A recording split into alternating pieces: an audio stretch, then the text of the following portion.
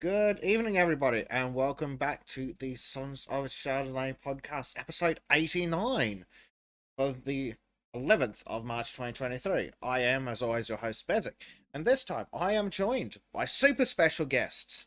We have returning host Disco, who finally has 5 minutes spare. Hello, Disco. I don't know if you're getting the whole 5 minutes, Yay! Bez. That's a bit presumptuous. Well, I'm hoping here. I am holding out hope. You could have 3. 3. I'll be honest, that's more than I was those- expecting. You better black real fast. Are those real minutes or are those Scottish minutes? So they're up in the Highlands. So Is that like a But- Highland Mile? They're disco minutes, so they're shorter than average. well, unless George gets involved. Hey, we've got Monkey in the chat. Hello, Monkey. He's been spicy on Twitter again. Well, look You know, at that. I'm yeah. Which is perfect. Disco will like it. Oh, dear. So, let's have a look at the mandatory shill fest. So, Aren't you forgetting Ardent? no. I am the mandatory shill fest. What are you talking about? Ah, That was a perfect segue to me. I was See the everything's everywhere all at once. Yes. Yes, sorry about that. Yes, we are joined by Ardent, the mandatory shiller. And he has returned from the snow. Bleach is back. I want to go back to the snow. We all want to go back to the snow. Just dig a massive hole in it and hide. No, screw you all. The cold sucks. He says to the Australian. Bite my frosted metal ass. Anyway. So, on the topic of shilling, since we've got Ardent here. Would you like to tell us what your recent video was about? Your fuck's sake Friday. Because Let's see. Yeah, for fuck's sakes, Friday was about how stupid government can be coming out of a recession. oh, so your weekly series They, on what they stupid decided- shit the government's done this week. Basically, yeah. I even said in the description of this one, this is my first, possibly second go at how stupid government can be, and that is then potentially infinite content. You'll never have an end to that content. It's also a really good way to blackpill yourself, though. Like, it only takes a couple episodes before he's just like, why Oh yeah, just wanna did I slit my start this friggin- research? yeah. My soul has left my body. Episode 89 of Oh God, why? This is why I just started doing game streams. It's just like, I'm just gonna play video games. Yeah, We just want to play video games. Also, when are we playing video games? Well, we might have some hope of this now that I assume the move has settled down a bit. For the most part, yes. Yes. I'm still battling the fucking landlord, who at first was very, very happy, and then decided actually he'd quite like the whole deposit, regardless of the fact that he was happy. Oh, nice. Ah, yes. Now that he's not getting the weekly money out of you, just screw you. You've been a great tenant for years, but screw you, give me more. Yeah, pretty much. That's, Unfortunately, he already put his signature on the fact that he was happy, so... Yeah. Oh, Oh, that well, was in dumb. that So, Mr. Barrister, how do you want to roast this pig? some beans and a nice Chianti. Oh, for fuck's sake, Boat Boy is back on his boat, is he? yes, Boat Boy is back He's on the off boat. of Viking again. We might have to do Factorio for a while then. Or no, I guess we could do Harry Potter. We could do that wizard game. That was the game. Apparently, the transgenocide is not going to speed, so we need to do our part. Mm. Yeah. Are you Genocide doing of your the part for the people that aren't cause? a race. Would you like to know more? Oh dear. Trim in chat says, "Give me 3 weeks and I should be available. 13 seconds and counting." Lag is Oh, he's bad. talking about the lag. Well, that's what you get for getting on a boat. No, Tristan, Hogwarts is not multiplayer, but it's more. It's one of those games that's definitely more fun for a streaming audience when you have a couple of weirdos sitting in the corner and making snarky comments. Yes. That is very true. That's where Buzzard comes occasionally. Monkey's just Buzzard being. just sits there and tells you how retarded it all is. I'm good at it, though. Sure. Basic's sitting there going, why is the wall that is 3 feet from our character popping in and out of view distance? During a cutscene. During a cutscene. Oh, lovely. So it's a well-made game, is what you're saying. Oh yeah. Yeah, yeah. It's very well optimized Mm. Yeah. for As for a go ahead. supercomputer, maybe. Yeah. It'll run fine on a Cray. Yes, and of course, don't forget, what is it? The body type B with the voice A. In the... That was funny. The abomination that Disco created, yeah. Yeah. I wasn't even talking about that abomination. I was talking about the one that the developers created. Oh, yeah. You know, somebody fixed that and they banned the mod and they were like, wait, we were just helping her pass, you know? We're just giving her hormone therapy at a young age. Come on. Yeah. We're just helping her pass, and why is everybody mad now? We fixed it. Now you can't tell she's trans. That's what I well, want, right? that's it. I thought the whole That's point of trans supposed to be the point, yeah. representation was that you weren't supposed to be able to tell that they're trans. Not that they immediately walk onto screen and you go, that's a dude. So, you know, the modder helped, but apparently, nobody liked that. Yeah, nobody liked that at all. And speaking of multiplayer, apparently it is supposed to be coming sometime the next year or so. I don't know if that's I official, think but there I was a have mod for heard that it. there is a mod, yeah. Oh, okay. I mean, that could make things very interesting. The game definitely I think- feels like it was designed for massively multiplayer. Yeah, it feels like an MMO, or at least like kind of like Division, where you would have a group and then have areas where you could meet other players. Yeah, like you've got to grow your plants, and then your plants take time to grow, and then it's It should definitely have a persistent server, yeah. yeah, it definitely feels like it's supposed to have a persistent server. You know what I fear they're going to do, though? They're going to make it Fallout 76. 'Cause that I mean, would be... Fallout 76 without the failure would be good. Fallout 76. It was in the Humble Bundle just recently, so I got to do a video on that for my new No, series. I was really looking forward to that game when it was announced. I'm like, Fallout and a kind of, you know, survival-y type multiplayer thing. Sign me the fuck up. Hmm. And then, well, everybody knows how the launch went. Yeah. Well, that was actually part of my review. Boot the game. Try to create an account. Can't. Random fucking error code. Have to go Google error code. Well, that's...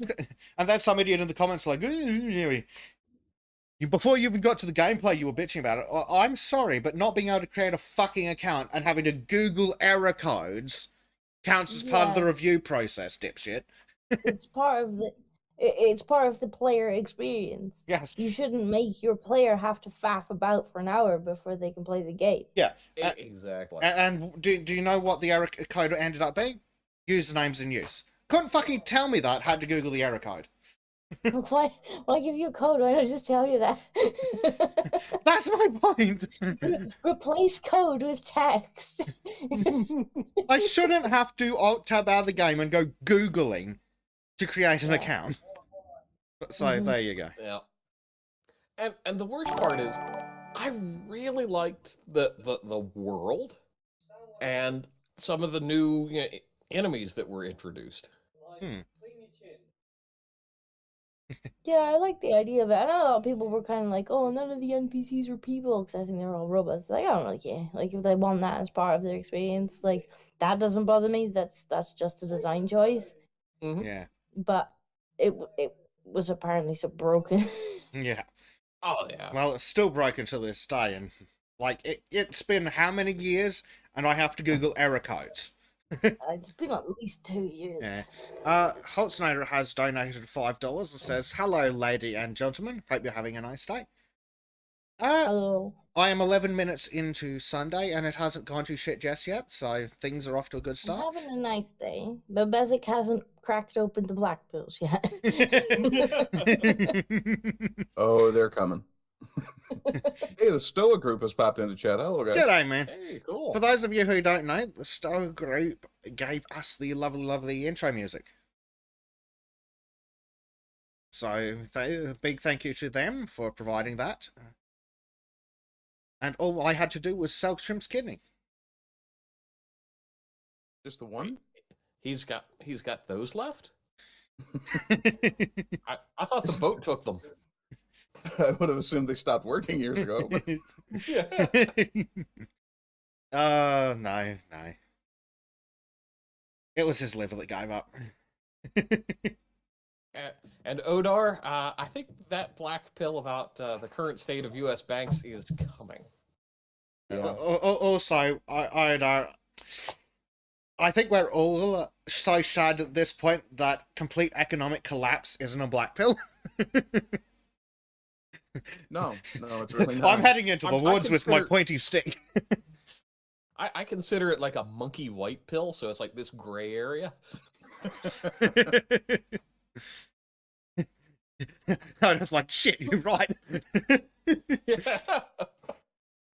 Star Group says that Trim's kidney tasted horrible. And Trim says he misses his kidney. And Holt says to Star that he loves our opening, so thanks for making that. There we go. Monkey regrets deleting his Discord server, booting up a new and improved one. Invites coming. Disco, would you like to talk about Monkey deleting his Discord server? Honestly, I got a DM at like 2 in the morning of just going, "How do I delete a Discord server?" And then like an hour later, I'd had another message going, "Never mind, I figured it out." And he just like, deleted the server overnight. I'm like, "What'd you do that for?" He's like, "Wasn't using it really." But who was using that server? Disco. For streaming. Yeah. All of my avatars were tied to that server. Oh no! Yes, Okay, yeah, that's- Disco that's super blah, fancy blah, blah, reactive yeah. avatars. It's like, for fuck's sake, they're all tied to one of his channels. Yep. Bad So monkey. I have some shorts to share from my ongoing Halo playthrough with the Trim.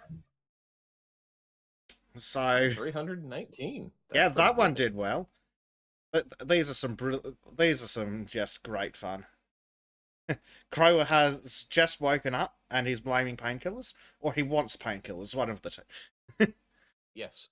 So let's play the shorts since they've been out long enough. Is he dead yet? Again. No, that's not working. It's terrible. Ow! Okay. Grenade! Other grenade! Oh, that nice shot. Nice shot. That's it. Killed the hunter. Yes, dude. Hey, look, free grenades Oh, by look. this completely. Someone was not suspicious. looks like another Spartan was here before us. Yeah, weird, huh? Mm-hmm. Is he dead yet? There was a lot of that. And Trim's flying skills. Just wondering if I could kick the Banshee off the edge. Now we know why he's That on would be boat. preferable. Trim, Yes. look up here. What? Catch. Wait, was it? Oh! Oh, that's. You are really. Cool! I just spelled out with a fucking bud. Oh, man. Well, you are a scholar and a gentleman. Damn right. Careful. Yes, I was like, it missed him. You're kidding me! You know what, El? Turns out the banshee did fall on Trim. That's Trim for you. Land a banshee on himself. You know, I just really want to make sure that Trim is far away from mechanical devices. Did you know that they gave him a driver's license? Yes, and I'm horrified. But I've heard the number of deaths in Norway from road accidents spiked suddenly, but have trailed off. It's this weird pattern where every 3 weeks there's a 3-week lull, and then all of a sudden there's a giant spike in the 3-week lull. Yeah, Sweden's reporting the same thing. And Trim's back off to work or sleep, one of the two.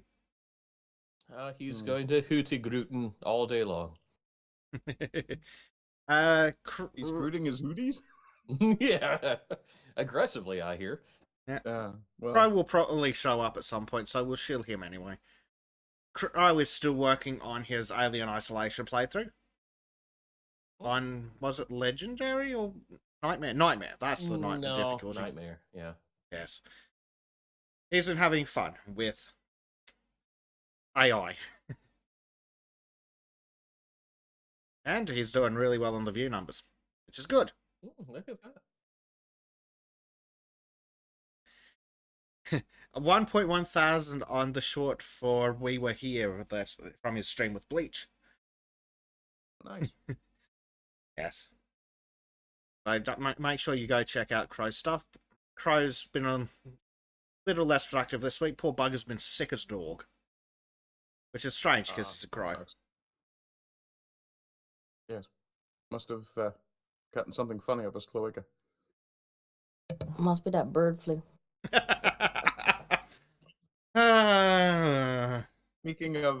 Speaking of successful shorts, my biggest view count on a video by far is a 7-second joke I put out. I think it was last week, and it's over 1,500 views. Nice. Yeah. I did put it in the chat, but I don't come to think of it. Considering some of the stuff we talk about, it's not edgy. Oh, well, in that case, I'll just get your channel and we'll have a look. Oh, so it's edgy like a butter knife. Sadly, it's the YouTube algorithm eats it, so we can just have a look. Of course it does. If you go to shorts, it'll be right in the top. Hey, Al, got a question The for last you. thing I made in shorts. If a deaf person gets Parkinson's, does that count as a speech impediment? Like that. I mean, it's an honest question. That's a fucking good one. I actually tweeted that at John Please to see what he thought of it. Oh, good lord. I need to. Oh, play it again. Okay. Hey, Al, disconnect got a the question call for you. because I'm not seeing. If a deaf person gets Parkinson's, does that count as a speech impediment? That look at the end, that's what sells it. Yeah. I'm so Oh, yeah, proud of dude. himself. Well, it's not pride. That's just trying to share the joke more than anything. Mm-hmm. Sure. Oh yeah, that's the thing. Alex Stein is suing AOC. Oh yeah, that's fucking hilarious. He's gonna get some of that big juicy booty money. Damn right.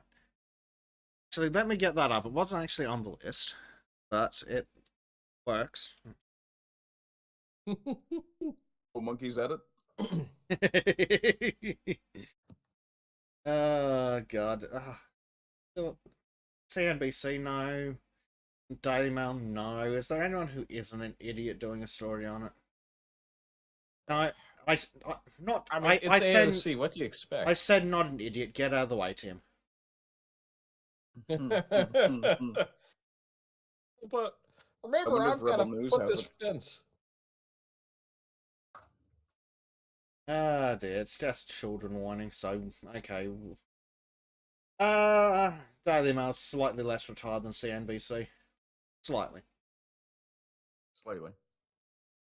So, I yes. mean, it's the kind of retardation we can handle. So, he is going to take advantage of the precedent that the Democrats made when they sued Trump for banning them on Twitter. Sorry, for blocking them on Twitter. Access to the public forum or something like that. So he's going to sue AOC because she blocked him.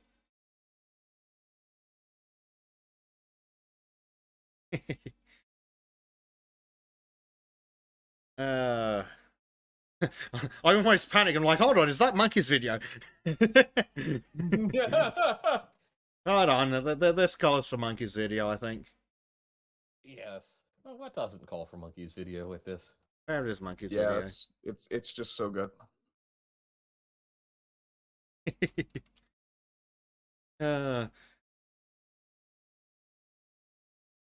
Oh, we've actually got Alex Stein reacting to it. Even better.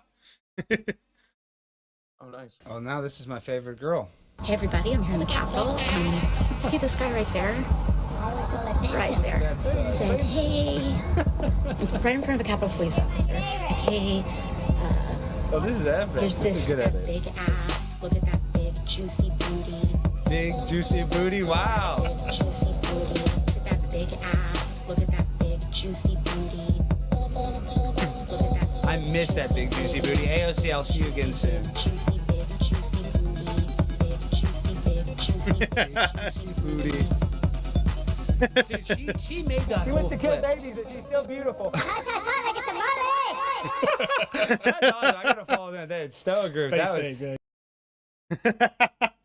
was. Speaking of Star Group. Oh, that is the ultimate combination of things that should be good. Oh, that is a glorious video. The tribe accepts your sacrifice, Monkey.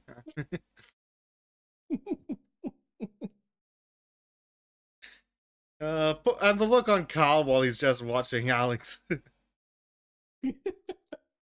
Like the good old days. Oda says, right in front of a Capitol Police officer. Yeah, because heckling members of Congress is not only illegal and should be encouraged. Yes. Monkey says the original video has like 24k views. God damn. If only Monkey made content. Yeah. Yep, there it is. Monkey, Wow. 27.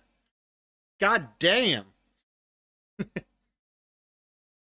Hold on. If he only didn't delete his Discord, he might be making that kind of numbers on everything. I've got. Does it show up? Yep, there we go. Now, that could just be because I'm logged in as me, but there's Monkey number 4.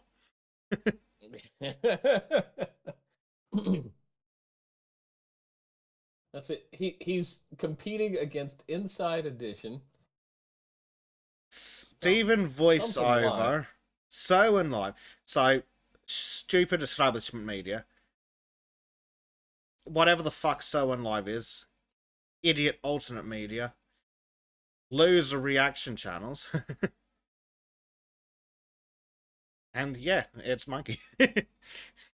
Like, Monkey's doing better than the other two. Somebody made a lame remix. Yeah. Sorry, Monkey's on top. Yeah. Damn right. So yeah, he's going to sue the silly cow. Good. And Callum Dayton, fuck off twerking. Yes. Twerking is the New York of dance moves. Yes. And basically, speaking of fuck off, Dynamite can just fuck off. Garbage fucking site. What do you expect? Are there any journalists anywhere? There are journalists everywhere. There are no reporters. Ah, true. True. There are definitely no reporters.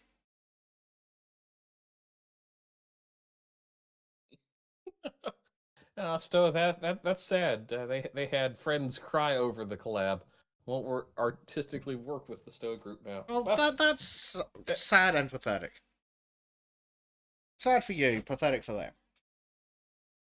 Because there used to be a time where that sort of thing would have been mainstream, like basically, how was it, Saturday Night Live level.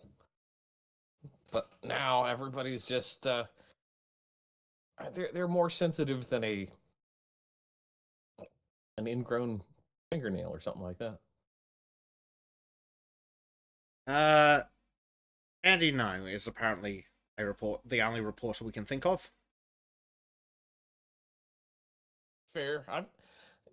Before Project Veritas got nuked, you had Well, yeah, James O'Keefe. O'Keefe. At least Andy No puts his face where his money is. Poor bastard. Exactly. Being Andy No is more heroic than any frigging politician or police officer. That's for sure. And Ardent is saying, Oh yeah, Avi yeah, Yemeni. Yeah, so that I mean, they're out there. But yeah, they're out there. they're just so hard. Mm-hmm. And I don't know, like, even the ones that are actually on the ground doing this stuff, like, they then release their articles, and I'm like, okay, this now reads like crap. I like what you're doing. I'm a fan of you. I want to know what you're saying. But my God, could you hire an editor? Oh yeah. And the worst part is they really get pushed out of a lot of the mainstream reporting. Because They do. They get immediately look at the way labeled the, alt-right, white supremacist, Nazi, capitalist pig dog. Yep. Again, look at Andy No. Yeah. Reminds me of Ben Carson, the white supremacist. Ben Carson is a lot of things. An idiot amongst them. But not a white supremacist. Yeah. I will admit I would have voted for the man in the primaries. Had he stayed around long enough, because it's like, well, at least he seems fun. Yeah. Compared to the others. Well, I think with Ben Carson, it's more of a matter of deterioration in old age, which, funny enough, is there's a lot of that going around in politics. Yeah, that's like they are all just festering in their congressional seats and offices and have to scrape the corpse out. Like, probably Mitch McConnell will have to be done with, like we did with Ted Kennedy. Well, we've got actual walking corpses in the bloody White House. Joe Biden and Nancy Pelosi have both been dead for decades. I like to think of it as, the movie The Night of the Living Dead, the original. Yeah. They're just shuffling around, reaching out, trying to take things that aren't theirs. Mm-hmm. Yeah. Sounds like them, doesn't it? Mm-hmm.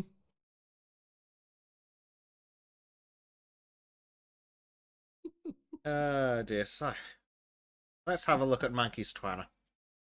Monkey found a terrifying statistic. 20% of women in the US are currently being treated for a mental health condition. That means almost 8% of them are running around untreated. Indeed. Now that explains my dating pool. It's really not good that 1 in 5 is being medicated. That we know is medicated. Yes. And that's the thing. The rest, but they don't have a medication for narcissistic personality disorder. So basically, typical white savior woman syndrome. That's what I'm calling narcissism now. Yeah. I can think of several drugs for Karens as well, but Pfizer stopped allowing us to use their drugs for lethal injection. But luckily, Hornady still allows their product for lethal injection. Hornady based. Yeah. Good old fashioned lead poisoning.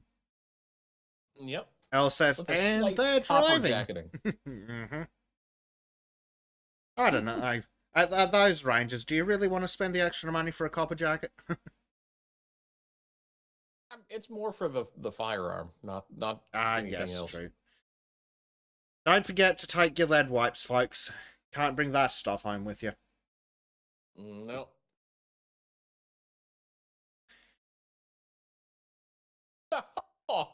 Odar, I find high-speed lead injection to the tune of Mississippi Queen to be the best solution. Oh, base. Oh, dear. And this is the CDC saying this Yeah, about this women. is from 2019. Which makes me ask, what makes me want to see the data now? Yep. That numbers aren't definitely only gone up. I mean, given there's this weird culture of, oh, you've got to go to therapy, really makes me fear for the future. Because it's like you're having a bad day. You're not having everything be perfect. Now you need to go to a therapist? Really? I will go to a Right. therapist if you can find one that isn't a raving lunatic, isn't a feminist, doesn't hate men, doesn't hate white people, doesn't hate me specifically, and won't take my rights away for needing help. Well, good luck with that, because Yeah, that's exactly. basically how they're trained. So we can And- basically and- throw away all the women, so that's like 80% of all therapists. Oh yeah. I mean, I actually went to a therapist conference one time in my life, just because I could. We both know that you were there to pick up drunk, stupid, shrink chicks. Yes, and Just so we're clear. but the thing that really struck me with a lot of the panels and literature is how intersectional it all was. I'm just the absolute worst god awful bullshit you could imagine as far as their main points in literature. It really blew me away. Well, it's And, been a circle jerk for decades. They just look at each other's research, publish another paper, and then the first guy cites that paper. Circular citations is real. Exactly. And I think the worst part was they were pushing so hard, and this was back in 2018, pushing so hard down that intersectional path where I was surprised that they allowed any white men into the therapy, programs, especially straight men, because there were a couple there with their wives, and I'm just like, how are you getting through these systems? Oh, you're one of them, aren't you? You're a fascist. Got it. Mm-hmm. Yeah, it actually made me consider getting into the field myself, simply because you need you basically need men in there able to do these the counseling and or therapy or what have you without, no, we're taking everything away. You're bad because you have penis. Oh, you're bad because you have white skin color. Fuck yeah, it's like, no, fuck that. You need somebody that's not to mention, all right, you fuck up. all the female therapists are going to be like, oh, talk about your feelings with other people. It's like, no, if that was a thing I could do, I wouldn't need you. Yeah, exactly. And and it's kind of amusing because I know combat vets who have to go through the VA program, and it's like, oh, those listening poor to them. bastards. Yeah, and it's required. They have to do it in order to get some of the benefits, and it's like, you just need somebody who's going to sit there and it's like, well, what the fuck do you actually want to talk about? And it's not your feelings. It's never the feelings. Never the feelings. Like, I'm going to take some wild guesswork and cast some broad generalizations here, but I am willing to bet that when a man goes to therapy, if he does, for whatever reason, he's not, oh, I'm having trouble with my feelings. It's, I've got these 372 problems and I can't fucking cope anymore. Yep. Yeah, or it's like, I'm well, again, one of my combat vet friends, he, we were having, beers and sitting around the campfire, and he's like, I'm having problems with kind of decompressing after all the combat stress. And I'm just like, so what I'm hearing is you need another beer and maybe another log on the fire. That's about it. Yeah, what I'm hearing is you need a beer and a steak. Yeah. No, And we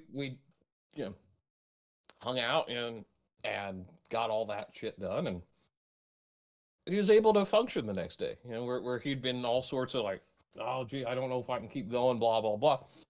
It was fine after that because we could. Yeah, it wasn't about the feelings. It was about feeling like he was disconnected from normal people, and therapy disconnects people from normal people. mm-hmm. Not to mention that most guys are just disconnected from other people in general, which is a serious frigging problem. Odar in chat has a very good point. Beer and meat around a campfire is some of the best therapy in existence. At least for men, yes. Yes. Yeah. In fact, some of the best therapy for men is beer and meat in the woods, 100 miles from the nearest woman. Yeah. No, this time, not casting shade at the women, but that there are things men will say in front of other men that they'll never say in front of a woman. That they'll never say if there's a possibility of a woman being in hearing distance. Yeah, and we act different around each other as well. Mm-hmm. Oh yeah, if you've ever been with a group of guys and suddenly you introduce a woman into that space, that not necessarily like just a random woman, not a woman that they know, but just some random woman. Every last one of those men, unless they're gay, changes their behavior instantly. Yes. Yeah, unless they're gay or stupid. Yes. There's a lot of overlap in those two. Wait, I know, right? there's non-stupid ones? Hey.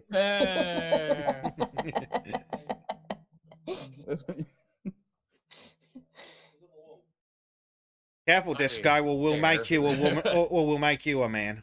Apparently we can do that now. Yes. Well, all I have to do is declare new pronouns and job done. That's true. She's already wearing the hat. Oh, my pronouns. Hello, Crow. Oh, hey, Crow. Disco's hat identifies as an incel.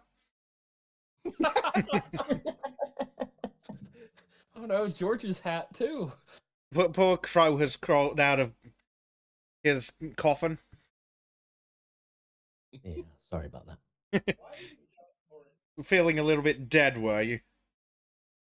Yeah. Yeah. Don't worry, we shielded you anyway. Oh, that's very kind of you. We are currently talking about And, drinks and how fucking useless they are for men. and apparently women too, or at least Dutch women. So I'm not sure if those are really yes, we women have or a men. comment from Maureen. Yes, I've been to a psychologist / psychotherapist because of reasons. They made me feel a lot worse. Immediately got better when I stopped going, so I never went back. Bunch of override jobs. Yep, pretty much. Yep. And Yeah, should I we? keep being told I need to go see a therapist, and I'm like, but why? Yeah. I've actually sat down with a therapist as well, and really all we were doing was having a conversation. And at that point in my life, I wasn't really talking to people very much. I was self-isolating, and that did help. But all it really told me was, I don't need to talk to a psychotherapist. I just need to talk to somebody. Yeah. I did Yeah, see that's quite a where- funny meme where it was a guy basically just like hitting, like basically splitting logs with an axe, and like a woman was turning around being like, "Guys will do anything to avoid going to therapy." It's just like, yeah, okay. Yeah. That is therapy. That is, yeah. Get some testosterone going, do something manly. Like you could. Who needs a therapist when you can take a bunch of guys into the woods and hit things with other things for a weekend? Exactly. Because I personally am not like a gym guy, and I get the value of it, but it's like if I can go out, split logs, move shit around, pick up all sorts of heavy things, I feel much better, and I've actually done something. Yeah, it's I the just productivity can't aspect gym. that does it for me too. I get Yep. so bored so quickly. It's like, I just want to go do anything else. The thing and, is, uh, when Because I've there's tried nothing, therapy, there's nothing in a gym to do to occupy your mind other than not looking at the women because they're evil and out to get you. when I've tried doing therapy, mostly it's been me talking to them and them being like, how did you feel about that? I'm like, well, I've What are already you here processed for all of this in again? my own fucking time. Yeah, it's like, oh, okay, are you going to say anything else? But you're probably in a similar boat, Smeek, right? I assume that the NHS theoretically entitles you to a certain amount of shrink time. No, No? no. No. Oh, so it's No, even same worse here in than Canada. Australia. There's no entitlement. There is no mental health support. There is what they call the talking therapies, where they send you if you're really, really bad, and then they might do some group therapy sessions. Hmm. If you're lucky, you might have a 6 to a 9 month waiting list. Oh, fantastic. If at which point, once you've actually seen the thing, the person, pretty much you're already fine It's because me for a bit. I've spent 9 months dealing with it. Yeah. Chat says, King Villain says, Bezic, what do you think of honeymead? I need to get my hands on some to find out, but I reckon I'd like it. And he also asks, do you think hunting would be good therapy for Duke? I'll have to make you some honey meat then. I mean, hunting is just an extension of the going into the woods and hitting things with other things. In this case, the thing is a deer, and the other thing is a gun or a bow. Have you seen those rage room things? Yes, I have. Yes. A lot of people are like shocked when a guy rages out in one of them and then ends up crying at the end because they've just unleashed a load of emotion in one go. And they're like, "Oh wow, I didn't realize they bottled up so much emotion." I'm like, Fuck. really? You're that naive? Mhm. Yep. And then Monkey, the only time I've felt consistently good in life, not just bad or fine, is when I've had a good gym routine, better than any antidepressant. Well, I mean, try chopping a cord of wood, Monkey. You'll feel great after that, I promise. Better I would than a love to gym watch a and chimp productive. trying to chop wood. How much wood could a wood chimp chop if a wood chimp could chimp wood? You basically create a wood chipper made of chimps. Oh, wouldn't that be a wood chimper? Wood chipper. Well, I mean, I'm not opposed to throwing nonces into a cage full of apes and seeing what happens. That's fair. Oh, we need Disco to say, "Get into the chimper, bitch." There's a Canadian woman who does woodcutting videos, and I've seen a few where she's using a splitting maul and a regular axe. Apparently, she came across a sword that's created specifically for splitting wood. Mhm. Oh, Seen it, that yeah. chick! Oh my Oh god, yeah, she's so yeah, hot she is too. awesome. I Yeah. don't think I've seen a We have woman no with it, chance, but I though, have seen a similar thing. Yeah, Problem we is, don't if have I the go hope out- and help. If I go out with an she's axe and try lesbian, and but- split wood, I'll get arrested. Yeah. Star Group says, even just shooting in bow training is cathartic therapy. And in the same vein, Marcus says he feels most like solution. Well, yes, there is something cathartic about holding such immense power in your hands. Yeah. I will say And I then agree you with spend Space like Ape as 5 well. minutes at the range staring into the abyss before you leave. With regards to the gym stuff. I agree with Based entirely because I did like 10 years of martial arts, or something like that, some ridiculous amount. And every time I would get to a point where I'd be like, I don't want to go today, and I'd go fight a bunch of people, get punched in the face a couple of times, punch a few other people in the face, and I'd come back feeling fucking amazing, like fucking so much catharsis in that, but also the release of endorphins and dopamine and all the other sort of recovery sort of hormones that your body produces. It made a huge difference. There is value in hulking out. Yeah. Billy's talking about the drill bit designed for splitting logs, easier than using an axe. Yes, but that defeats the purpose of what we're talking about. Speaking of splitting wood, I was going to point out that this woman had discovered a sword meant for wood splitting, and I'm actually getting a screenshot of it for you guys now. Nice. And I gotta say that for some reason, the joy she has unwrapping that is Oh, is yeah. like the most pure joy I've seen in a while. That thing immediately went on my I want list as soon as I saw it. It's the kind of sword you want for the apocalypse. If it can split wood, it can split a head off the shoulders. Yeah, Wait, you it's guys a want the little sword? heavy though. Well, we have no chance at the actual woman there, Bleach, because she's gay. That I can be. can fix that.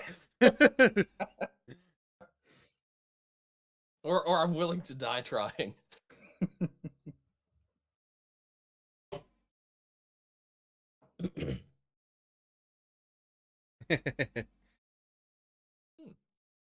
This seems less effective.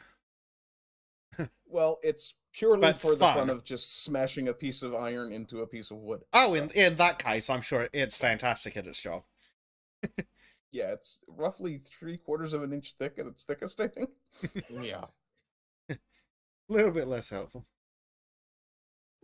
Oh, Eagles for Honor on Rumble says, being a female, my opinion on therapists is they are just people who get your money for not telling you anything you didn't already know and give you drugs for things you don't need.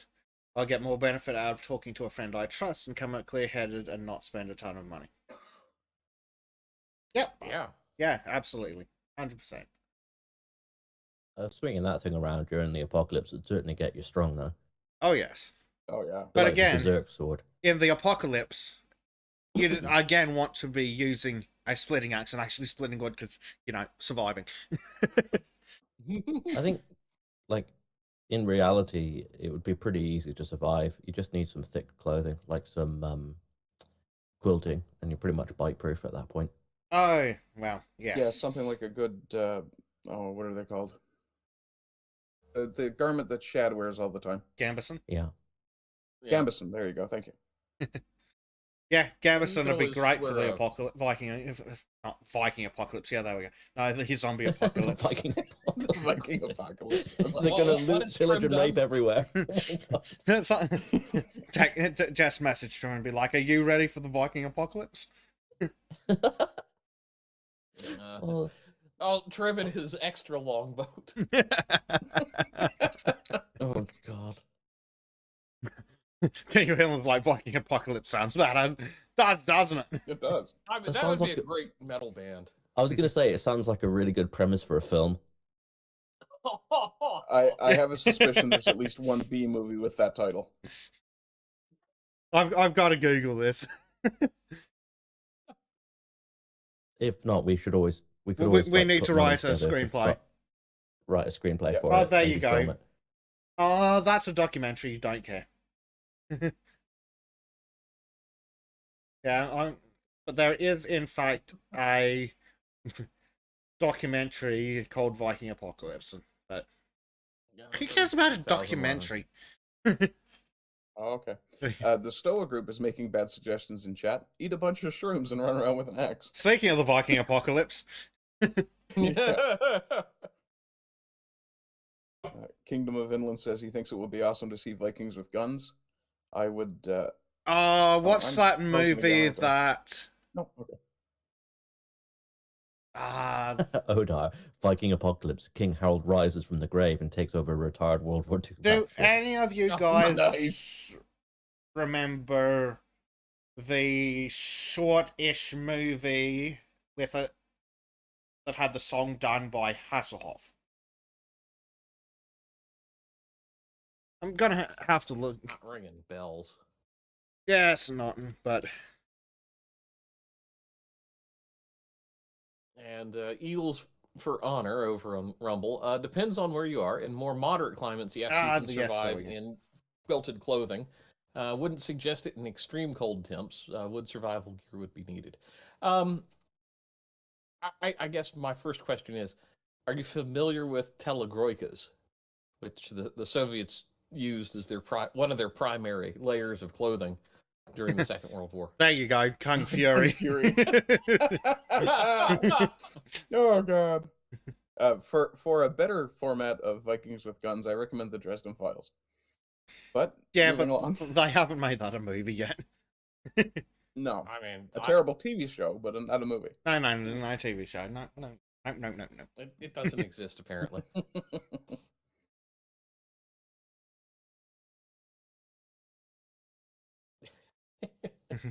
But yes, I think that would be a fun way to spend an afternoon. Yeah. Oh, yeah. Callum asks, which were worse, Huns or Vikings? Define worse. I mean, are we talking more violent or conquering? Yes. Well, if we're being technical, the Vikings technically conquered the world because the Vikings were the guys who became the Normans who invaded England and then from England spread across the entire planet in the empire. This is true. If you look at it over like the 1600-year scale, yeah, Vikings win. Yeah. Because I think they're still running the world. Well, they used to. Yeah, until other boat people came along. Yes.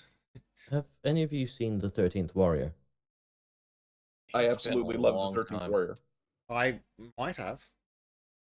It's That's, a really, really good film.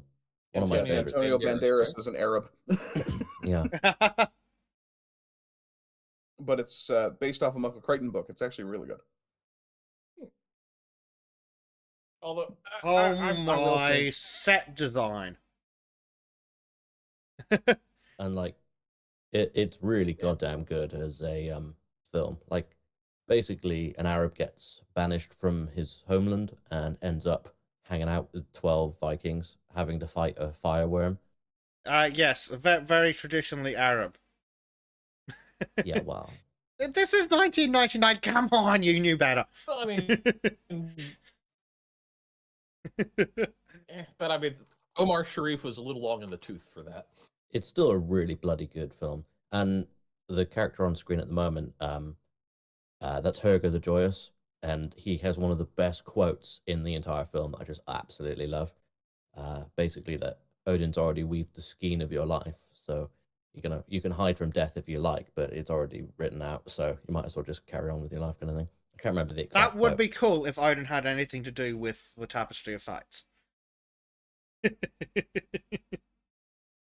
Where's Trim when you need him? Yeah, Well, I believe don't that know all the details. Norns- I can't remember the exact quote. I could be misquoting, to be fair. My personal favorite quote from that film is "Grow stronger." Ooh, that is Yeah. a good one. Oh, dear. My favorite quote from that film, just about every character said it. The Wilhelm scream. Yeah. Yeah. It's not really a movie until the Wilhelm scream runs.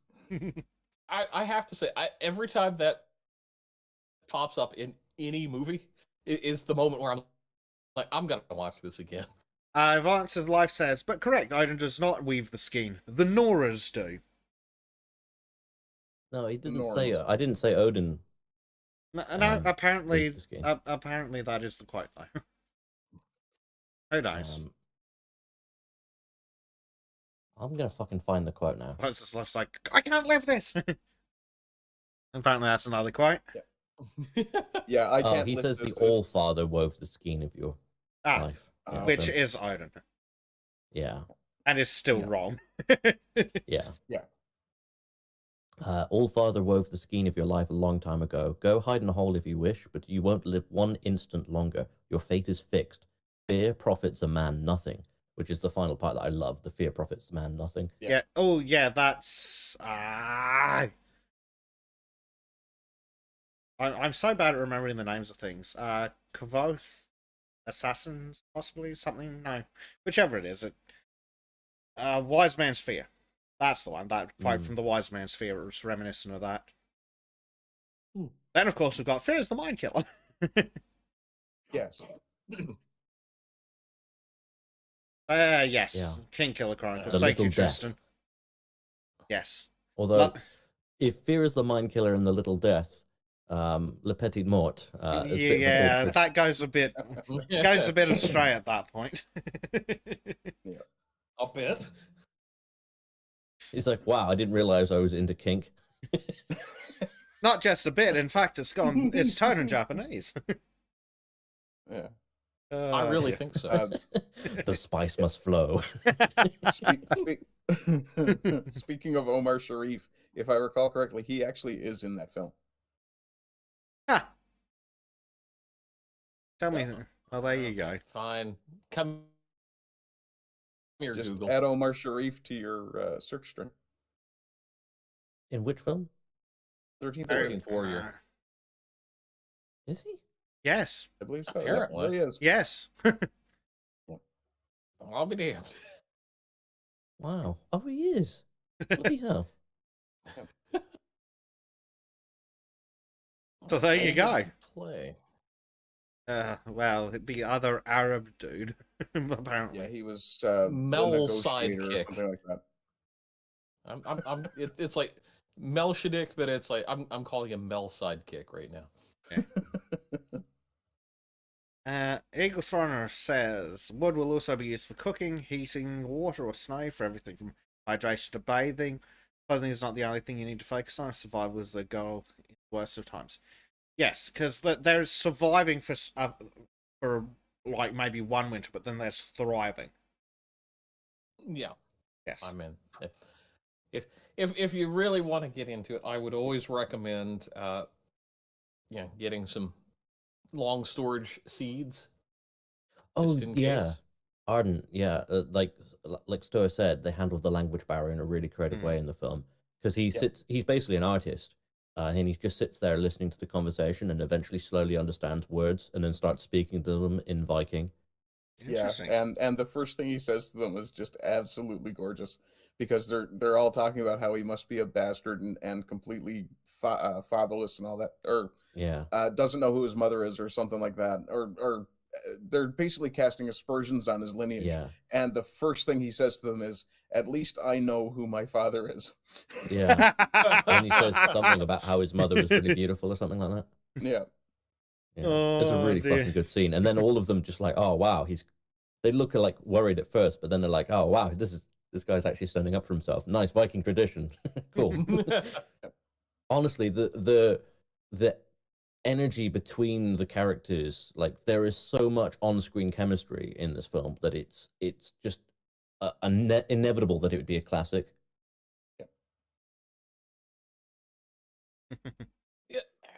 Yeah, that's something you don't get with currently made films. There's just so little interplay between actors. It's just line.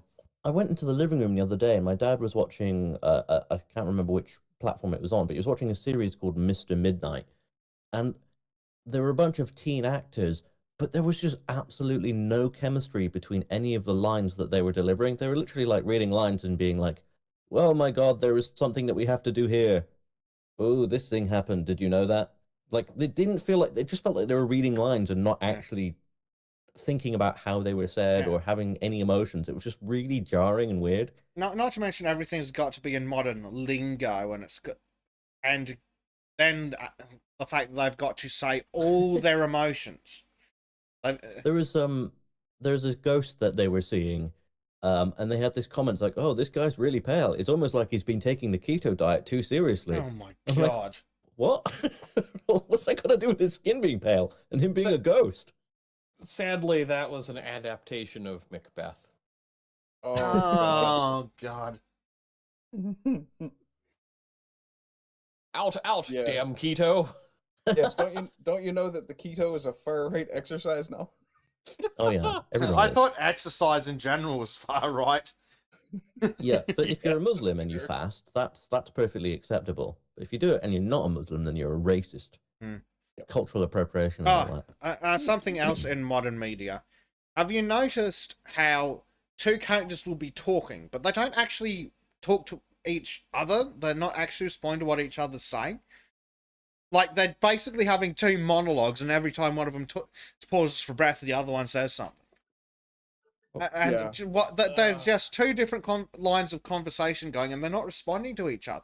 And it's like, how do the actors get through this without going, you're making me look like an absolute idiot? But then again, maybe they're just too stupid. Maybe they think that's how people speak. It reminds me of like a brain damaged Waiting for Godot.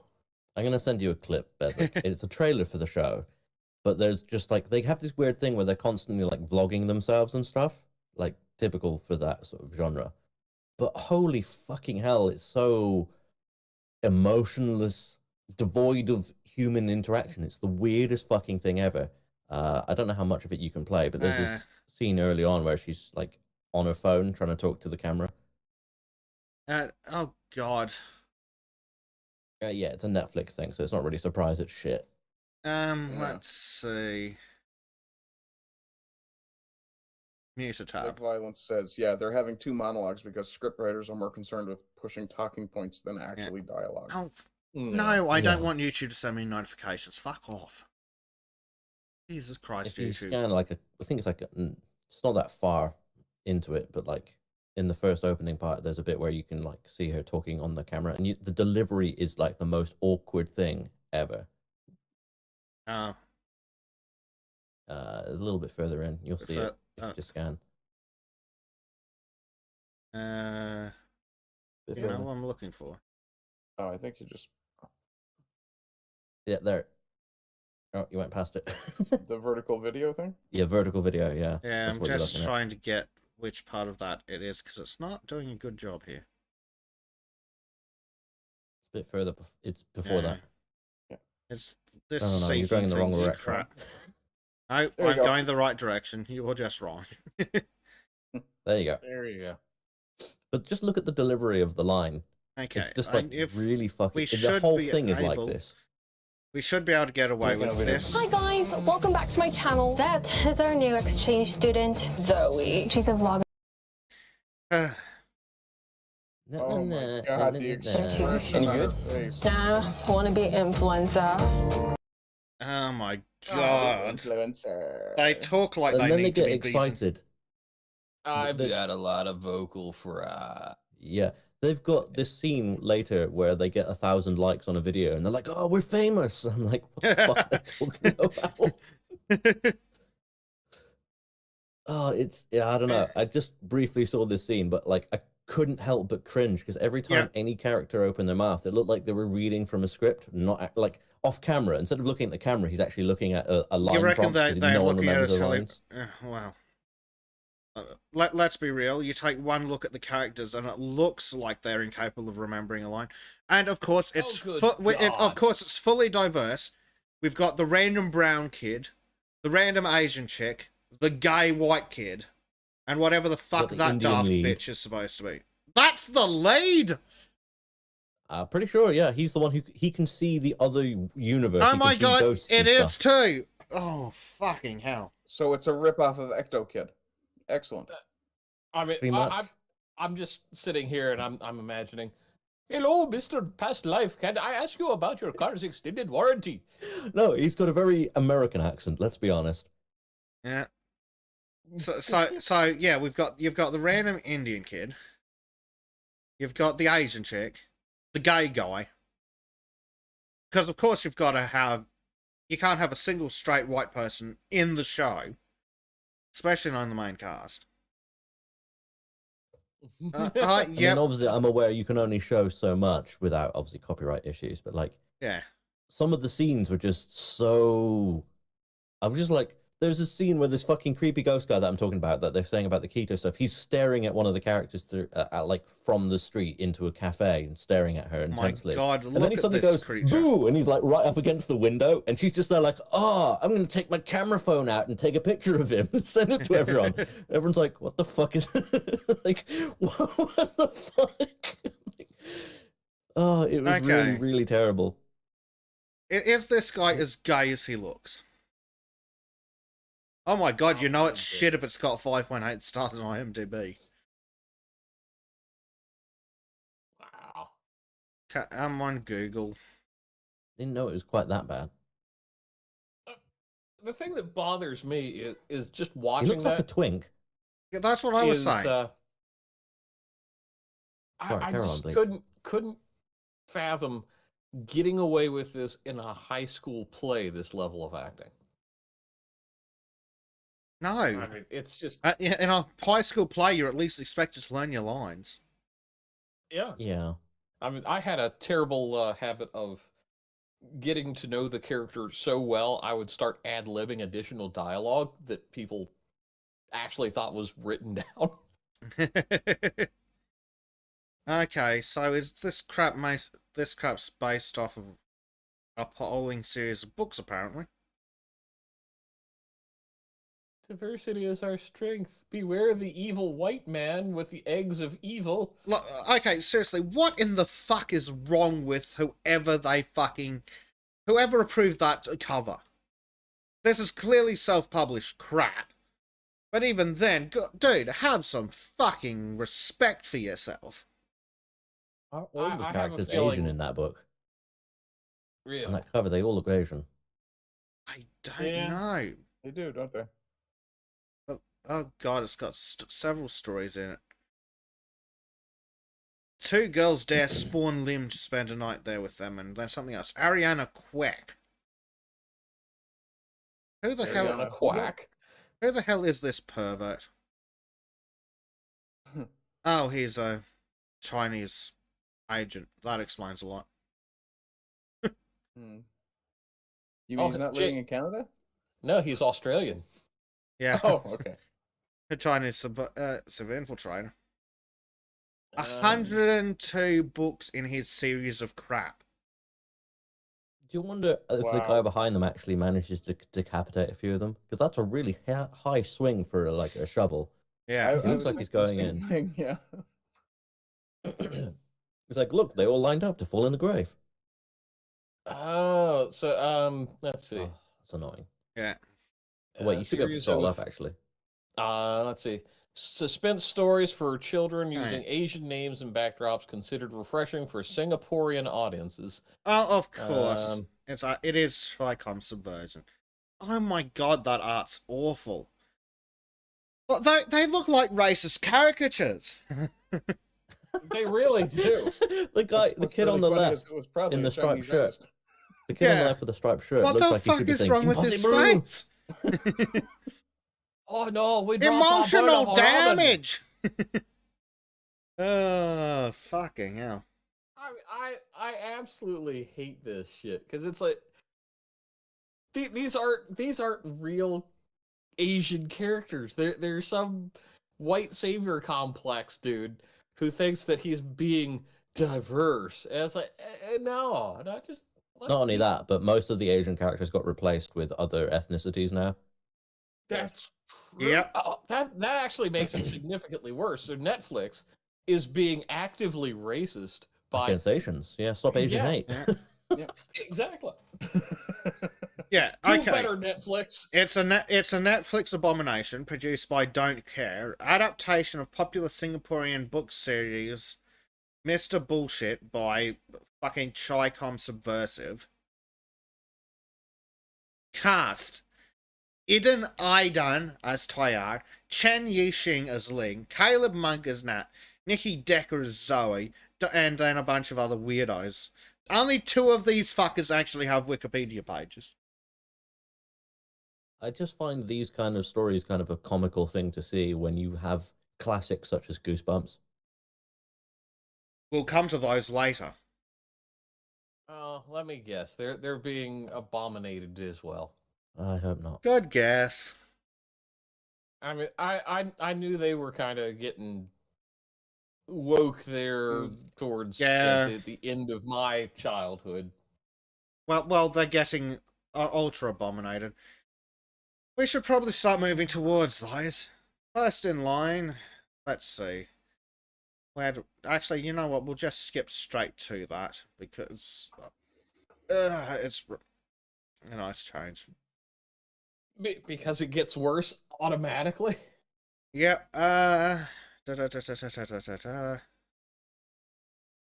So yeah, Goosebumps. So So what's going on here? Yeah. So the only problem is with this is that R.L. Stein would personally be making the updates. But no. Some of his reissues, though, earned updates years ago when Scholastic reissued them in hopes of anything in the books to... What? Oh my god, this isn't even in English. Anyway... It's in Wokies. Yes. It's not even in Wokies, it's just crap. But anyway, Goosebumps is getting molested. One. Yeah.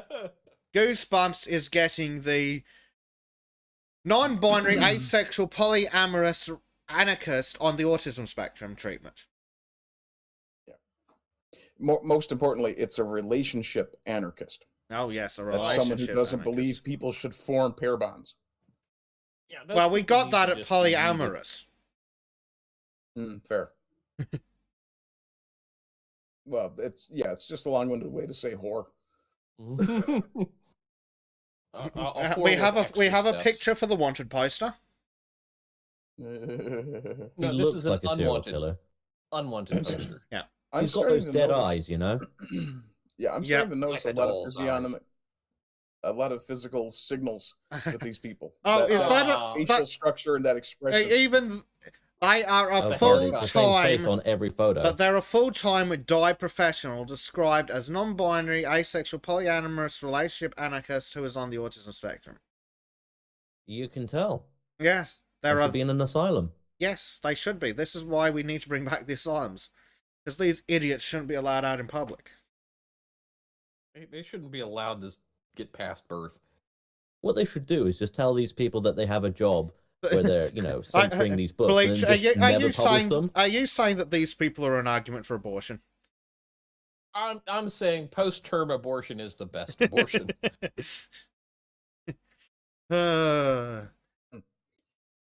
Look at it. It's just. I would dispute the claim that these are people personally, but. Well, I mean, it's animal control then. Well, I mean, in Dune, Frank Herbert makes a very clear distinction between humans and people. I don't know. I'm just flicking through this to see if there's anything of additional. That isn't cringe. God, that's a creepy screenshot. God, it's She kind of hideous. looks like my ex-fiance. Oh, God. That explains a lot. Yeah, that does. No wonder people tell you should go to therapy. Okay, yeah, they're just basically restating the other article, but yeah, no, you shouldn't be allowed to not anything. Just get back in the asylums where you belong. When the mental health institutions didn't become a lock them up until they're better, if they ever get better, then this was released upon the world. The problem is, the idiots in the institutions went too far. And so they got the whole thing thrown out. But no, we need secured psychiatric facilities to keep people locked the fuck up. Like this person.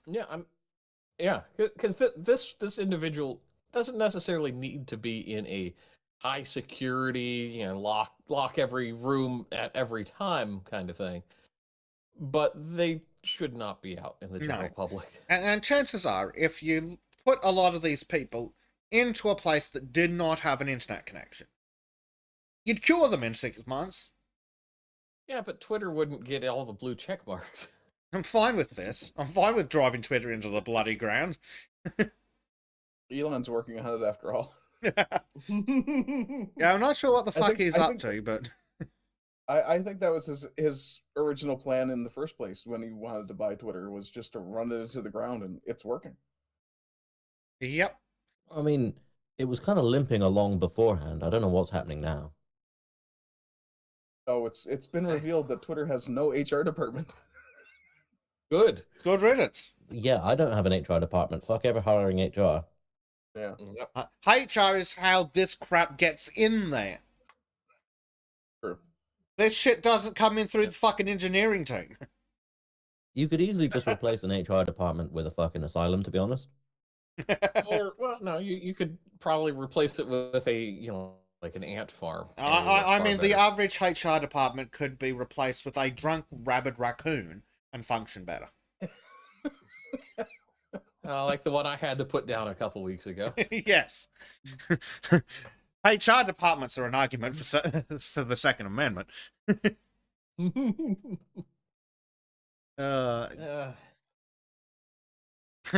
Star Group says that his Twitter got banned because he used the word oust. Jesus Christ. Either that or Swamp Donkey. Oust, damn swamp monkey. or donkey. Leave monkey out of swap this. monkey's fun. Yeah. So it's not just those books that are getting the sensitivity treatment. They're coming for the fairy tales now. Concerns are raised over the stock phrases handsome prince and beautiful princess in the problematic fairy tales. Oh yeah, and the idea of love at first sight's and thrown out the window. Yes, we know you idiots don't believe in love at first sight. It's because you're all so fucking ugly. No one wants anything to do with you.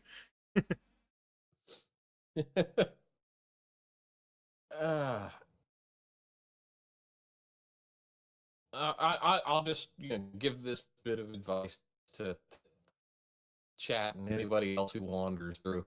If you ever plan on having children, or you know people who are having children, go to your antique bookstores, buy as many children's stories as you can possibly get your hands on, and pack them away for a communist day.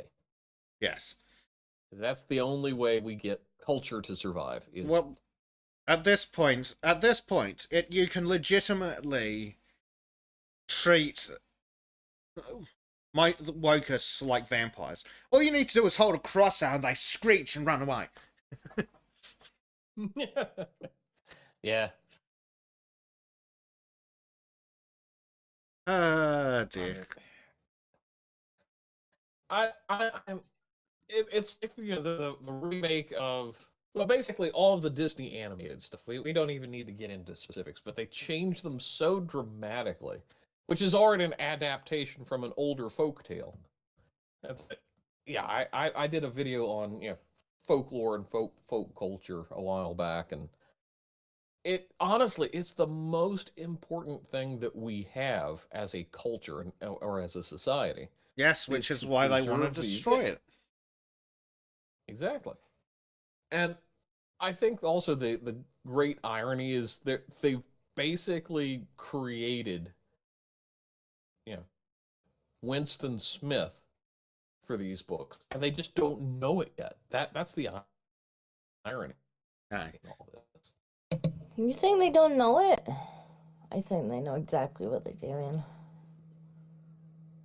True. I think the general public is just ignorant. I mean, I propose Beswick's razor. They're incompetent and evil.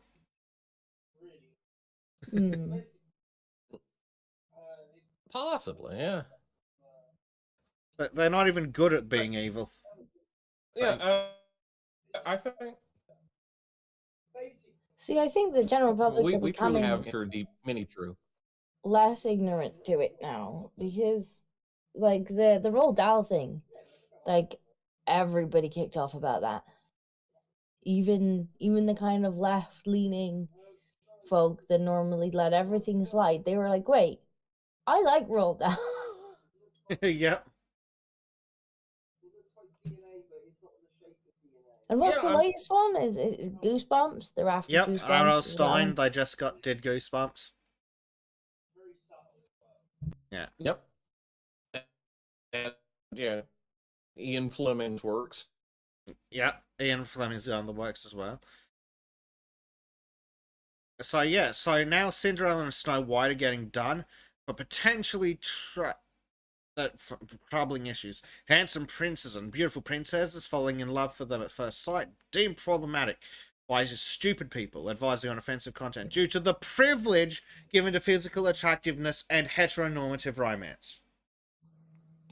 It's insane. It's just like, how dare you? You put that a man and a woman might fall in love. How dare you reflect the vast majority of normal people in your commentary on reality in the 1600s?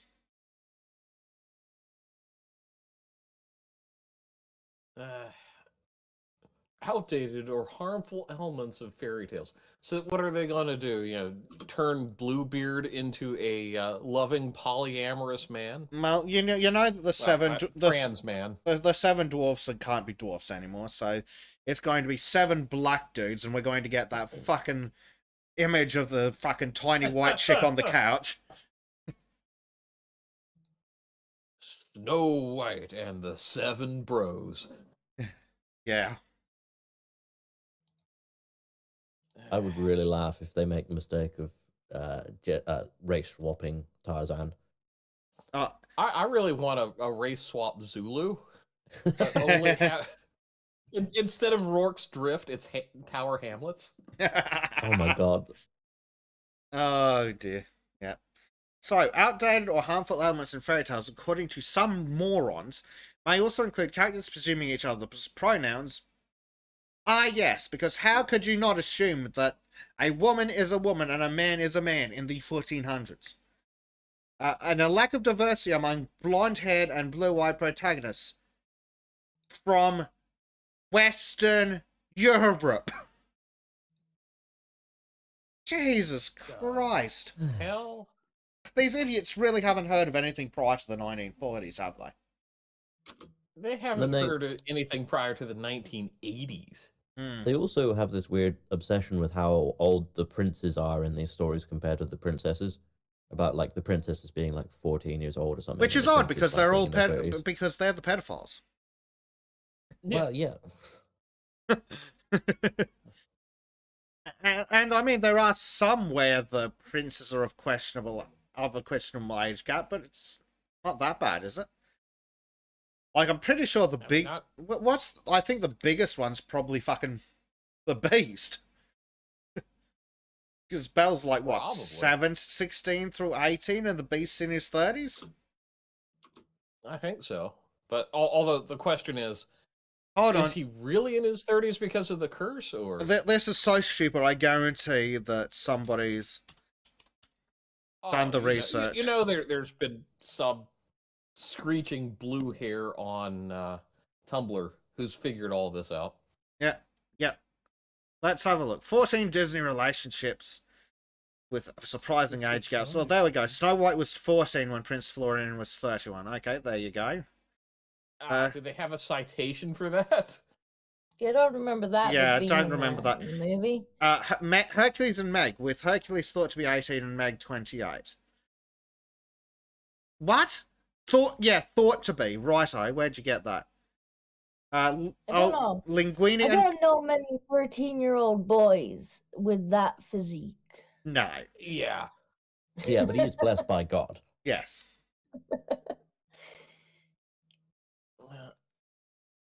It's thought to be 19 and Colette is 26. Okay, I mean, so that's normal. That's not even outside the fucking half plus 7 or whatever it is. That's definitely a very French fantasy. Those characters are actually they look human. Aged. Like he looks like a teenager. Then we've got Rapunzel and Flynn. Oh no, 18 and 26. Cinderella and Prince Charming. Valence's life is 19 years younger than her husband. Good for him. I mean, hell, my great uncle and his wife had a 8-year age gap, and she pursued him. In my relationship, I'm technically a toy boy. Congratulations. Beauty and the Beast. Belle's thought to be 17 with Prince Adam as the Beast being 21. I swear he looks older than that, even in his other form. Yeah, we know Pocahontas and John Smith. But I'm pretty sure that was far worse in real life than the fucking movie. Yeah, I'm pretty sure that was... And didn't she marry Sir Walter Raleigh? Yes, who was like twice her age plus a lot. Yeah. Like, you want to talk... But again, these are the ones that want to do away with the age of consent. So what's their concern? But at least most of these are over the age of consent. Yeah. I think I mean, the Snow White thing, you could be like, okay, 14, but I haven't seen any proof of that. Yeah, hold on. Let's I don't remember that being in the story. No. I don't remember that ever mentioning age at all. Yes. But that's the only questionable age in there. I think all the rest are over 16, which, I mean, at least in the UK is... Okay, so yeah, apparently that is the worst one. Snow White, they do reckon, was 14, but okay, how old is Prince Florian? Oh, and it was John Rolfe that Pocahontas married. Oh, yeah. Prince was 31. I mean, that would. This That article seems like- does not count as a source. I was going to say that seems like it would be in line with that time anyway, that time period. Oh yeah, here's a chart from the retards on Reddit. Of course. What? Why is Iron Man and like it's a 4-year difference between Tony Stark and Pepper Potts, and they're like, oh yeah, this is surprising. Like what? Fuck off, is it? And then they're waffling. Hold on a second. This spell even. So for some reason, Gamora and Peter Quill are on here. Yeah, Pepper Potts and Tony Stark. Come on, 29 and 38. Just go away. Apparently Meg's 28. I don't know where they get that from. But even if she is, okay, fine. I mean, apart from Snow White and Jasmine, they're all legally consenting adults. Yep. Yeah. Or able to legally consent in the UK at the very least. Yeah. And also, like, hold on, they're kicking off about Mulan being 16 and Shang being 19. I'm pretty sure. Typical. Ariel and Eric is a 2-year gap, and they're like, "Oh, it's sketchy." Again, this is coming from the people who want to remove it entirely. It's like, come on. Like, hold on, I'll send you over to Japan where you still think the age of consent is 12. Fun fact, they've actually fixed that in most places. Because I think that 12 it is have the a local age as well as a federal one. Yeah, nobody uses the federal one. They've got a national one which is 12, and then all the provinces have gone, you know what? That seems a bit dodge, and now so we'll set it at like, I think they've done like 14, 16 something. Yeah. Yes, we know that Mulan is in China, Callum. And even in the UK, You're missing the 16 point. is only legal between an adult and a 16-year-old if you are not a person of significant influence, like a doctor or a teacher that would be in contact with that kid. If you are, then it's illegal. Mm-hmm. Yep. And Tristan, the problem with Snow White age gap with the prince is, says the reviewer, who never read the original story and doesn't know what the dwarves did to her. Well, I mean, they did hi-ho quite a bit. Yes. You know, I don't know the original story. I don't think I'd like to know. Yeah, I don't want to find out. Basic does not want to know. The original stories were pretty dark. Yes. The Disney ones are very fluffy. Yes. The Brothers Grimm were fucked. Yeah. Well, I mean, they were cautionary tales. Yeah. So, this is what it turns out the dwarf names are actually based on their fetishes instead. Oh, Sleepy is the most pervy of them all, then. Well, hey, he was the one having fun after the apple. Oh dear. But the thing that gets me with ages of consent, so you've got all these idiots who either want to remove it entirely or change it or whatever. It's like, hold on a second, don't you think it's a bit creepy that a 16-year-old can be with an 80-year-old? Like, can't we just make it like 25? and then bring in close age exemptions. Yeah, or you know, you get the occasional like thing where it's like, okay, they've known each other their entire lives, yada yada yada. It's like, okay, there can be room for that, but it's like. I like the fact that they don't mention about, you know, Tarzan, Linguini, or Hercules being completely like the opposite sort of power dynamic. They've got them there, but they're like, yeah, we're not going to actually add any sort of commentary about them. No, yeah. Oh, look, they're cougars, nothing more. Oh, look at this! Beauty and the Beast, falling in love with an animal. Sketchy. No, fuck off, you retards. The Beast is clearly not an animal. He's barely even a 3. He's barely even a 3 on the furry scale. I don't know. A lot of women are like into him before he transforms back to human. Yeah, it's really weird. It's not surprising in that. If you ignore the fact that he's got the beast face, rolling muscles. Some women like their men hairy, you know. I mean, he's got the shoulders and chest of a bodybuilder with none of the effort. Yeah. He's like, yeah, he's hulky. Okay, whatever. I can see why the ladies like that.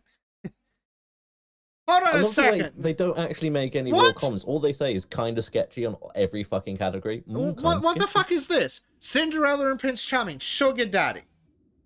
What? Not when there's a 3-year age difference, you fuckwits.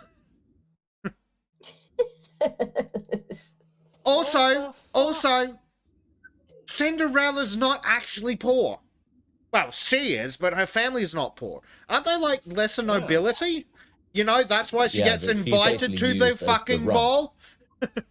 Or stepfamily. No, yeah, I think so.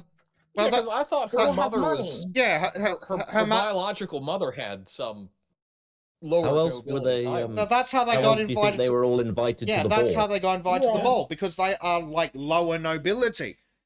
But And she, then when her father dies, that family's like, oh, we'll just use her as a servant.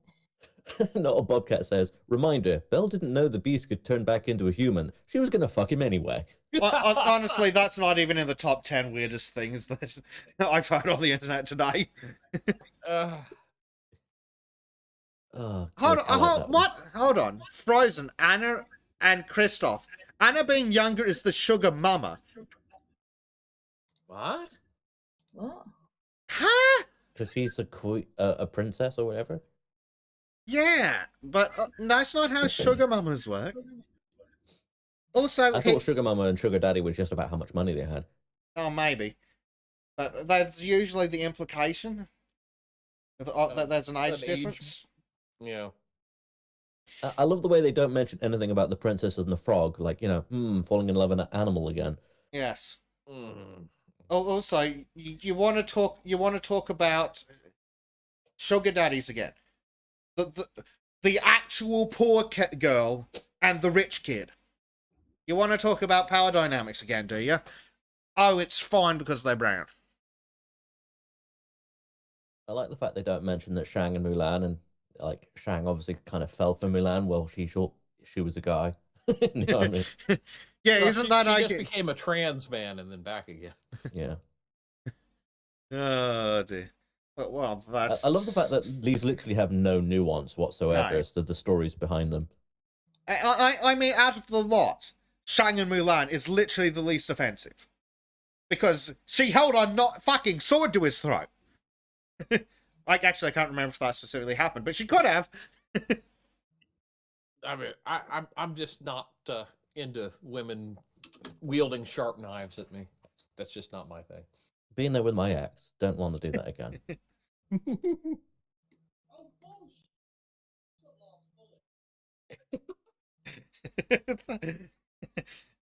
It is bullshit, isn't it? This room's getting louder as the stream goes on. I've shut like 3 doors and he just keeps turning the volume up. I just love that we just hear this, oh, that's bullshit in the distance. We're like, yeah, we know. I mean, if we're covering an article and someone yells, oh, that's bullshit, it's usually applicable. Yeah. Gaston was the hero. Gaston did nothing wrong. Yes. Yeah. So what are other problems like? So they reckon Colette at 26 is a cougar, and Meg is also a cougar. Definitionally, they're both too young to be cougars. Cougars are like women Women that are in. older than it? That must be cougars. Yeah, you've got to be at Women are least in their. 40s at least. They got to be basically women in their menopause Exactly the nearly. same age. Mhm. Shut up. Disco's like, fuck you, I'm personally attacked by this. It's nonsense. Like they're looking at like most of these are 2 or 3 years. Yeah. And they're like, this is a problem. It's like if you're Surprising. looking at something that's maybe 30, 40 years, then yeah, you're gonna be like, that's a bit Like, was there no one your own age? are they suggesting that you have to be the same age as the person you date, for crying out loud? Like, I'm as old as Prince Apparently. Florian. They're bringing up 2 years as a problem. Yeah. Oh, they also have no fucking clue how to run a chart. Like, hold on, how did they? Oh, they've literally organized this by the age of the oldest person in the relationship, so it makes no fucking sense. Which is Oh God. So yeah, somehow you get Snow White being a completely different category to the others that are a year off. Like they're whining about Aladdin and Jasmine, 3 frigging years difference. That's a very healthy gap between ages. Yeah. Also, I don't think even 10 cultural years is a massive gap, context. frankly. I mean, cultural context is a huge thing. It's a lot less relevant back then than it is now. The difference between a 15-year-old and an 18-year-old in freaking where would that be set? Like 1100s Arabia? Yeah. Bit different to now. As Stormy says, Cougar is 50 plus. I fundamentally disagree with that. It's in the 40s. No, I think it's 50s. Arden just doesn't want to admit that he's been cradle snatched.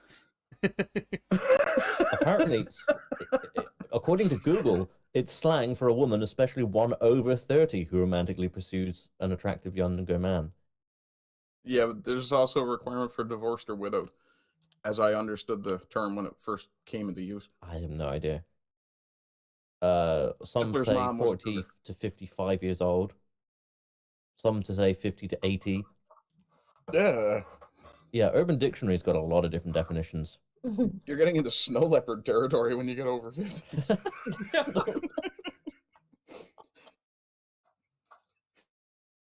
I thought that was more like polar bear territory. Yeah, fur on the back. Yeah. No, polar bear is when it's a gay couple. Oh. But I mean, these are the same people, like I said in chat. These are the same people who think Twilight is a wonderful romance. And here's a guy who's centuries older than the girl he's chasing, who's in her teens. So, how many cougars do we have in chat right now? Yeah, sound Actually, you bring up an interesting point. Like, they think Twilight's great, but then they whine about the Japanese media. Yep. Yeah.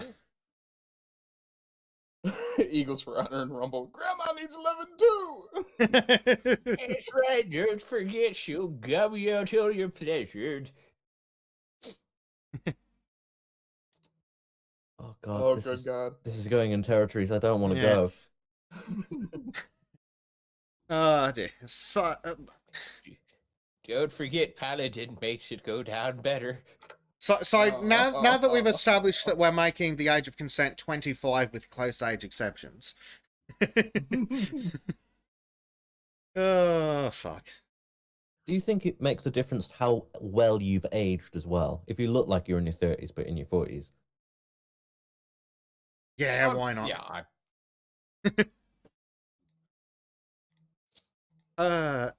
How long before I become a cougar? Well, you're in England, so how long till you can make it down and fill out the paperwork? Yeah, you can always just go identify as a cougar. Yeah. Like, I'm Jonathan Cougar now.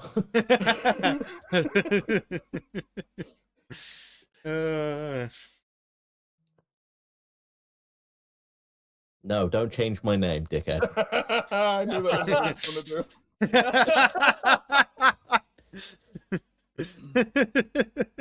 Oh, so he's going to become an elderly horror now.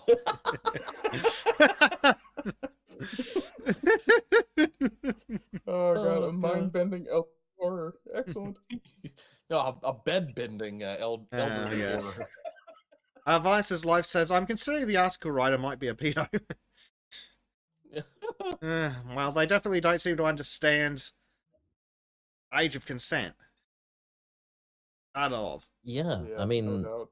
they've got maybe 2 examples that are underage and Well, you know, they've sketchy. got 2 that are lower than the age of consent, and only one of those is sketchy. Unless you're considering 21 the age of consent, which... And I don't think there's anywhere on God's green earth that calls 21 the age of consent. As Yeah, the I age would of challenge alcohol in America, Yeah. but I don't know. Yeah, I would challenge the distance between Meg and Hercules as not cougarish, but pedoism, personally. It's getting there. Hercules is only Oh, he's 18, isn't They he? reckon he's 18 in this, and they reckon Meg's 28. Maybe? Meg was hot, though. I'd go for it. Yes. Yeah, to be fair, yeah. And also, wasn't that the point of when she first showed up? Wasn't that the point of her? Wasn't she literally sent by the bad dude to seduce him? And then, oopsie. Yeah, I'm pretty sure she was also his sexual awakening. Yes. Yeah. He's like, what? Women exist? Also, dear. Ratatouille doesn't count because they're French. Yeah, well, from the country that brought us cuties. Mhm. Yeah, France never gets I like to the fact judge everyone again. groaned. I love that. They have all the Disney stuff here, but they're not talking about cuties or anything like that. No. It's almost like they like the real stuff. Yeah. Yeah. Oh, actually, it's something I keep seeing on Twitter. People will come out and bang on about, oh, those dirty, dirty people who like those pictures from Japan. 5 minutes later, so you were caught with actual kiddie porn? So what did the comments on this photo say on Reddit? Because there's one there at the bottom, obviously says Thor and Jane would blow them all out of the water. Yep. I think blown out of the water is a phrase best saved for her canary.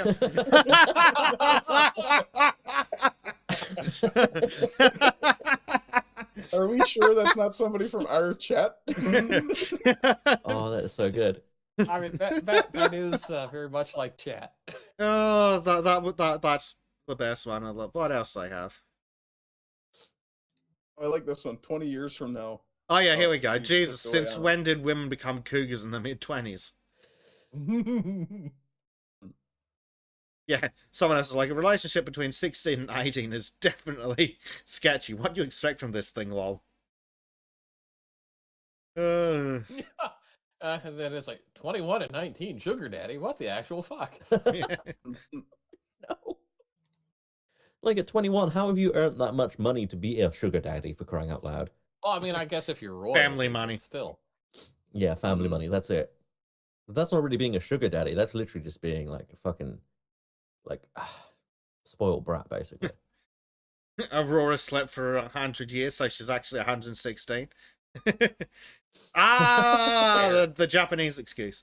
I like that. Not the Disney film. It was like 5 minutes. Like, Bit longer than time 5 lapse, minutes. motherfucker. It was at least a couple of days. Yeah, there was a comment a little lower about in 20 years they're going to interview Jane Foster about her Ah, relationship yes, with that Thor, one. and as she will have aged gracefully or something. Yeah. Yeah. 20 years from now, they're going to introduce there you Jane Foster about her relationship with Thor. And while she'll have aged gracefully, Thor will still look like the 20-something lifeguard from Magic Mike spin-off. Surely, what is a woman like that doing with a man 134 times her age? God. I'd actually Talk about a question gold that digger. number as being too low. I thought it was like thousands of years. Yeah. Well, I think it would be, considering the Asgardian being the inspiration for the Yeah. Norse god. Here's the guy pointing out. The problem with Pocahontas in real life, she was 10 when John Smith landed at 27. Then she ended up marrying John Rolfe, who was questionable. Yeah, well, I think that would classify as a political marriage. Mm-hmm. Yeah. The surprisingly small age gaps of Disney couples with immature commentary. Beautiful data indeed. Oh, yeah, that's a good, interesting one. Not only does that, doesn't Jasmine's father say it's 3 days before her 18th birthday, and that's why she has to get married? So there you go. Oh, that comment about Milan. Same with Milan. Mature enough to handle herself in war, but whoa, not that 19-year-old that's quite out of the question. Yep.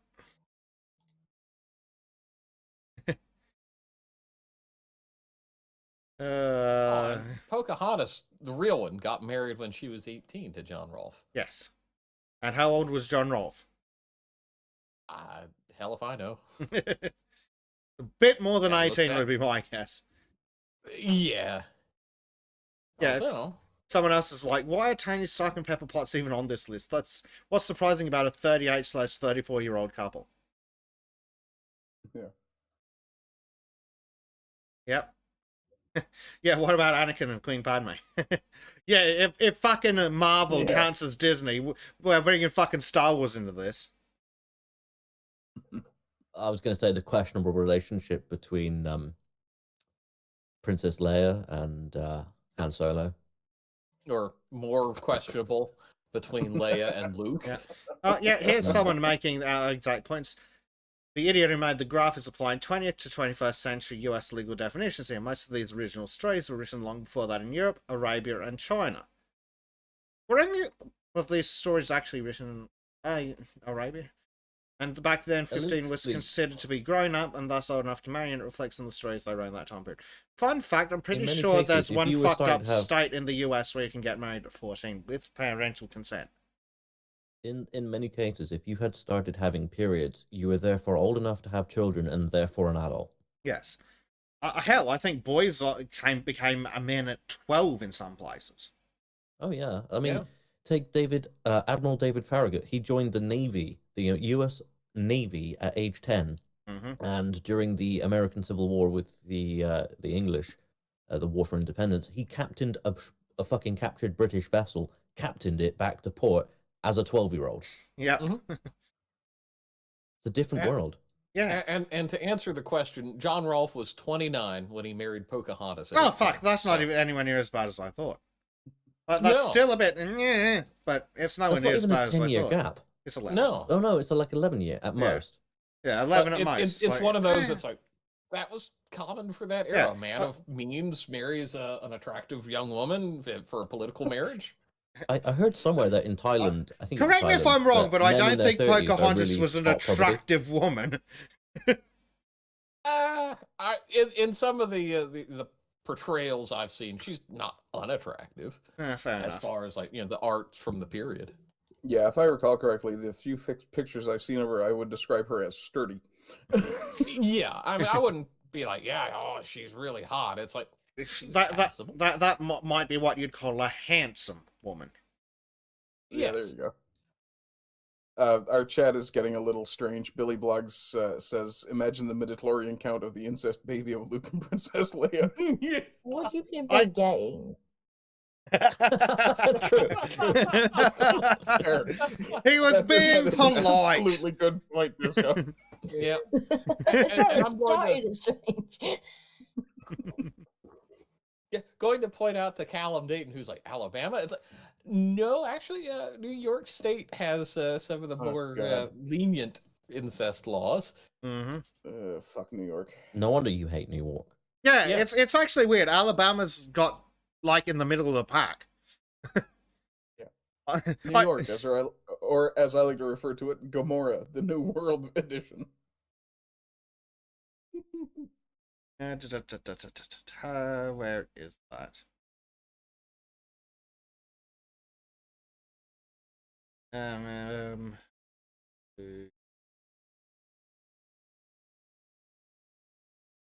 I swear, if I can, I'm just trying to get what the shenanigans are going on in Japan. So they are actually going to raise that federally. Their age of consent from 13 I- to I 16. can't believe they're actually lagging behind Canada in that. Oh, don't worry, they're still better than 15 in France and 14 in Germany and China. Oh yeah, Japan's age of consent has remained unchanged since 1907. Yeah, while regional laws ban lewd acts with people aged 18 or under. Yeah. So, federally it's like 13. And they were like, fuck it, the local area's made it 18, why do we need to get involved? Shit, people are whining. We'll throw a law at Yeah, them, pretty much. so they go away.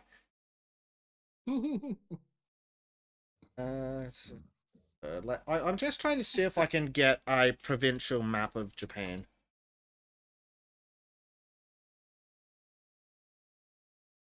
With the... Come on, I want one...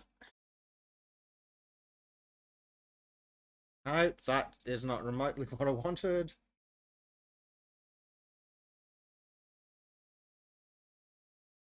Oh, well, there we go. We've actually got a map of the funky ones across the world. The Philippines is 12, so that's even worse. But they class as brown Asians, so that's okay. Argentina and Uruguay are both 13. Yeah. California is lying. Well, no, that's only for legal residents. Oh, until you moved your cursor, I thought that said 8. Sorry. Let me move that cursor back for you, Arden. Yeah, there you go. Nigeria is 11, apparently. You're looking at the top, just off the side of that graphic there. No. All right, here we go. Here's just across the world. Must be married. Well, don't know. 14. Lots of places are 14. Funnily enough, all of South America is like 14. So there you go. You want to? Oh god, that's really bad color choice. Yeah, it's 16 for most of the world. And apparently there's a couple of places where it's more than 19. So I would hope that they have like close age exceptions or something. Oh, look at Argentina's there. Well, we don't. In the Rumble chat, Eagles for Honor is saying that here in Oregon, a 16-year-old can get married with parental consent if they meet certain requirements and are able to be legally emancipated. Fair enough. Ah. Well, surprising for Oregon. Hey, Bleach, just remember, we don't cry for Argentina. Yeah. Full of Germans. Swap their exosets. Yeah. Yeah. So, yeah. I vote we raise it to 25. But that should fix the problem. Also raise the voting age to like 30. No, we just completely rewrite that law and turn it back into you must be a property owner. Service guarantees citizenship. Citizenship. Service offer guarantees citizenship. That's I'm just impressed that Nigeria has one. Well, I mean, they only enforce it in probably very small areas. Yeah, to quote a wonderful movie, it's more of a guideline, really. Do any of these sites actually tell the truth?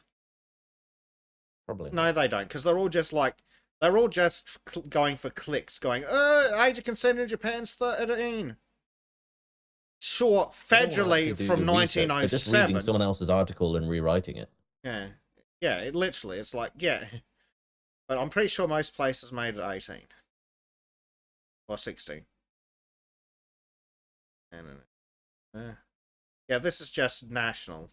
Many prefectures have it that raise it to 16 to 18. Yeah. For example, the effective age of consent in Tokyo by local statute is 18. There you go. Japan also has a weird thing where girls can get married younger than guys, which I don't understand, but okay. Because guys have to be financially useful. That's probably it, honestly. Because that's probably another law from the 1900s. I actually wouldn't be at all surprised. Ah, dear. What else? Oh, yeah, that's what we were on. We were on the bastardization of media. So that brings us to Seth Rogen being a fucking idiot again. God. Oh, fucking Meth Rogen. Yeah. I fucking hate Seth Rogen with a passion. Yeah. He's a talentless neck beard. Yeah, why you would work with anyone who wants to be described as a permanent teenager is beyond me. That's just this target demographic, the kind of girls he's after. Oh. Yeah, I could see that. Yeah, one's not experienced or mature enough to have the good sense to look at him and go, "You're creepy. Fuck off." Yeah. Oh, well, but if I get my car stolen enough, they'll want to sleep with Do we me. have any Oh, other If I tell them I've pictures? got a bunch of weed, maybe I can get them high and they'll touch my wiener. Weed, bro. Oh You know I mean, no! sausage party, right? No. Guess who they got to do Splinter? Jackie Yeah, Chan, it's why? Jackie Chan. Why have you given Splinter an afro? Good question. But why did they get him involved in their failure? Also, what is this cel-shaded bullshit? Or faux cel-shaded bullshit? Mm. It's like They a probably looked weird- at things like the Spider-Man films and thought, "Oh, that art style's successful." What the fuck is that? Yeah, what was that? What was the first of the stupid fucking video games that really did it? Walking Dead. Everyone wants to do the Walking Dead stupid bullshit art style, and it's just I thought it crap. was Borderlands. Yeah, Borderlands is cel shaded, isn't it? Just has Yeah, color, so it doesn't look anything and- like it. Isn't Archer technically that as well? Don't think maybe not in the same way, but yeah, Okay. maybe it might technically be cel shading, but they're definitely going for the Walking Dead style of cel shading in particular. Because God forbid you put color in your scene or have it bright enough to be visible. Well, everything must be dark and gritty to be realistic. Yep. Oh, look at that. We've got only a few bits of shading here. Just throw Well- everything behind it. Oh God, they're getting John Cena into this abomination. Then again, we do know that it's paid for by the Chinese. No, yeah. Well, it's ninjas, don't you know? So that's clearly catering to the Chinese market. Yep. April O'Neil, Ayo Edabiri. What the fuck? Yeah, more ginger erasure. Yeah, what the fuck is this abomination? Okay, so they basically like doubled her weight in the cartoon. It does seem to be that way, doesn't it? Oh, for fuck's sake. Oh, they've already done it before. This is a different one on Netflix. Yeah, so they're just doubling down on making April O'Neil fucking black with bullshit hair. And this is their frigging justification. Almost as if they've never fucking seen. Oh shit, what's her name? Oh, the girl from Flashdance. No, no, not her. Girls just want to have fun. Cyndi Lauper. Cyndi Lauper? Yes. It's almost as if they've never frigging seen Cyndi Lauper. God forbid. They've completely forgotten that the 70s existed. Mm-hmm. Callum Dayton is demanding ginger reparations. Oh, more fucking justification for that. And wasn't she played by Judith Hogue at one point? What's a Judith Hogue? Good question. In the I thought that was the Teenage kind of Mutant Ninja Turtle movie. No. Like she was like the original live action April O'Neil. Yeah. Well, what the hell have they done with it? Yeah, this is Major says, white folks with perms were huge in the 80s. It was tragic and the men had them. Now I feel validated about my mullet. It was in fact Judith Hogue, you're right. Yeah. Let's see if we can get a picture. Judith Hogue. April O'Neil? Yep. Come on, you stupid freaking dog shit search engine.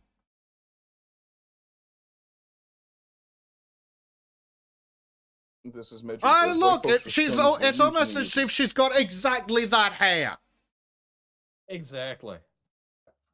Look at this. Literally, that's literally her. I mean, honestly, that was like. Did they actually draw this based on her? You I think know, they I'm probably not did her hair sure. based on the drawing, to be honest. Hold on. Well, her hair seems to be naturally a bit on the curly side. It does. What year did Judith Hoag do Teenage Mutant Bullshit Turtles? I think it was 1990. No, was it 90 or 89? 90. Okay, so yeah, that was casting because apparently these are from from 1985.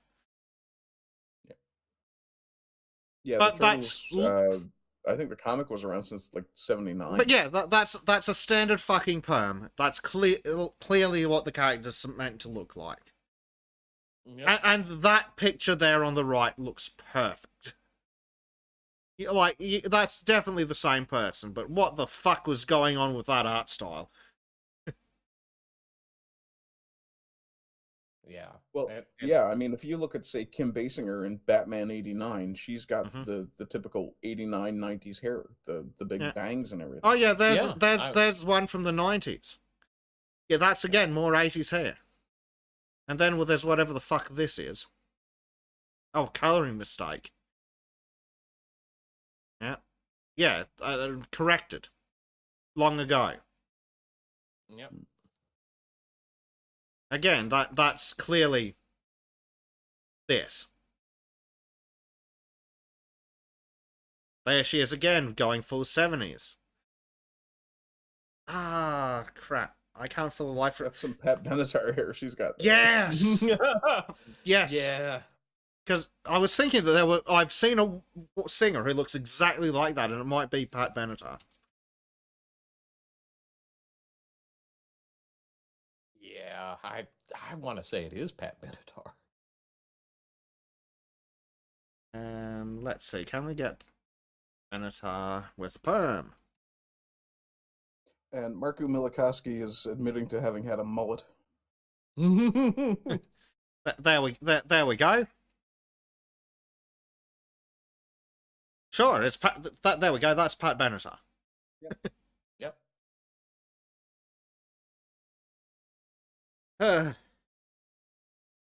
Yeah, hair was something else in the '80s. But I'm it was, man. Certain there was someone else who pretty much looked exactly like that.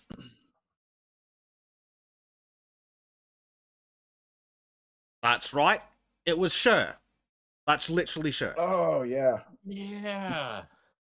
It's literally Cher.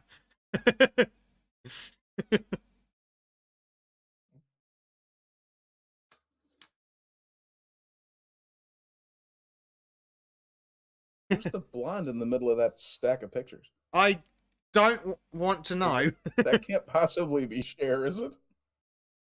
No, that's just a generic wig. But it's just a fucking white woman hairdo from the 80s. Yeah. Because I really miss the 80s. And do you know how I know this? Because in the 70s and 80s, black women weren't stupid enough to do their hair up like that. No. Oh dear. Actually, who would it be that they reckon would be an excuse? Because what do we have? We've got Tina Turner, who's... Yeah, she had a hair, but it was never a perm like that, I don't think. No, I think Tina did the teased thing. Yeah. So who was the other one? Teased and hairsprayed. Who was the other contemporary of Tina Turner's that I'm thinking of? It was not for some reason Aretha Franklin's coming to mind, but I don't think so. Yeah, that's I think a little bit of Donna Summer. There was another one from that era. Oh yeah, there we go. That Whitney Houston. Olivia Newton-John, yeah. Yeah, okay. Yeah, Whitney Houston. Is that their argument? Mm. But again, that's just generic 80s hair. Yeah.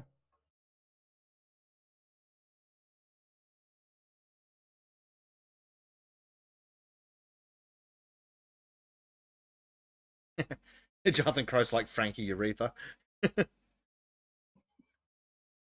Thinking it make a good I don't know, drag queen name. Frankie Urethra, yeah. Yeah. Yeah.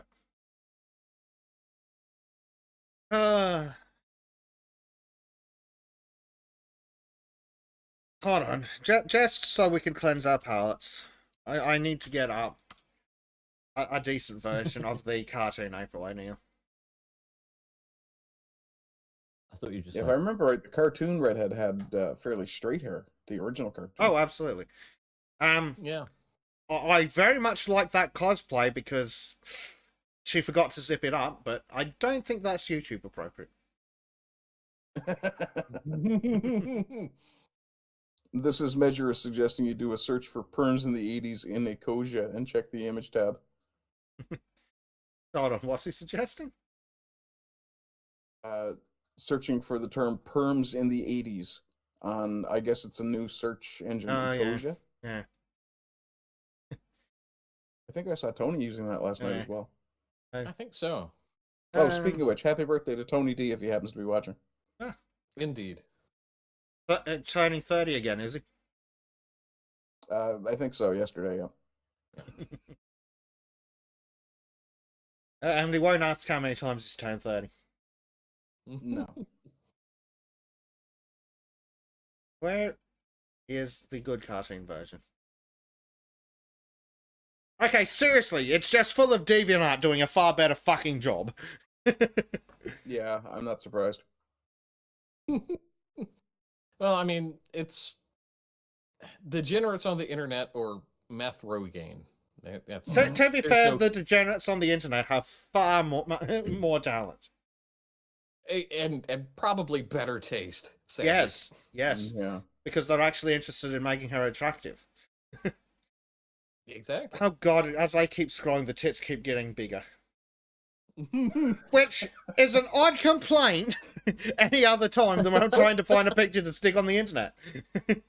Click the scroll wheel and see if they come out of the screen. If I could... I gotta get a bigger screen. Look, if I could pull sexy babes out of a computer monitor, I wouldn't be hanging around with you losers. I'm still waiting for it to turn out that you have one of those mouse pads with the fucking booba things. Oh, yeah, I want to get one of those just for the meme. Not a Bobcat in chat says, Tony D watches this train wreck, show. I mean, the only thing stopping me from getting one of those mouse pads with the tits is I'm spoiled for choice. It's like, which one? Because of the just for the memes. Oh, yeah. Oh, God. Oh. I think personally the guys who made that that original titty mouse pad, they missed a trick. They should have made pillows out of those. You say that they haven't. Fair. We won't talk... Eagles for honor. Yeah, go ahead. We won't talk about the body pillows. No. Eagles for honor and Rumble says, "Be careful flicking the scroll wheel, or you will run into that Canadian trans teacher with the impossible boobs." Who, for the record, has now been suspended because he got busted not doing it on the weekends. Long. Oh, so he got busted for not really being trans. Yeah. There's a problem with that. The whole time, anyway. Yes. Dear. And, of course, what is California doing about this? They're going to tax you more if you don't. Oh, good lord. Wocafornia proposes withholding new tax credits from Hollywood productions unless they set ethnic, racial, and gender diversity goals and develop a plan to achieve them. Yes, no men, no whites, no straight people. Done. This is Measure. We're getting a basic body pillow, but why? I mean, I'd be interested, but why? Because you asked for it. Because I'm a damn good capitalist and also almost anything. Does it come with its own mustache? It's just the mustache. No, that's the bleach body pillow, where it's just the mustache. Free mustache, body right? pillow would just be a fucking sword. Yeah.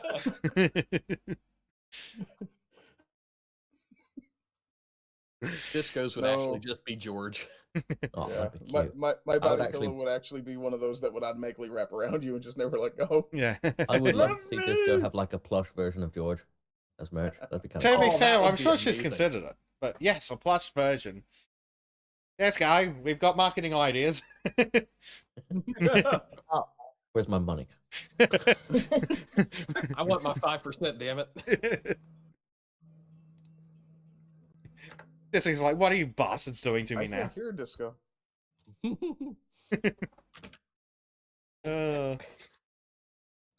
Monkey is, I'm making monkey body pillows. Send me money or I'll send it to you. Okay, that's a better marketing strategy. It's To like be fair, taxation. I mean, I thought Monkey's merch was poop in a box. Oh, With and- banana peel. Signed I bananas. don't think boxers are refined enough for. They're a bit beyond him. He would just be wrapped in like newspaper. uh,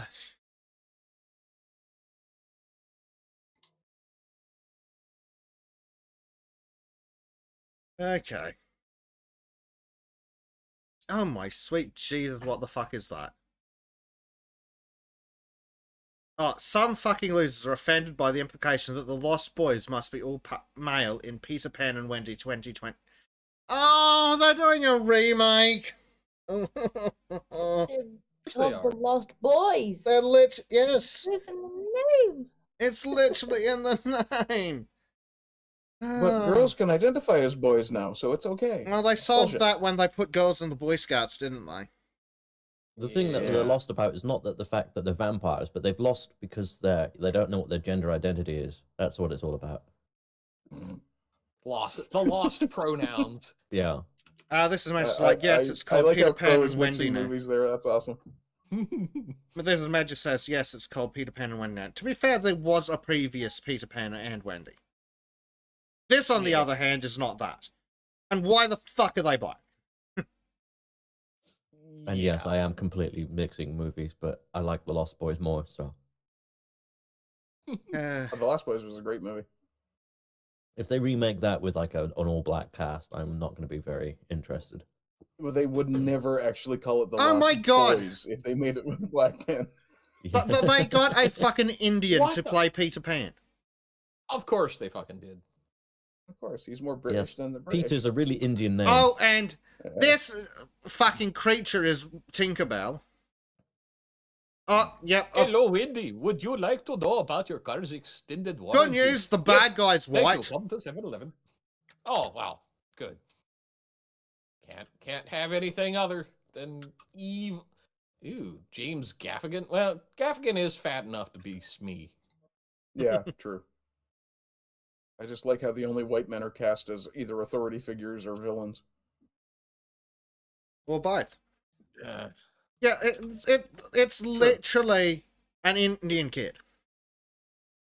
Yep. And a black Tinkerbell, because of It's course. a very white Indian kid, let's be honest. Yes. He's not. Is he white passing? Yeah. I've got to get my To be colour fair- sheet up just to check. You know, Bleach. They were Keep your whining spots about out. light skin privilege. They were indeed, yes. Also, what Wish the I had fuck is fucking that light-skin costume? privilege. What the fuck is that costume? I could just shit together something cheaper than that from fucking scraps. I would love to see you dressed as Peter Pan. That would be fucking hilarious. I think I'd do a better job dressed as the crocodile. Okay, wait a second. Wait a second. I suspect we could probably convince Monkey to dress as Look, Tinkerbell. how... What the actual fuck is wrong with these people? Crow's pulled out his hat. Oh, no. Crow Only is a for the lost Robin boy. Hood hat, so. I was going to ask, are you a manly man? Manly man, yes. No, he's a man in I'm a man in tights. tights. References to old movies because nothing good's been made in the last 23 years.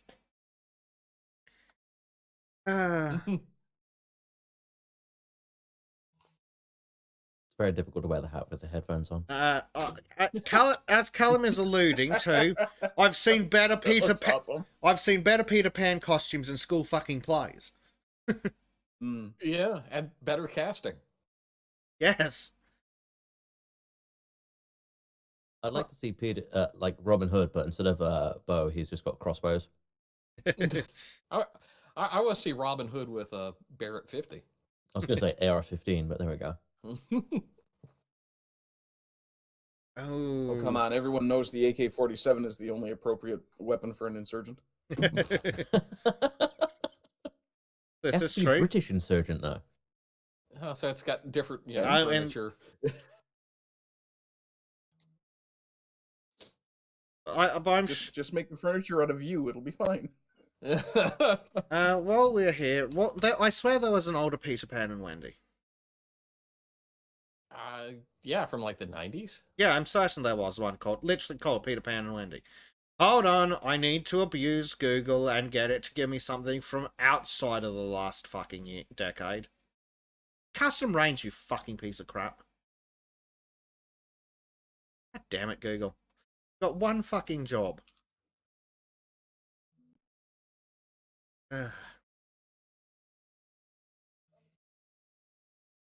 Urologists. No. Plenty of men with an enlarged prostate.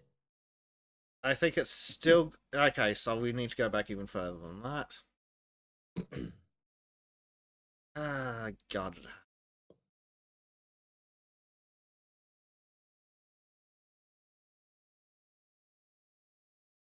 Nope, I'm still only getting the 2023 Abomination. I swear to God, it was Callum. a movie from the 90s.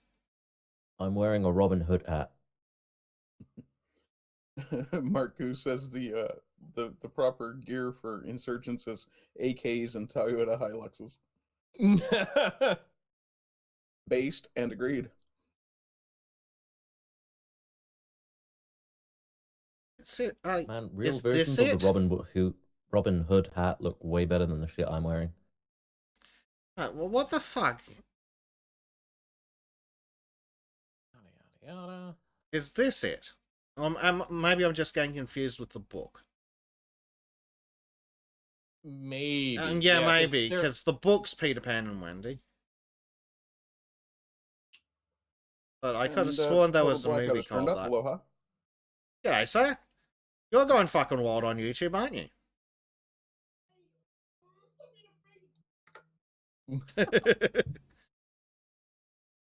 Oh, God. What? Oh, fuck's sake. Oh, so... Two black gay dudes in some piece of shit from Marvel. Whatever the fuck was going on in Wakanda Forever. That's Namor Beast. I'm sorry, Namor Bid Obese. There we go. All I can see is a reason to bring back Jim Crow.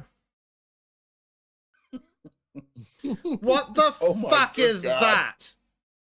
That is a fairy. Godmother. That's literally the fairy godmother from Cinderella. It literally Oh, is. Literally as in the proper meaning of it. It is literally the fairy godmother.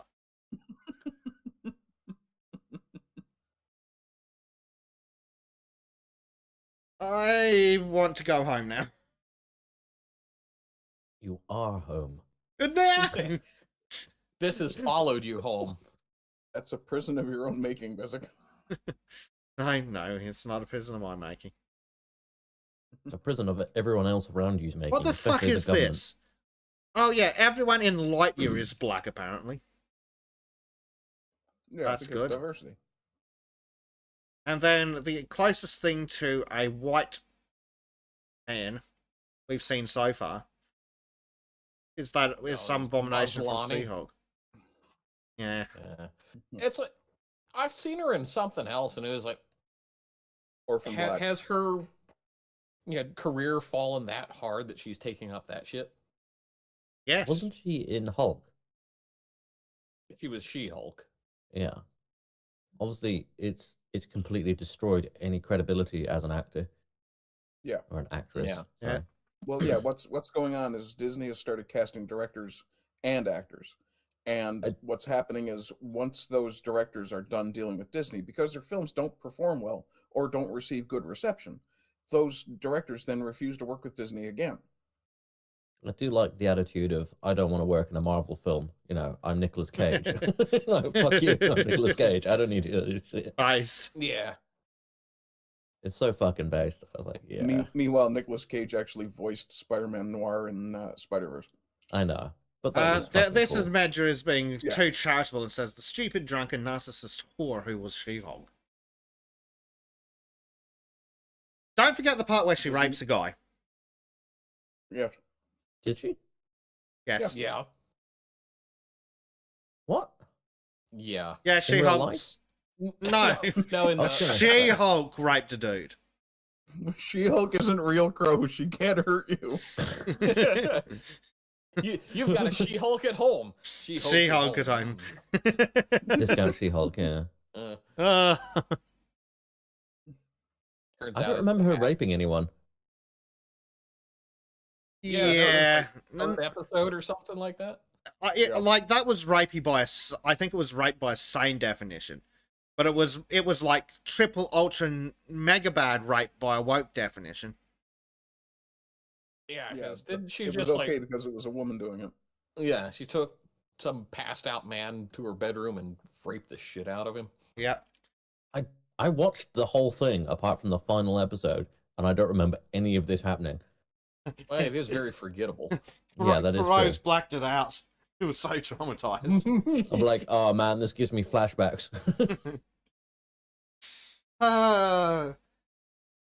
Take it from Crow, folks. Don't date a woman like She-Hulk. Oh wait, she catfished him, as in like.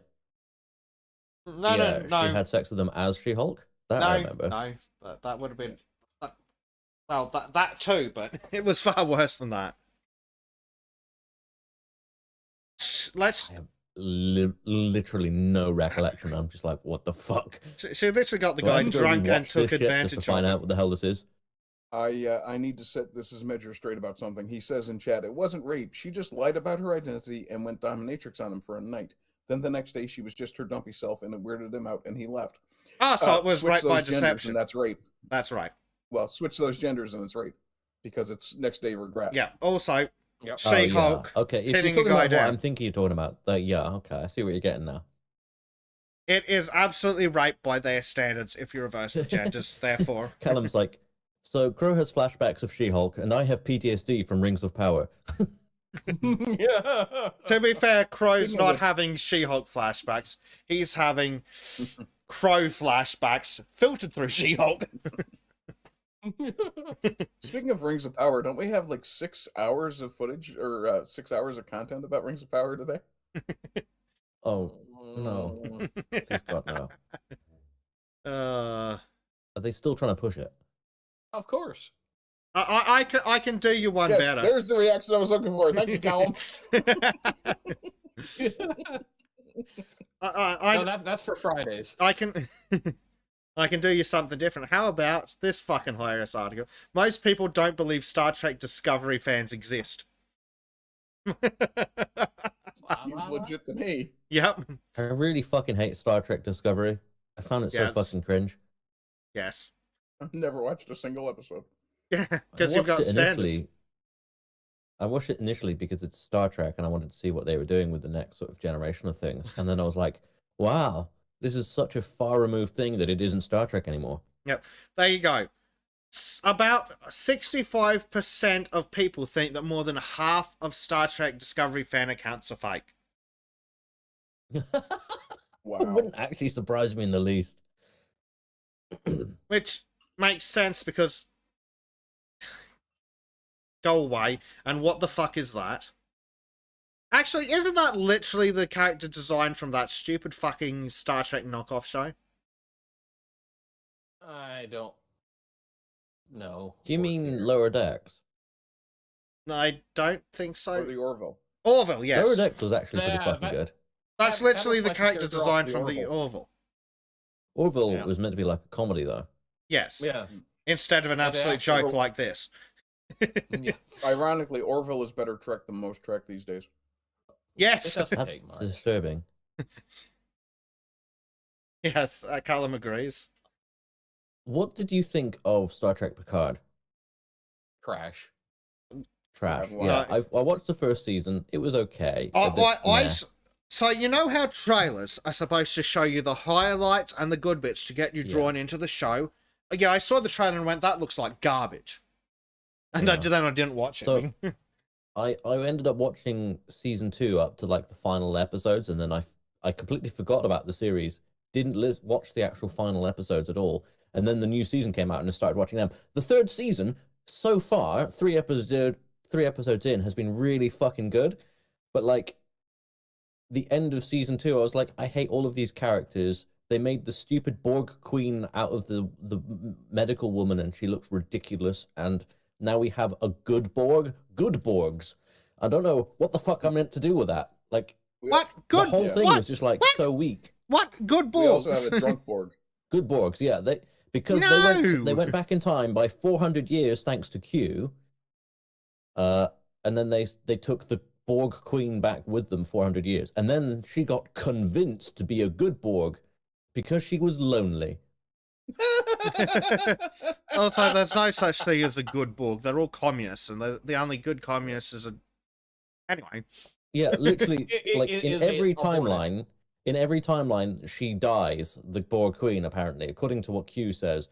But then, like, in this one timeline that exists, the only way she survives is to become a good Borg by combining with this medical doctor and trying to save people. Ooh.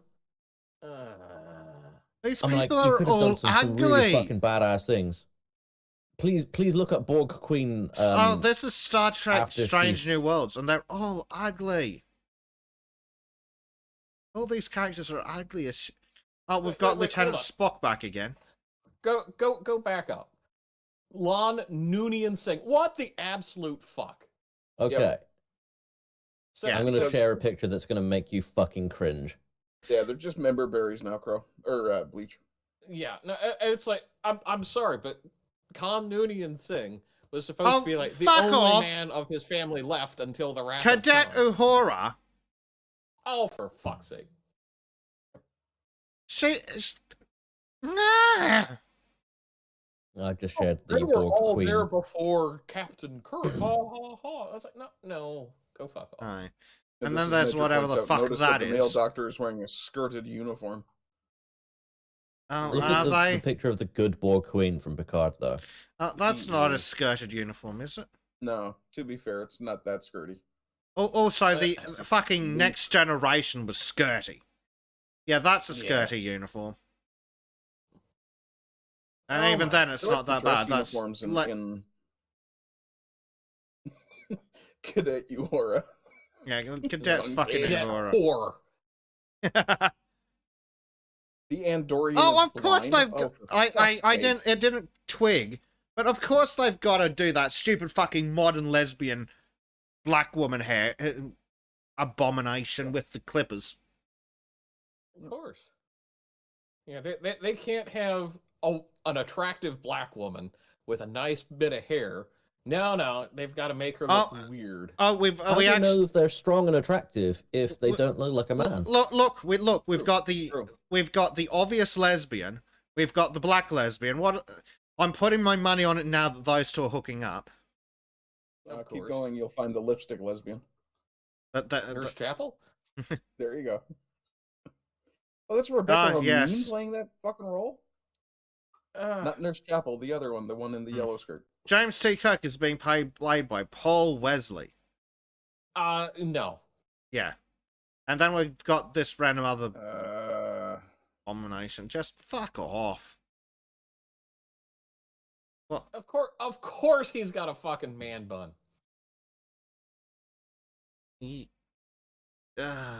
What the fuck? Oh, speaking of man buns, because they're the worst abomination, and I don't mean men who have long hair that put him up in a... No, I'm talking the man hairstyle. Yeah, I got a bartender fired this last week because he pissed me off. Did he have a man bun? Oh, yes. Yeah, he completely job. Ignored me at the bar for like 10 minutes, served everyone around me, and I'm like, fuck it, I'm going to talk to your manager because I'm not getting served, and I'm getting your ass written up, and they sent him home, and they're like, yeah, he's not going to be working here anymore. Oh dear. And even if they just did that little bit of theatrics to placate me, I'm good with that. 'Cause- Yep. Was that an airport bar? He might It have was. already been on warnings already, though. Oh, I have no doubt, because he was checking it. He was playing on his phone half the time, and the only people he was really serving were the hot chicks at the bar. Of course. Yeah, that's where you want to go. Hey, So fuck he is a knuckle. pervert. Come over here and give me a beer. Yeah, yeah. I was just like waving at him because it's a bar. You don't want to get too loud too quick at an airport. And yeah, it was just like, yeah, no, we're talking to your manager. Does this And, guy yeah. legitimately have no sideburns? No, he did not.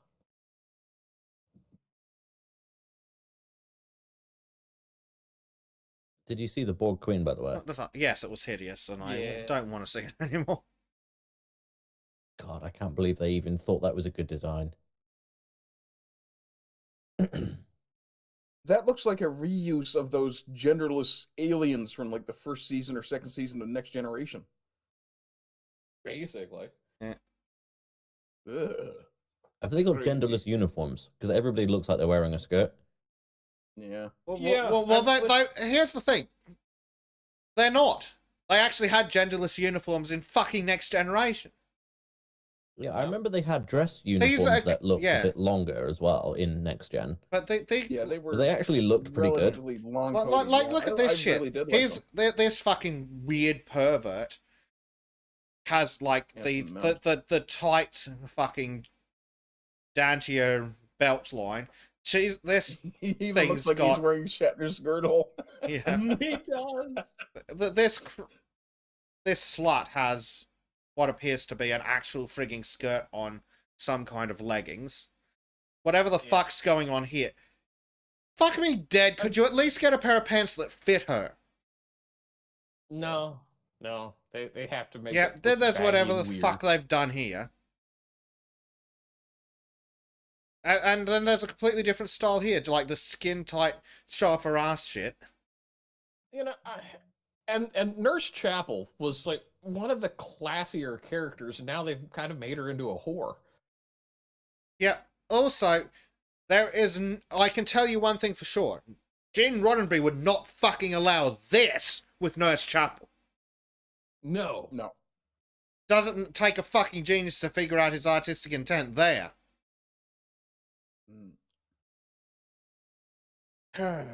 What's with the sleeves? The sleeves are way too long. Because And they're not even the same way too long on either side. The uniform, the clothes don't fit them at all. No. Well, to be fair, they had the same problem the first season of Next Generation because the jumpsuits were just too tight. Everybody had to lose weight. I mean, there were benefits to that, especially in the I mean, psychiatric it department. suited certain characters. Yeah, like say in the psychiatric department, perhaps. You know, Diana, I think her name was. Deanna no, Troy. I think Troy, yeah. you really meant Riker, I think. Oh, I love Riker's fucking chair sitting thing. That was fucking great. The whole the Riker maneuver, the Lego. Yeah, the Riker maneuver. Yeah. Yeah. I've watched all of the Next Gen though, so it's one of the few series that I really like. I need to go back and watch Next Generation. Sorry, Deep Space Nine. Deep Space Nine is amazing. That is my favorite Trek of all Trek. They tried bringing in like people like Odo in the third third season of Picard now, and it feels really out of place. No, I mean, Picard needs to be thrown onto the ash heap of history and burned. Yeah. Yeah.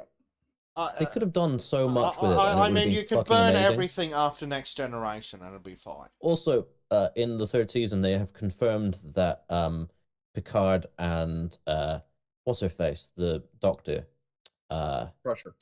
Dr. Crusher, have had a kid together. What? Oh, for fuck's sake! Yeah, But- and apparently have been on and off lovers. Firstly, no. Secondly, by the time Wesley's got a brother. by the time that could have happened, Dr. Crusher couldn't have had a kid. Another one. No. Yeah, also, fuck Wesley. Also, Wesley appeared in the end of season 2, and he basically is still doing What, the raped Time a Lord child? shit. He just is a Time Lord thingy because they have the Travelers, and they've kept that going. And then, like in the recent series, Dr. Crush is like, "I've already lost one son to Starfleet" or something like that. And I'm kind of like, "What?" Billy, the Travelers, you for, dickhead. for Billy, what? DS9, the one with the female captain who got them hopelessly lost. No. No. No. Oh no, that's Voyager. That's Where Voyager. the woman couldn't drive. Yes. And Voyager was actually really fucking good. Like the writing not of the best. Yeah, look, if you ignore the baseline writers premise, need to be beaten for every single episode. The premises, good. The writers need to be beaten. Yeah. What's her name? Kate Mulgrew could have done so much better if the writers hadn't written her character as a psychotic, split personality, manic depressive nutter. She constantly caused annihilation of species here and there, as far as I remember. Yeah. Which type? I have to. I have to admit. What was the pre-Starfleet? Was it Star Trek Enterprise? Yeah. Yeah. That was surprisingly good. If it had one more season, and they kept doing the mirror universe stuff, that would have been amazing. Yeah. One of my friends. Enterprise also remember. Enterprise. Yeah, fair. That's fair. Enterprise also remembered that it helps have attractive women on your show. Yeah, well, to Paul. Oh fuck yes, all day long. And what was the? I can't. It ended up as like Empress Chen at the end of the second season with the mirror universe. Yeah, I don't know. I've only seen enough episodes to know that the actress that plays T'Pol is a character. The actress who played Worf's beautiful woman. Yes. The actress who played Worf's beau, she was really pretty, and she played an Andorian as well, and also a Vulcan at some point on DS9, on various different series. Yeah, yeah, it's like Jeffrey Combs. Jeffrey Combs was everywhere in that show, in those shows rather, and he was one of the best actors they had. Well, I'm honestly the thing because. For me, it's like as far as ranking, Deep Space Nine and the original series are tied for a top spot, and then it's like I'll put Enterprise, then Next Generation, and then everything else is just not quickly Google Susie Plaxton because she's who I'm talking about. Oh, the one who played Kalar. Yeah. Yeah. And I mean, my favorite character from all of Star Trek is Shran. I think Billy needs to be locked in a room and forced to watch all the good Trek again. Yeah. But if you look at Susie Plaxton without makeup on, if you look at her IMDb, she's really attractive back when she was doing Star Trek. She was on Voyager. She was on Next Gen. She was on Enterprise.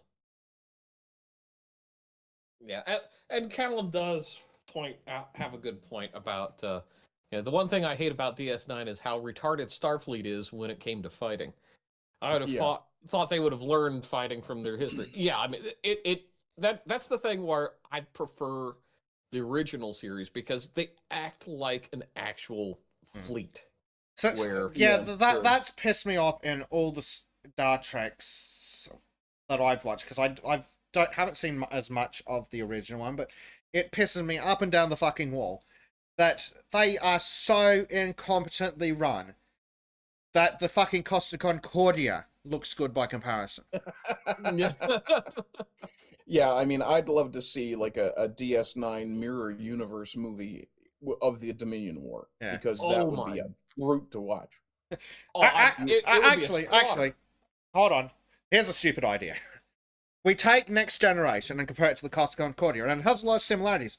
Something goes to tits with the ship, and the captain's the first one off on a fucking away trip. Like, I get why you do it for TV, but what fucking brain dead dog and pony fucking morons send the captain and the first officer and the second officer off the bloody ship in hostile territory? I come back from making tea and I just hear a string of swears. So it's pretty much normal then. What a mess. Star Trek and their Des is idiocy freaking out of about Star Trek. sending the captain and the first officer and the second officer and the security officer and just the entire bridge crew, all three watchers, off ship. Yeah, you need to send like maybe one or two and then some red shirts. Yes, but literally sending the entire command team of a vessel ashore on an away mission. To be No. fair, I think Orville was pretty bad for doing that too. I mean, Yeah. Yeah. Yeah. Although I Send thought, main cast. I thought they did that just because it was fun and tongue Yeah. in cheek. But being a comedy mockery gives them a lot more credit. It's how like the D-list movies get away with a lot of sins, because you go into them expecting utter dog shit, and then anytime they're better than that, it's great.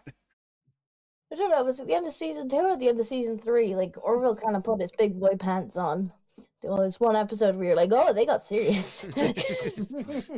Tristan says, Tristan Armstrong in Yeah. chat has a great comment. It's a dangerous mission, and I doubt we will all return. The away team will consist of myself, Mr. Spock, Dr. McCoy, and Ensign Ricky.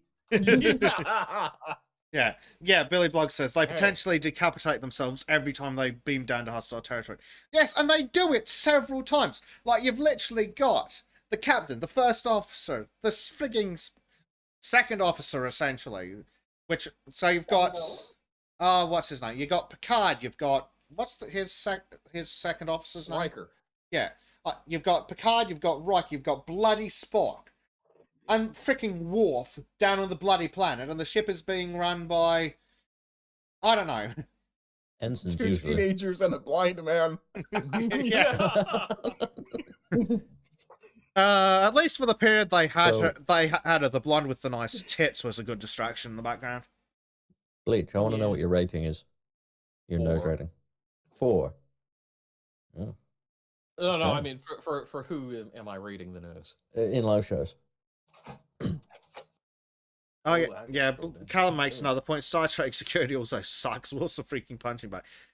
Yeah, they trained from birth warrior can't fucking fight his way off a paper bag. And why To did be fair, he nobody was ever raised by fix Russians. the holodeck? I know, it was constantly trying to kill everybody. I would rate that nose a solid 7. Yeah, it's pretty reasonable. Yeah, got a little extra, that little cleft in the middle, which I'm not wild about. Mm. Uh, Yeah, I think it's called bifurcation. You can have bifurcated noses sometimes. so that's why they got her. Saves on makeup. Yeah. I did like her as that Klingon at one point. Yeah. I should get that up so everyone can see what you're talking about. Where is that? Live shows, come here. This is Susie Plaxton that I was talking about. Oh, yeah. Bango. What are you doing? She played loads of different characters, but like, she ended up in Archer. She ended up in Voyager as well as Next Gen, and I think Yeah. maybe one of the others, but I'm not sure. Oh no. Let's see. We've got Next Generation, Enterprise, Bango. Next Okay. Generation, Voyager. I think DS9. Yeah. Oh yeah, she played Lady Q. That was the one in the other one.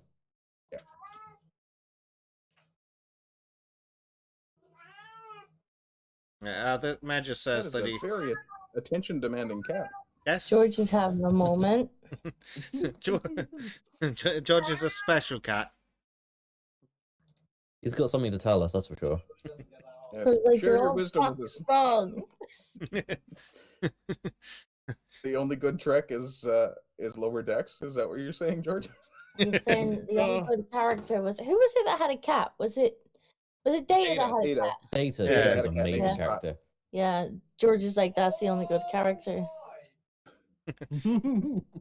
Yeah, no, that's a reasonable assessment. Data's my favorite. I do like Data. I like the Doctor too in Voyager. Yeah. Yeah, he's The Doctor was okay. fantastic. The He Doctor did was some really funny skits on like I think it was TikTok or Vine or somewhere where he's like, "Oh yeah, I'm hanging out with my friend who played Tuvok," and Tuvok's like the actor's like, "I don't remember who you are." Kind of like Oh, yeah. jokes. Oh, Tim no. Russ is actually a really amazing blues guitarist too. Is he? Yep. That's cool. Dear. Monkey says he met George 2 weeks ago. He's very catty. You did. Yes. Everything go well? Well, Monkey survived. That's true.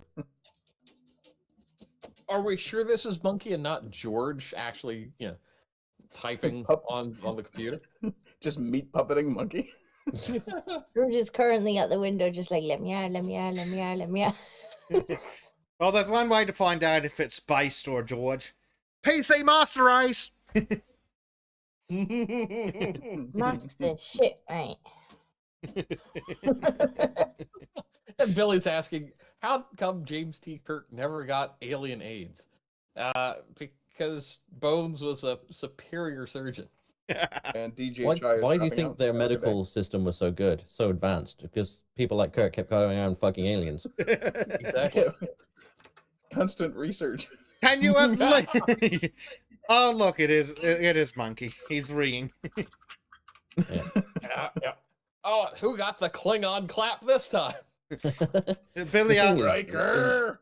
in their sort of lore, obviously the force fields or whatever, the teleporters, when they teleport in, it scans them for biosigns that aren't meant to be there. And 9 times out of 10, it doesn't seem to work in all the episodes you see. But yeah it's meant to filter out illnesses. Yeah. Billy asked, did Kirk ever get pregnant with an alien baby?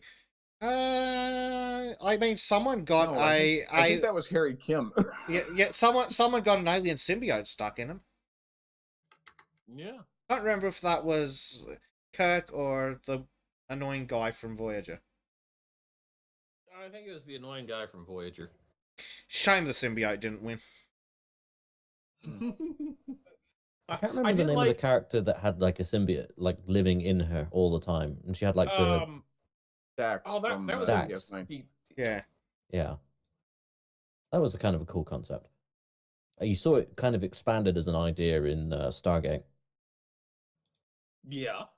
Yeah, originally that was fantastic film. a Next Generation story. Oh, The whole crap. symbiote thing. I missed an article. You know how we were talking about the age of consent earlier? Well, Yeah. Maryland Democrats want to prohibit anyone under the age of 25 from being charged with felony murder, saying that their brains aren't fully developed yet. Cool. Well, they can't vote or have sex either, or change their gender. Or smoke or drink. If they can't commit crimes, then they're not allowed to do anything else in society either. I think that's pretty reasonable. Yeah. Also, you're saying that prohibit anyone under the age of 25 from being charged with felony murder. 90% of murders are committed by men between 18 and 25, you fuckwits. It's just a way of saying get rid of police without getting rid of the police. Yeah. It's just a way of letting the gangs go unchecked. It's like, oh, we can't get rid of the police. Well, let's just make it that there's nothing they're allowed to prosecute people for. Yeah, exactly. Oh, well, he can't commit a crime because he's 24. But he just stabbed to death 5 23-year-olds and I watched 15 him do it. children. Doesn't matter. Yeah. He's literally raping my grandmother as we speak. Oh, but he didn't do nothing. Yeah. Yeah, he's not evil. He's not Matt evil just at all. says, He's, also- he's just young. It just says also, no sex, no drinking, no smoking, no army service, no driver license, parental consent for jobs, cannot consent to medical procedures, no loans, no credit cards. Yes, especially that no can't consent to medical procedures. If their brains aren't developed enough for them to be charged with felony murder, their brains are not developed enough for them to consent to having their dicks cut off. Which area is trying to push this stupidity? Maryland Democrats. Maryland. Yeah. Think of Maryland as like the retarded but better accented New York. I was thinking test bed for God. No. They're infected by DC so much. Tristan And then, of makes course, you've got Baltimore. Tristan makes an excellent point. If most murders are committed by men under 25, then that law would immediately solve the murder rate problem. So that's how the Democrats are going to reduce murder. It's not murder because it was someone under 25. Therefore, the murder rate's gone. We've won. Therefore, you don't need guns for self-defense or some bullshit. Obviously, because Wasn't people murder, who are just under was an 25 aren't underage human. whoopsie. Yeah. And to me, that's like, so they can basically go and do any crime until they're 25, and then it's like, oh well, your crime purge days are over, boyo. Yeah. If you become a crime syndicate lord, you have to quit at 25. My next. Oh fuck. Okay, sorry. It took me a moment because I'm like, the fuck do they mean felony murder? Then I've remembered. That's the one where if you're the getaway driver and the guy inside the store shoots and kills someone, you also get charged with murder. It's like that in some states, isn't it? Yes, in a lot of states. Because I was like, for a moment, I'm like, felony murder. All murders are felonies. Oh, that one. No, if you're old enough to understand that if your mate takes a gun and commits an armed robbery and then shoots someone, that's bad. But the victim was white, so therefore justice. Oh well, in that case, it's not even felony murder. It's They weren't obstructive stealing, justice. it's just reparations. Yeah. Yeah. Brains aren't fully developed yet. Yeah, can participate in a violent felony in which someone dies and get away with it because they're not developed enough, but they're developed enough to decide that they want to be made permanently sterile, cut their dicks off, remove their tits, have a hysterectomy, and then get raped by a drag queen.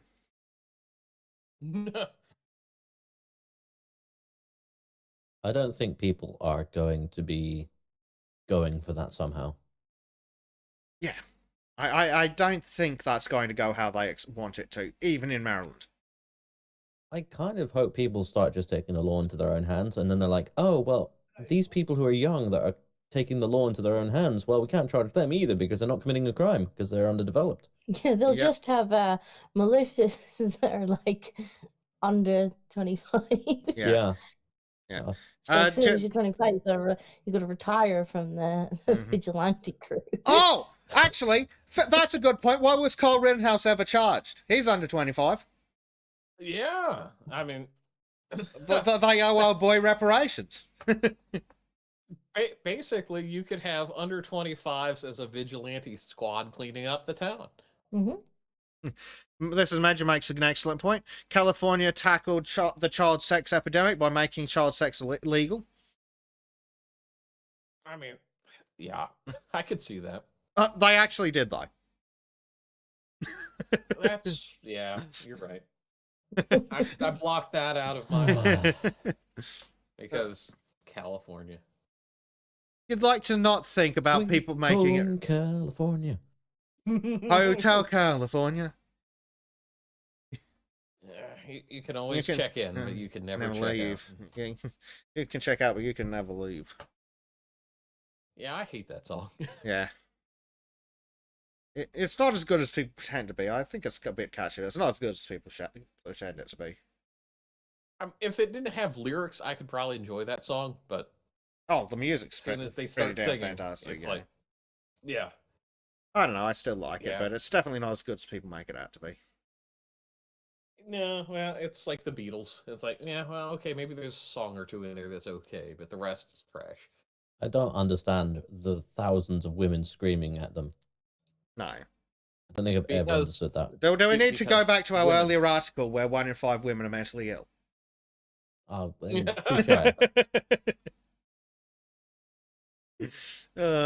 I've never understood the whole groupie thing. It's like, okay, you're kind of desperate, sad, and lonely. Go away.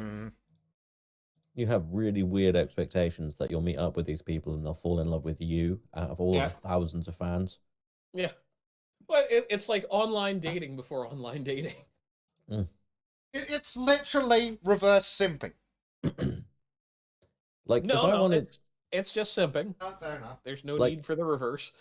I was thinking about it. If I ever want compliments, I don't think it would be worthwhile me starting a Tinder account. What I would do is I'd just start a Grinder account because all the men are simps, and I'd just be like, yeah, I'll get loads of compliments then. I tell you, Crow. I tell you, Crow. I wish I was gay. I'd get laid so much.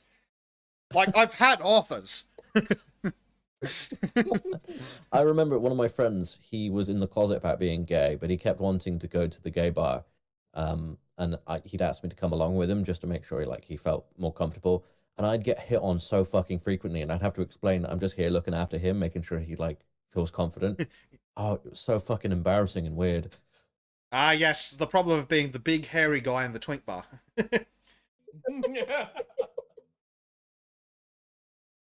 Yes. I'm sure Monkey can tell us some stories.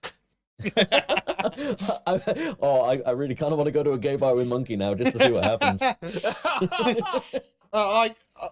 Well, you'd be in the corner fending them off with a fucking mop, and I hope Monkey would be there fighting them off too, but he might be spread eagle on the pool table. I'm just like, well-placed they're already candle. sacrificing him. They're already sacrificing Monkey. Oh no, because he's an ape and he can grasp with his toes. No,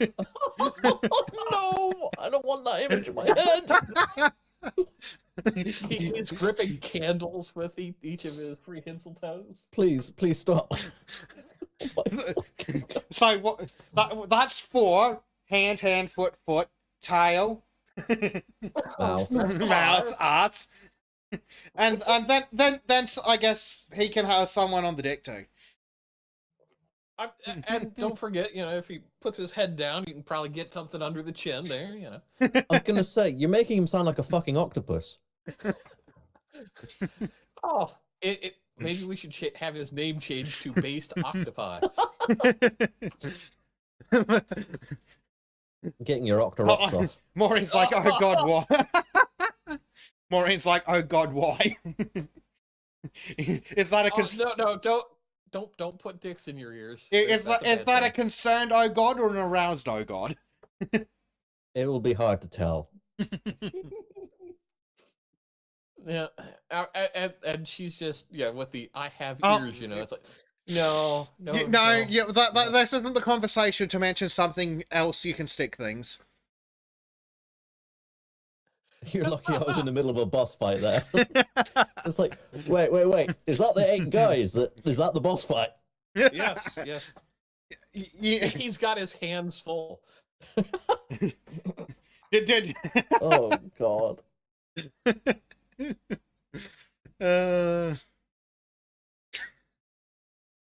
Sometimes I regret saying things. Yes, you should. Oh dear. Anyway, speaking of hordes of gay people, Antifa's been back at it again. Oh Lord. A gay man told me last night I would be a cub in the gay scene. A cute bear, apparently. Oh my fucking god. Hold it. So Okay, Bay State. We're gonna have to go to a gay club and then we'll have to report back. well, Crow will report back. Monkey will never leave. I'll be like, look, I left him behind. He was having too much fun. Monkey will end up basically as like the permanent mascot of whatever bar you go to. I'll change the name. It's Monkey Club. I think Monkey's a bit surprised that I'm inviting him to a gay bar. Bro, I dare you to take Monkey in an ape suit. To be fair, we've been to a strip club together, so gay bar is probably not that far off.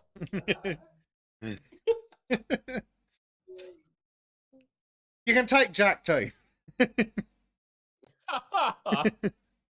Yeah, okay. We just have a competition to see who can get the most drinks. Yeah. Oh no, Medgar, looking for some Monkey Cloaca action. It wasn't me that started it this time. You know what the really sad thing is? I could just imagine Crow and Monkey, at the end of a night at the gay bar, both absolutely pissed, arguing about which one was it was hotter. Who got more drinks? Yeah. No, they think I'm prettier. They say, I'm going to open a homophobic gay bar. Gays are welcome, but we drop red pills on them. So that you're just going to have this podcast playing on a constant loop in the background. Oh my god. That actually would be kind of fun. How's your relationship with your father? How does that make you feel? Were you touched as a boy? Don't even bother. We know the answer's yes. Mark, it's like, I'm about to close the stream and go to church. Well, if you want some gay action, that's the place to go. Well, yeah, I mean, as long as you're a 12-year-old boy. Yeah, no. Catholic Church.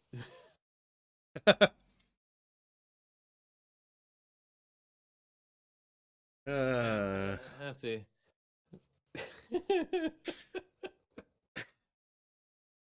Oh no, Billy. No. Oh no. How much Asper cream have you had to use since? Oh, do we actually need to start up a penthouse forums for Sultans? I mean, you do have the audio clip.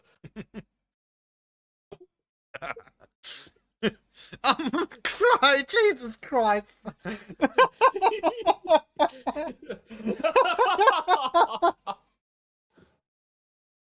But make sure that's on his own server.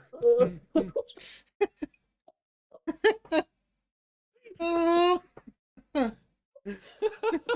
mind come up with that. Oh my god. Oh, for those of you watching or on Rumble, Crow has said rename Monkey to Based Gape.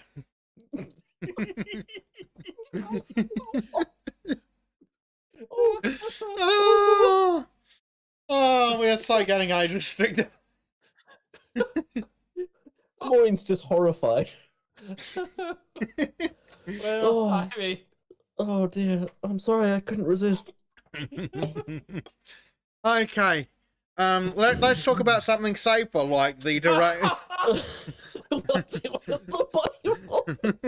I'm sorry, rename Monkey to what? Gape. Oh god. Oh, fuck. Anyway, trying desperately to read an article.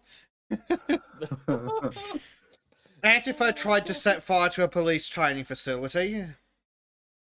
Not yet built police training facility. In a park that was basically, they're like, oh, save the trees. It's like, but there's no trees growing here. The arborists say there's no trees that will ever grow here. Yep, literally barren frigging earth. But like, I thought we wanted the police to be better trained. Only social workers. I can't remember if we want them to be defunded or better trained, or the only ones to have guns this week. Or not to have paramilitary equipment at all, or... Yeah. To be fair, I want I'd like the paramilitary equipment off the general duties officers, but there is a damn good argument for the SWAT team to have a fucking Bearcat. I was going to say, they want the police force from Demolition Man. Oh no, Ape changed his name on Discord. You guys will engage in verbal judo, yeah. Oh, dear Lord.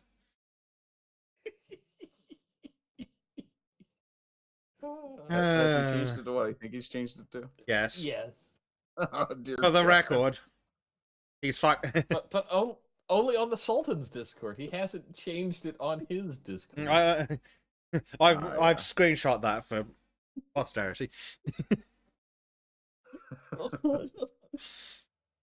Oh Lord. Oh, I love you, Based. I do. I swear. Oh fuck. So the funny part about this domestic terror attack is Turns out one of the Southern Poverty Law Center's lawyers was arrested and charged with terrorism. And he looks like exactly the kind of attorney that would touch kids. Apparently, he's an Yeah. attorney against the law.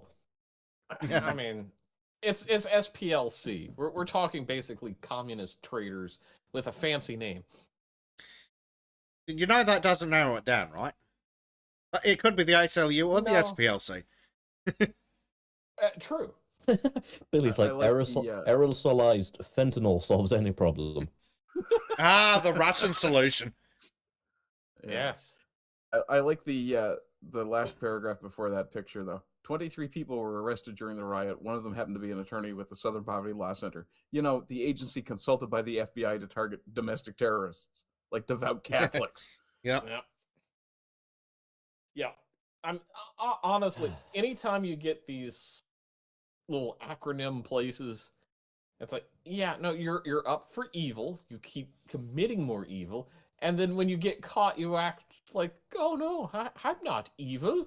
Yeah. Copy Maybe this is Pikachu what we need paste. to do. We need to start our own acronym organization and just be like, oh yeah, we'll take money from the FBI.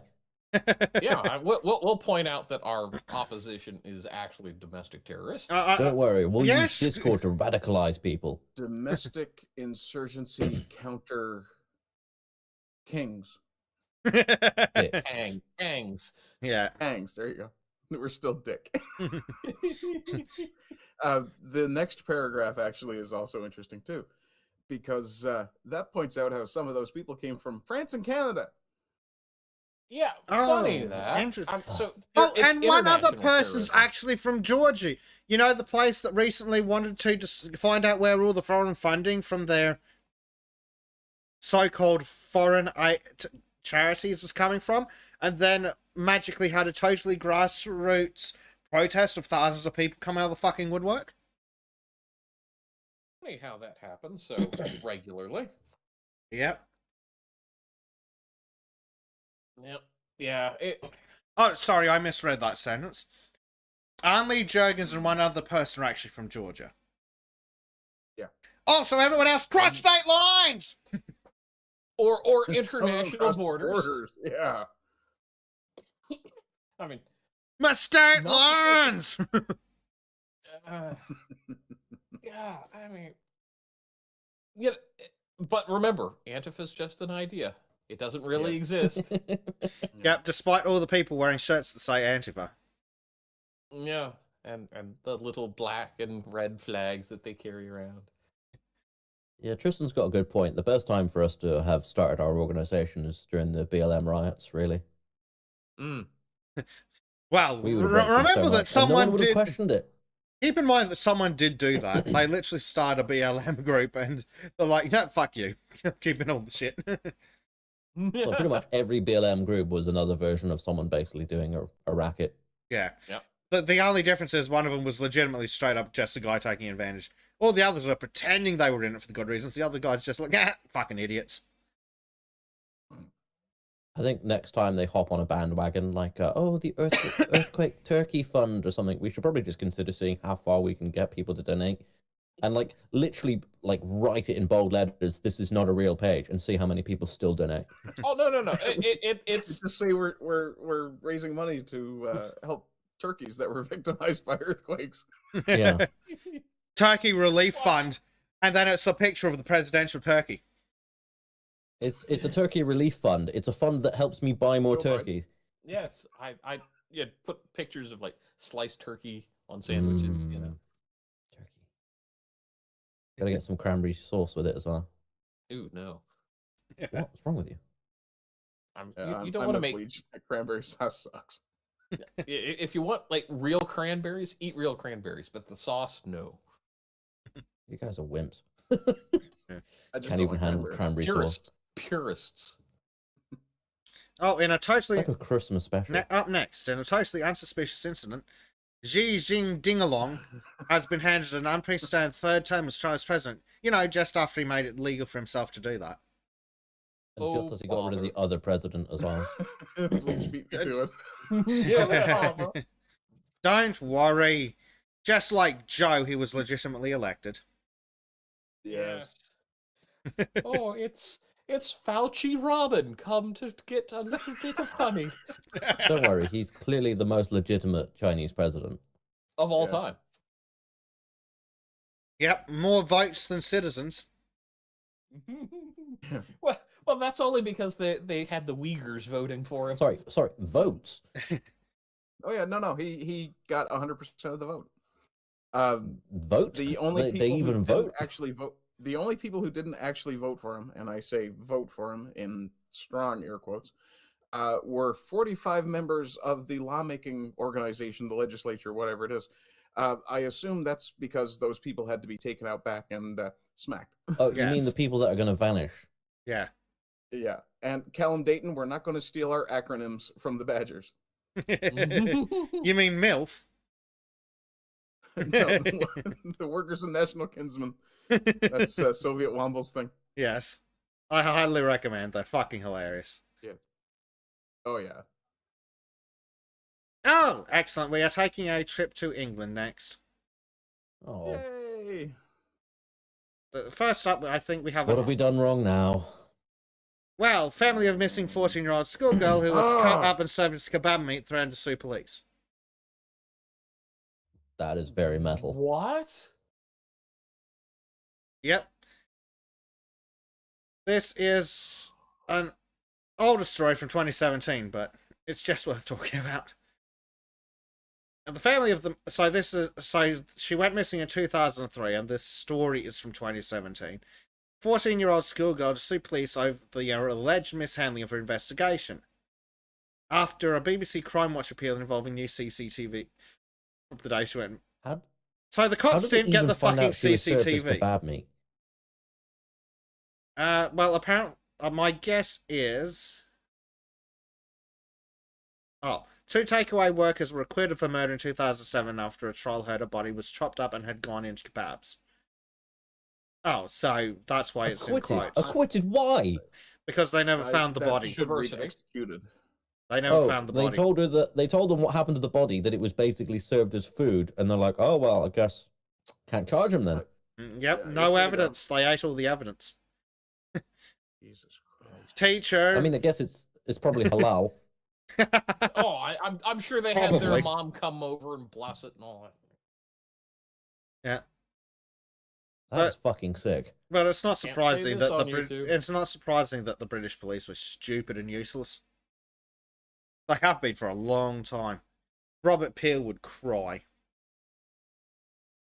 No, I suspect Robert Peel would go on a fucking shooting rampage. I'm surprised no one's just found those people and fucking cut them up themselves. I would have. Oh, if I well, was their that parent, would I would be- have found them and I would have fucking killed them. Yep. But that would be In Minecraft. rapist. Yes, that would be a hate crime. Yeah. Speaking of Suella Braverman You can't expect people from other cultures to react Yeah. in the same way that we would. Yeah. Suella Braverman defies European judges with law banning child migrants from claiming asylum. Home Secretary slams arrivals from safe countries who are rich enough to pay traffickers, as she wants 100 million people could come to UK under current rules. Only 100 million? Oh, wow, she's done the bare fucking minimum. And it hasn't even been voted in, I don't think. It's just been suggested. Yeah, look at this shit. Detections at UK border. Small boat arrivals. For 2022, about 47,000. And that's the ones detected. And how many of them go on to serve kebab? Yes. All Man, of that them, woman, of course. the mother of the child, has had a really hard time. Her other child, her son, died of a heroin overdose after never getting over her death. Ah, fuck. Jesus. That sucks. Yeah, oh, yeah. And here is how they're going to handle all these arrivals. Well, they're going to put 400 asylum seekers in a Welsh village of 1,500 people. A village that has no public transport, one shop, one pub, no capacity in schools, no capacity in GPs, no capacity in dentists, no capacity in local A&E. And no one consoled the residents, so they couldn't say no. Can Where we the just fuck are blow these up people the supposed place? to live? Can we start having like IRA style bombings? Do you think that would work? These hotels just go out of business because they're on fire. Yes, please. Well, there isn't. My question is, it's like, where are the damn provosts in Ireland when they're dealing with this problem? It's like, really, you guys were all about being Irish back in the day. What about now, motherfuckers? They're just pussies. But I mean, if you're putting 400 people, that's more than a quarter of the population. Where the fuck are these people supposed to be living? Yeah, well, they'll just, you assume they're going to be living. they'll just do the German solution and start evicting the residents so that the asylum seekers can move in. Yeah, replacement theory isn't a real thing, obviously. Yeah, replacement theory is just a conspiracy theory, just like 15-minute cities. Yeah. It blows my mind that they're sitting there going, 15-minute cities are just a conspiracy theory. Anyway, here's how we plan to implement them, and this is why it's a good thing. Yeah. Literally in the same article, mind you, we covered that. I can't remember if it was last week or the week before, but we literally covered that. Where the article's literally like, dangerous new conspiracy theory, 15-minute cities. Anyway, they are doing 15-minute cities, and this is why it's a good thing.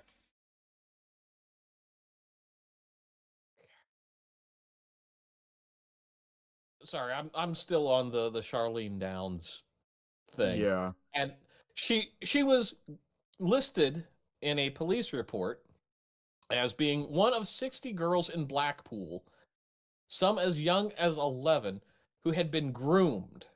Oh, look, another grooming gang. What a shock. Yeah. Yeah, I've said it before, and I'll say it again. I don't understand why a country with so many retired SAS is having this problem with grooming gangs. Yeah. But there is a solution to pedophiles. And we can't talk about that on YouTube. About it, though. Yeah. I have some very rumbly thoughts, shall we say, but even then. Oh, yes. Let's see. Up next, what do we have? Oh, yeah. Britain has officially banned thought crime. British Parliament passes law banning prayers outside abortion centres. What the fuck? Yep. Thought we'd get that from the American. That's just not even religious, and it's just like that's bullshit. Yeah. Like exactly. Yeah. And they're not out there praying to yelling, Allah. they're not out there, causing a disturbance. Like, you could understand if they were literally yelling their prayer at the top of their lungs, being told, "Can you just?" Well, it's like that. Use your inside voice. Yeah. If they were blocking traffic or something. If they were Muslim, do you think they would have the same ire? I reckon they would just be like, "Oh, we can't oppress these people." That would be racist. No, they would give them fucking megaphones so they could make their prayers louder. Yep, absolutely. There was a story I saw where they literally allowed Muslims to block traffic so they could pray in the road, and then they turn around and do this shit to the Christians. Yeah. So So they've got these bullshit buffer zones outside abortion centres to make it easier for people to kill their babies. And they've decided that they are going to... they tried to put in an amendment to specify that silent prayer and consensual conversations will not be included in buffer zones legislation, but that was defeated. So the legislation is going to make silent prayer and consensual conversations illegal. Consensual conversations are now illegal. Yes. Yep. But literally standing there thinking is illegal, Bleach. Yep. This is why we had our fucking revolution. Yes. Part of it. This is... I just cannot fathom laws of this nature. I mean, it's just beyond my comprehension, and I am happy to say that.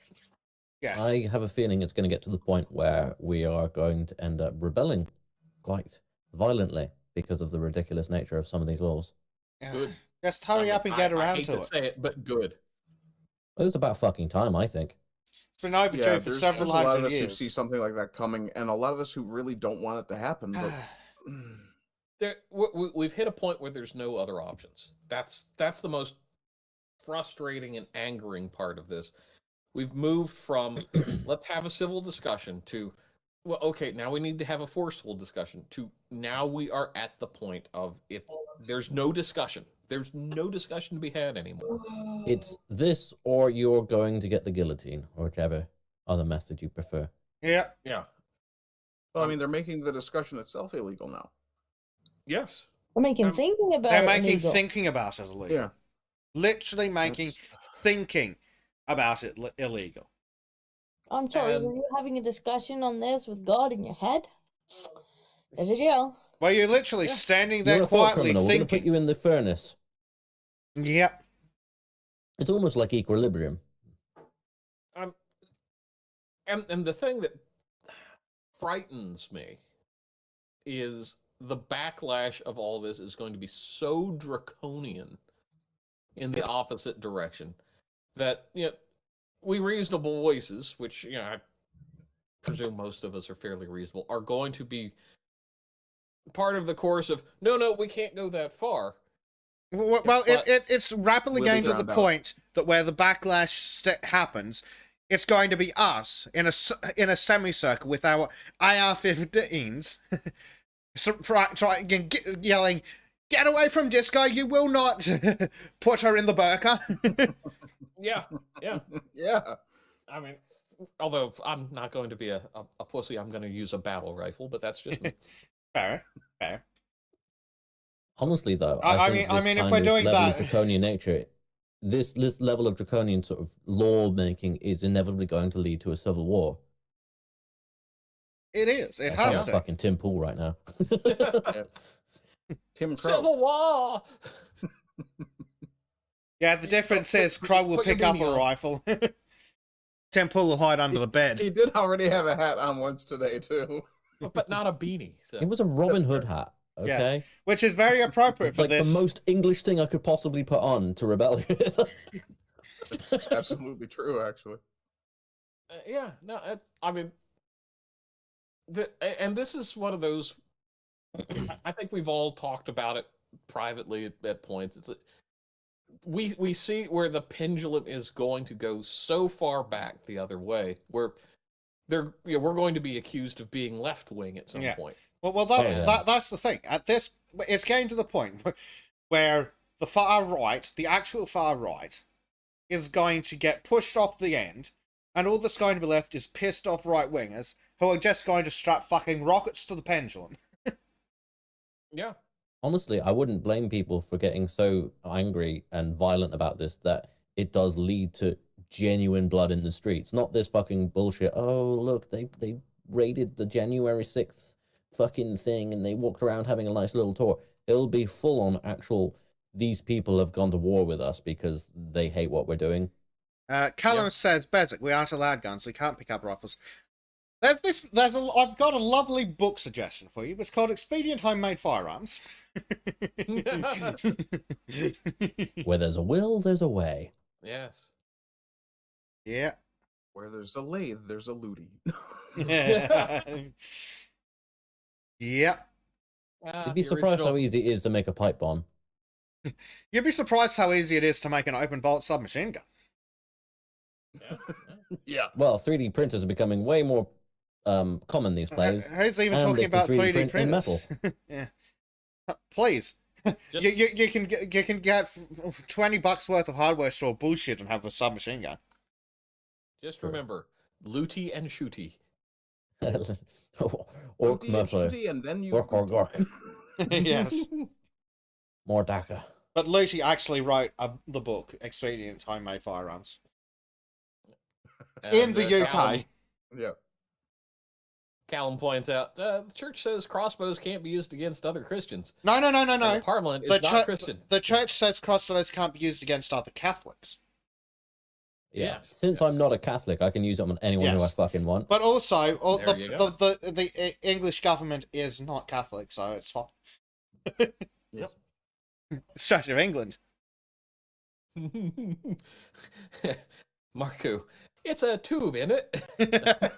Marco's a good boy and watches the good channels.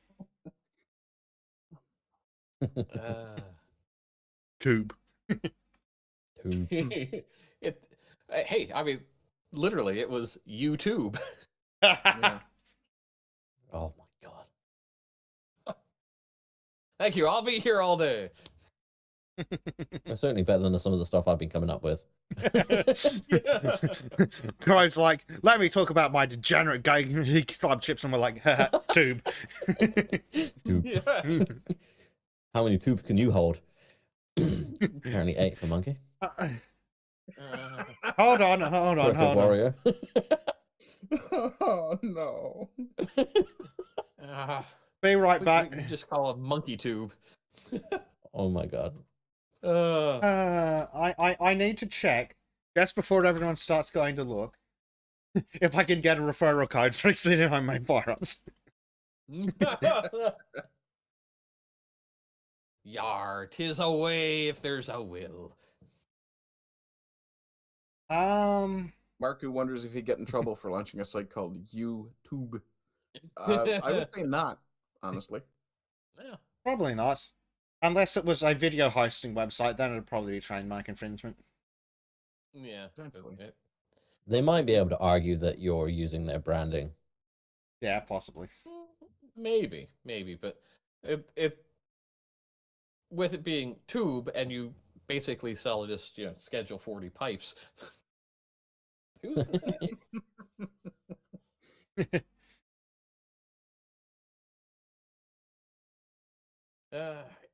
Yeah, I seeing this level of. Oh, Ludi's book isn't I on don't Amazon. even- That's a shame. I'm not shocked. But just this level of anti-citizen sentiment, which I think is the right way to classify this. And I know Carl and Bo have been banging on about the destruction of England from internal forces. Mm-hmm. And I think we do need to have some very serious and frank conversations on the topic. Just We'll have American militia decide to reinvade the UK, make it British again. I mean, honestly, at this point, I would say American culture is far more British than current British culture with the added diversity. Now, Yeah, that's probably true. a bit of a If stretch. you're in London, I would agree. Yeah, probably. Yeah, I mean, out in the countryside, yeah, I mean, it's beautiful, lovely places. I've gotten to travel a bit, and like I actually felt very, very happy seeing actual English, not just Actual British. English. You know, I used to want to travel the world, but now I just want to go crawl under a rock in Texas. No, not under a rock, into a bunker. Yes. Yes. But the bunker's It's hidden. disguised The as a door to the rock. bunker's hidden under a rock. Yeah. It has to have a big fucking Fallout door, though. Otherwise, Yes. you're not doing it properly. Yeah, and again, this is just from a traveler's perspective. Every place that I've gone that isn't a major urban/tourist area is so culturally homogenous compared to these,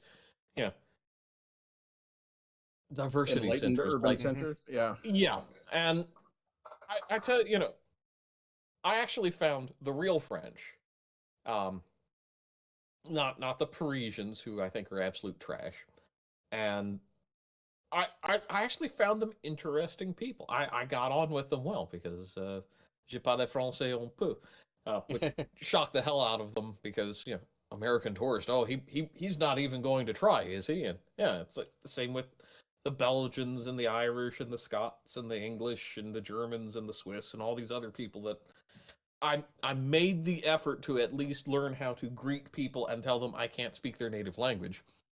And I got treated vastly different and also got local insight. And it's like, these people are like people when I travel across the United States and I don't act like a dick from New York. You see, what you've done, though, is you've made the mistake of culturally appropriating the language. It's Yeah. okay. The And I'll French do are it again. white, so it's fine. It is quite amusing to me that there is that standard. Whereas when you actually speak to anyone from any culture, they're always really, really keen to share what their culture is about and how their perspective of the world is different. It's almost Oh, as if the inner city elitist scumfucks have never actually met a person from the country they're whining about. Oh, no, no. They have not. I mean, hell. I'll put it this way: there were places in France where I'm like, I show up at a museum around closing time, and they've got these big, don't take photograph signs up all over the place.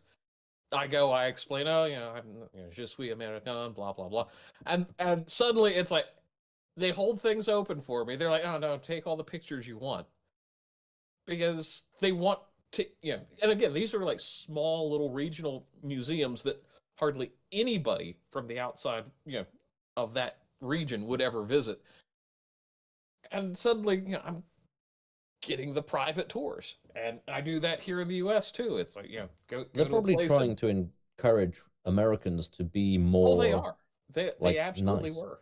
Yeah, and I just I've been to so many, just little private collections through the years, all over the place, and it's because when you actually engage locally and appreciate the culture, it's suddenly like, ha ha, we've got somebody who can advocate for us. Yes, funny that. Yeah, but I don't see that when you get people who are outside of that culture that move into those areas, and then they're just like, no, fuck off. We don't care. Follow the rules.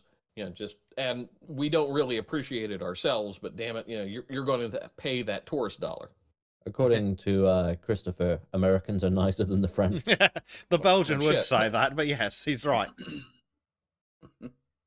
Also, Monkey says the proper way to greet people in Scotland is, all right, ball bag. I wanted to know if Ball Discord bag. can confirm. Can I like that. confirm. Okay. Very nice. So that's why I didn't get treated weirdly when I was in Scotland. Cool. Uh, I actually had a really nice time when I last went to Scotland because we went and stayed in a little Airbnb run by this little old lady, and she was fucking amazing. Like, she cooked her own fucking haggis and everything for breakfast for us. It was just genuinely really nice experience. That sounds awesome. nice. Very nice. Let's see. Up next. Political compass chart that Ardent got very excited about. Oh, yeah. Ooh. Yeah. So according to this, Suddenly right wing. What? so according to this, Donald Trump is more authoritarian than Stalin. What? Who made this? Some idiot textbook writing Blankstein. Yeah, the Dalai Lama is more libertarian than fucking Nelson Mandela. That's straight up not true. Bernie Sanders is perfectly on the is perfectly on the authoritarian centrist line. Hillary Clinton and George W. Bush are on the same side of the economic right. This sounds like a fantasy to me. Ron No, Paul this is ideology and is on the libertarian right. It's amazing how they don't have any actual libertarian rights. Also, Yeah, apparently Hitler is authoritarian, just slightly right of center. Margaret Thatcher is further right wing and more authoritarian than Hillary Clinton and George W. Bush. Mm-hmm. And Fidel Castro is only mildly authoritarian. Yeah, I thought that was good too. Oh, my cousin would have something to say about that. So this is someone who has been perpetually online, right? Oh yeah, that's another is someone good. who That's is another good completely point. ideologically That's a captured, point. yeah. Yeah. From someone in the comments there. Obama more authoritarian than Fidel Castro. I wonder where Genghis Khan would fill on this line, on this chart. I mean, he'd probably be right up there with Trump. Yeah. I didn't notice before, but Obama is actually there twice. They have 2008 Obama and 2012 Obama. Yeah, back when Obama was good Obama. Now he's evil racist Obama. But according to them, Obama is on the economic right ever. These are the same morons who are like, no, America's not left wing at all. It's like, really? Also, Bernie Sanders is that far to the left of Obama? Yeah, I mean, if the chart was closer to accurate, maybe, but And Yeah, no- if you move Obama and Bernie Sanders both 5 steps to the left. yeah. And we're talking 2012 Obama. yeah. Yeah. Actually, that would be like 8 steps to the left. Yeah, I'm fair. having trouble keeping up with the different versions of Obama that we have to deal with now. Yeah. Well, don't forget Basement Obama. Ah, yes. Or as most people refer to it, the Biden administration. As Billy Blogs is alluding to, Hitler was in fact a socialist. You know, member of the National Socialist Party. Mm-hmm. I don't know what that means. You know, I don't understand the. You know, I mean, left clearly wing. it means Everything's right wing these days. You know. Yes, yes. Well, these idiot leftists think Stalin's fucking right wing. Yeah. Yeah, because if 'Cause- Stalin was right wing, then they can just sit there and say, well, communism hasn't been tried the proper Yeah, left real wing way. communism hasn't been tried properly because Stalin was actually right wing. Yeah, real communism hasn't been tried properly because there are still people alive. Tal Blackout says Obama, Hillary, and W had the exact same economic policy. Yeah, loot and fucking burn. Yep. I mean, that's kind of my policy as well when it comes to, you know, immigrants. Yes, but he's talking about burning the establishment, not just burning the immigrants. Oh, damn. Yes. Total Blackout Okay, fine. says also foreign policy. Yes, give away as much shit as possible. Yep. At least W is like, well, we're gonna go break some things first. Yeah. I also maintain that if you're going to get into a foreign conflict, you need to finish the job and don't give it back. See Yeah. France, see Germany 3 fucking times. Mhm. Yeah, that's the thing. It's like, oh well, we can't go and fix these countries and keep them. Like, yes, you can. No, please do. This is why empire, like, America already is an empire. Just admit it already and get on with it. Yeah. Yep. And Yeah, it would be I mean, far I'm- better if they were open and honest about it. I'm just waiting to make Mexico America again. Full 1848, baby. Oh, yeah. You'd probably do some fucking good, you know. Honestly, Well, it would. Well, I'm- Certainly slow the cartels down, and that would keep China from importing all the fentanyl into Mexico so it could go across the border. Yep. But that's just a conspiracy theory, too, of course. I found it interesting that I think it was Lindsey Graham recently has been like, yeah, we need to use the U.S. Army to take on the cartels, and part of me is like, no, thank you. And then in the back of my head, it's like, yes, but if we capped it, Yes, I could be in. yes. We can send the U.S. Army to take on the cartels if we get to keep Mexico. Honestly, I think it would do Mexico a world of good to be. Hell, part it'd of do the United States. the United States a lot of good. You'd have a far smaller land border to deal with down the bottom of Mexico. Yes, and you could turn your attention to the real threat, Canada. I'm Damn sorry, I think Parker crossbacks. Carlson is right. You should use the American Army to come north about 200 kilometers and just liberate 90% of Canada. Well, there are a lot of Chinese Communist Party police stations up there, so Yes, there are. Yeah. comes like, are we sure the U.S. Army is up to fighting cartels? Yeah, well, that's a good question. Well, And in mate, the Space Force. I'd hate to find out at this point. Mm-hmm. Well, I have maybe a suspicion that if the Army did fight the cartels and the first wave or first series of campaigns ended badly, that you would suddenly discover that a bunch of men who went, I'm not fighting a foreign war for no good reason, would suddenly go, wait a second, what's this plunder thing you're talking about? Yeah. maybe that's it. You can keep all the drugs you find. This is Medger says, are you sure they're up to fighting Canada? Okay, Medger, to be fair, most actual Canadians who want to believe in constitutional freedoms, we would look at our new American overlords and go, hey, getting on. I'm To, just gotta be better than to fucking be Trudeau. fair, if you invite, if you started, no, I won't say that. if you start the Because I don't think I need to invasion, say You if always you have Hillary. if you start the invasion of Canada and Newfoundland, you could just go over with a spare rifle, chuck it at whoever you see, and they'll join you in the march west. Yeah, you'd think that, but we still engage in smuggling and poaching on a regular. So, So, what I kind of foresee with the invasion of Canada is the Quebecois would be the first ones to revolt. Just be like, yeah, sure, you've got Biden as president. We'll become socialist, sure. yeah, the Quebecois are definitely revolting. Oh, We. that's where you start dealing with the shibboleths.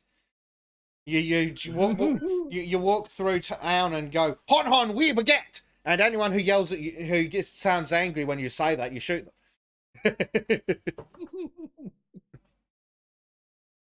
You just stick the Belgians on the French Canadians. I mean, I would give them a round of hands.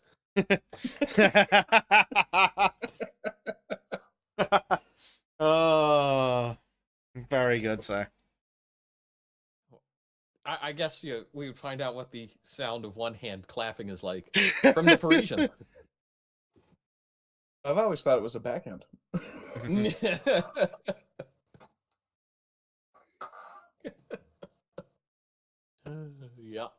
Yeah. Tristan says all the Canadians who have guns would welcome Second Amendment protections after 8 years of cut dough. Ain't that the truth? Canadian Yeah. Hitler, Dustin Castro. Yep. I mean, I honestly would see that as a win for everybody. Well, yeah. If we could just, clear out the friggin' environmental knobs at the same time. Yeah, it's all forms of communism. You put them on the front line. Telling me to come home.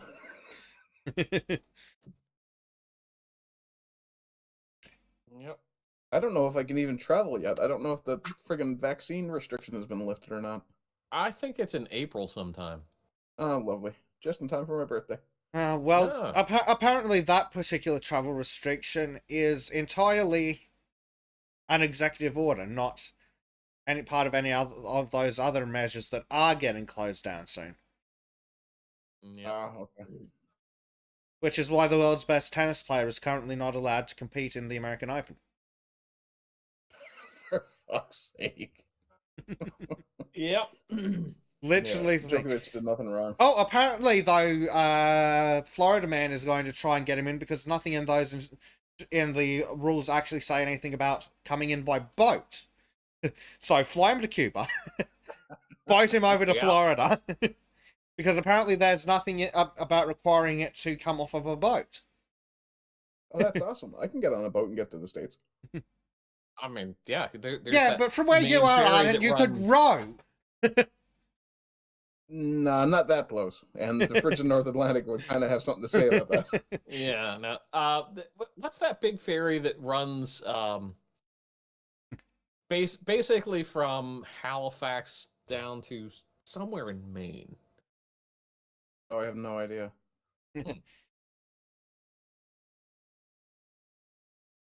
Is it Halifax? Or get off the ferry from Newfoundland to North Sydney, get on the ferry from North Sydney to the States. It's like, oh, I got lost. Sorry. Here's my passport. Took a wrong turn. Thought I was going home. Passport? No. Sorry. No English. I am from Romania. I come here for a better life. Clearly. Yeah, I thought it went from like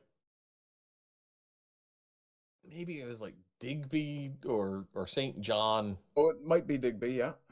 And crosses the Bay of Fundy and goes into like South Harbor or something like that in Maine. That sounds about right. Isn't Maine one of the most pro 2A states too? Not as hard to say like Montana or North Dakota, but okay. Montana is proper keep your rifle by your side country. Yeah, I was actually in Montana briefly, and one of my friends and I, we were driving, and this guy comes up behind us on the most souped-up four-wheeler quad that you've ever seen, pulls around us, no helmet, no shirt, wearing a pair of shorts, goes past us, and I swear to God, he had a shotgun and a scabbard on the back of that thing. Nice. Yes. Yeah. Because, I mean, let's be honest. You get up into the wilds of the upper Rockies, you better be packing. Yeah, you need to be ready for bear. Literally loaded for bear. Literally.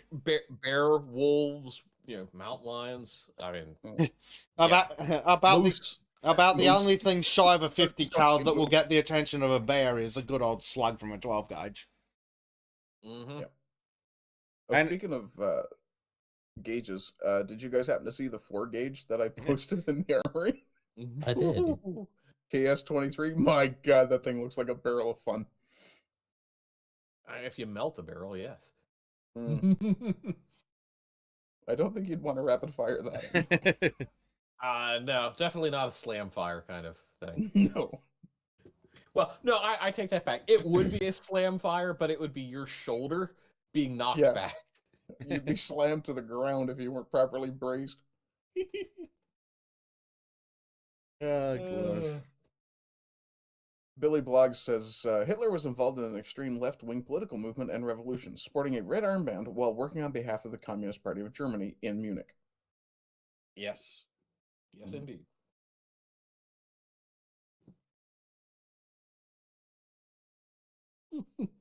Yeah, and yet somehow he's a centrist. Sure, he's Yeah. authoritarian. They got that much right, but Ooh, but how there do we you go. even get a centrist authoritarian? You got to cross your eyes and hit yourself with a brick 3 times. Oh, so you had to become one of the British Royals. Yes. And here I was thinking that you took Tim Pool and doped him up on testosterone. No, if you dope Tim Pool with testosterone, he becomes a conservative authoritarian. Yeah. True, it does And he seem to would- be when you dope people up on testosterone, they become conservative. And, Or at least and more remember, he'd have to conservative, pull that fence out of his ass with any testosterone. Yep. Yeah, this is Midger says a full-on authoritarian centrist is someone who really wants everyone to get along. Yeah. Oh, is that what radical centrism is going to become? Get along or we'll kill you. Yes. Oh, dear. And apparently, if you dope Tim Pool with testosterone, he becomes a confident teenage girl. Nice. With flowing locks of hair. True. Oh, God. Yeah, as opposed to my hairline. Just hidden under a beanie. Honestly, the beanie just makes him look like he touches inappropriate people in inappropriate places. Yeah. Well, I mean, that's what happens when you're from Chicago, apparently. Speaking of Chicago, Lori Lightfoot is gone. Woo! Wait. Ding dong, the fish is dead. She's back! No. Ding dong, the fish is dead. Monkey. Hey, you there! Find a balanced resolution or off to the gulag. Fucking Hitler on the fucking economic right. Fuck's sake.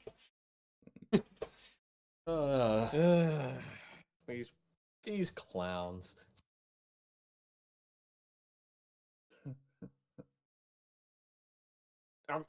Yeah, I mean, at least they have Nelson Mandela on the left and Gandhi.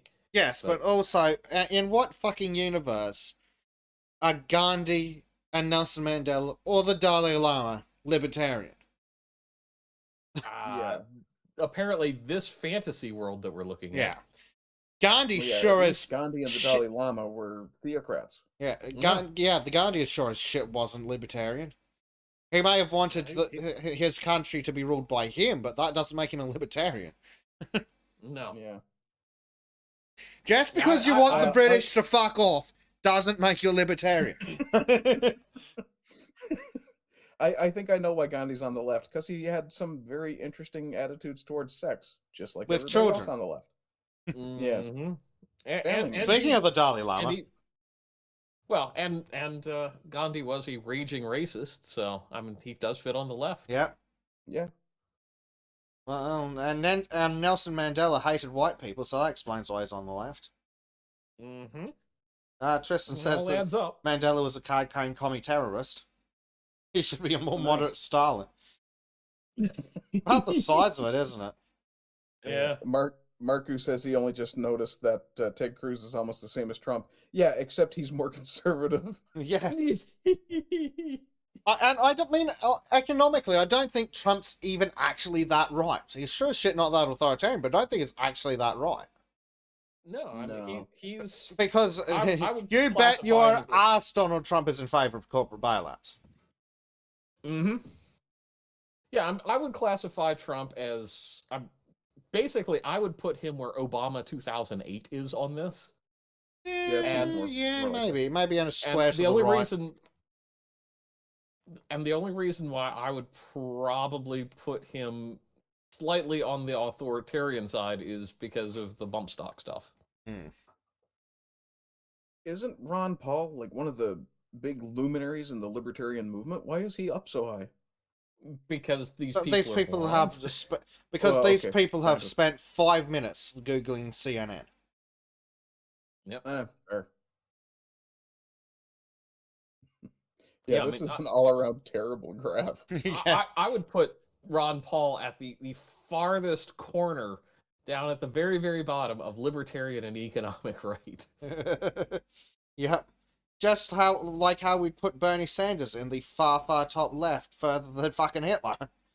The only difference between Hitler and Bernie Sanders is that Hitler knew how to get shit done. Yeah, I don't know if Bernie has ever made the trains run on time. No.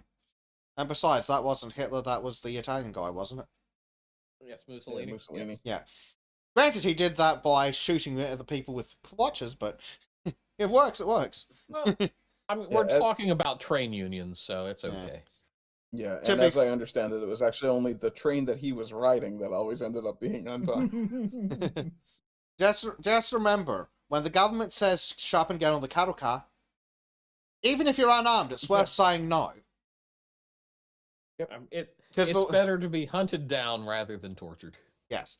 It is better to be shot fleeing than sent to the concentration camp. Yep. At least then it's fucking quick. No, I'd rather go down with my hands wrapped around some asshole's throat, but that's me. Well, that's it. Sure. Actually, that's what... It's completely irrelevant, maybe. But that's what's always got me about all these TV shows where they have someone dig their own grave. If you tell me to dig my own grave, I'm going to get a couple of shovels in, and then as soon as I see you look away, I'm pelting the shovel at your head. Yep. My choice... I wouldn't even do that. Go ahead. Like, if my choices are dig the hole and then you shoot me, or try and kill or swing the shovel at your head and maybe you'll kill me. Like, come on. Yeah. When you're dealing with 100% certainty, 99% is fucking better. It's an infinite improvement. Yeah. Yep. My first shovel full of dirt is going at your face, and the shovel is coming very quickly behind it. Well, see, the thing is, you don't do the first shovelful because they might be expecting that. You do a couple, and then as soon as they relax, as soon as you see the tension drop from their shoulders, yeah, shovel at the face. Yeah. Just beat them to death with the fucking shovel. Take their gun. Oh no, you don't beat them with the shovel. If you've done any reading about World War I trench warfare where they're using entrenching tools. Oh, cut their head off with the shovel. Yeah, sure. Yeah, I've read accounts where if they hit with the right force at the right angle, they can basically cleave someone in half from the shoulder down through the lungs. And it's just this is horrifying.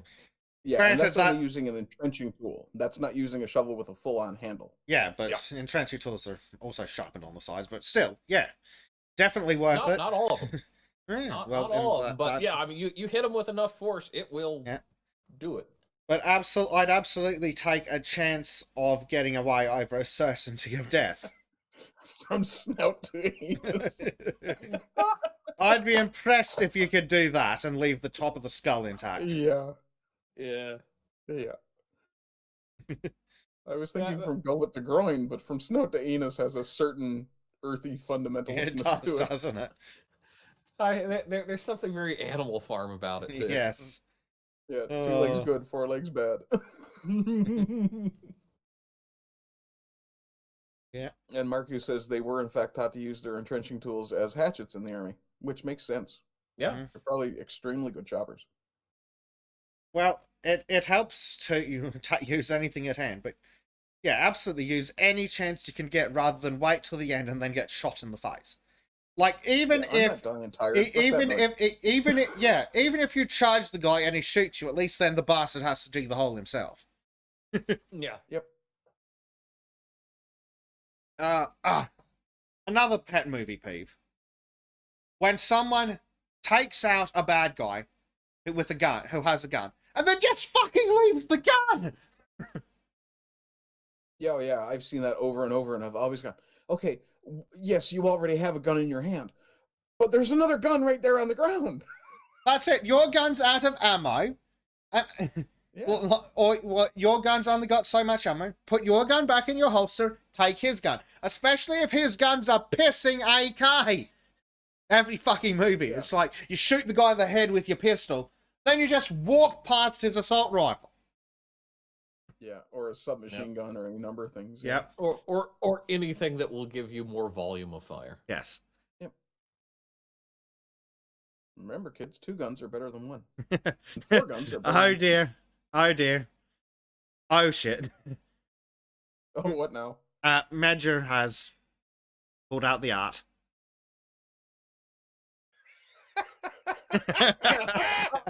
Oh, God, and Crow is not here to see it. It's beautiful.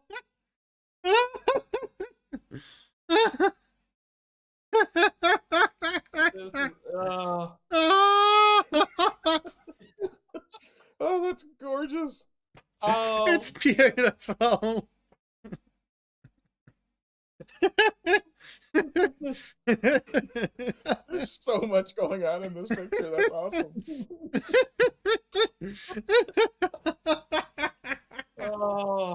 Oh, that is beautiful, this art, Major. This is just. Oh. I love when chat just starts throwing this shit at us. It's great.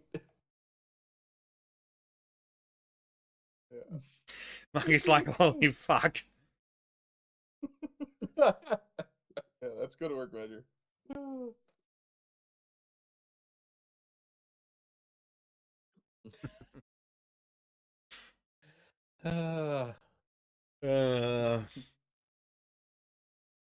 He says Marku says he thought Monkey was supposed to be a bottom.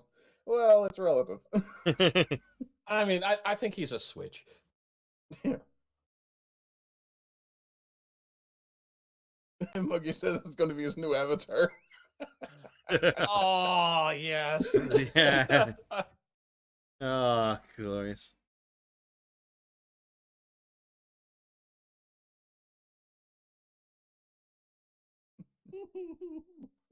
Oh dear, oh dear.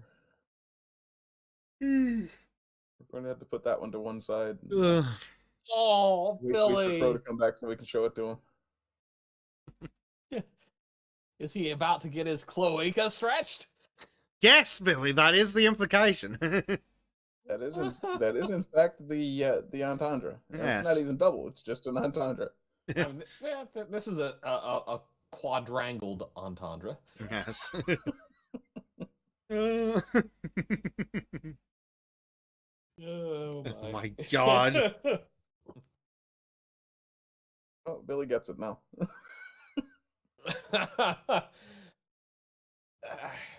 And Callum Callum, I'm says going he's- to be hammered. Oh. Yes, by Monkey. Yes. Don't be too hammered, Callum. Don't forget I'm doing my 200 sub celebration tomorrow. That's going to be an hour and a half of pretty much entirely AMA. Yes. Oh, dearie me. Yes. All right. Are there any things that you guys want to cover? Because otherwise, I am particularly exhausted today, and we might do a short one. Okay. I've Let got me have a time, look but at if you guys something. want to cover anything, now is the time to do it, because otherwise we'll run a short one. No, I'm. Well, Tristan's mentioning the bank collapse. That might be a good thing. I But hope it is.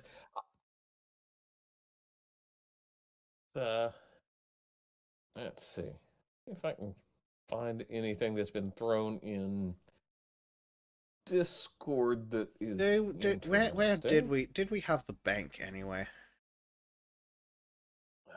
Can't remember. I'm seeing some videos, which fine. Oh, Did someone post it in live shows or something? there's one in. Oh, I posted a PDF for the expedient firearm thing in live shows just a minute ago. Went looking for it. I couldn't find the book on Amazon Canada, so I thought, fuck it. You might want to hit enter on that link and actually post it. Are you serious? Yes. How much of a boomer am I, for fuck's sakes? So there's a quick article. What's there?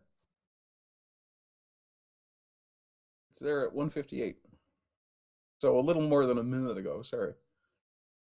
You should be. You should be. In live shows, you reckon? Yes. I tagged you in it, Bezic.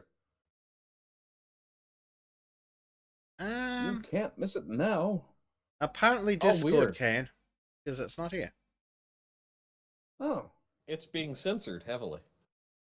Interesting. Yeah. Well, that's wonderful. I will just copy that link. Open that in a new tab. It's just straight up not showing it in live shows for some reason. I hope it's just Discord being shit, but let me try this one. I think that's a shorter link there. Hey, that one posted. Yay! Actually posted this time. The Discord has been doing some funny shit with their whatchamacallit? Privacy terms policy. of service lately. Yeah. Probably did a quick edit. And Monkey has apparently started another Discord, or restarted his old one. Yes. He started another Discord because he's a silly man and he got rid of the old one. Now we need to grab that image that Medger posted, throw that directly in there. I'm not entirely sure I understand the context of this cartoon.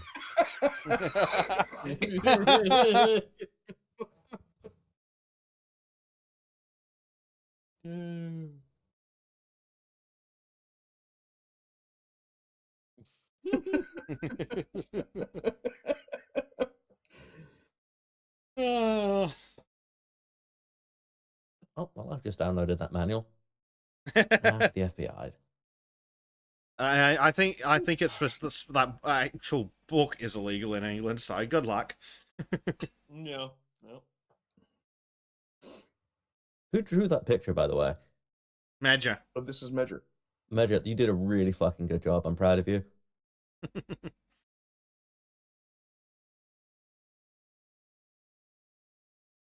So the Silicon Valley Bank has been shut down by regulators, and the Federal Deposit Insurance Corporation will protect insured deposits.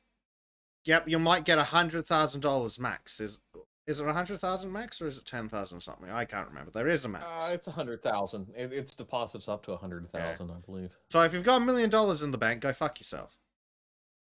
Yep.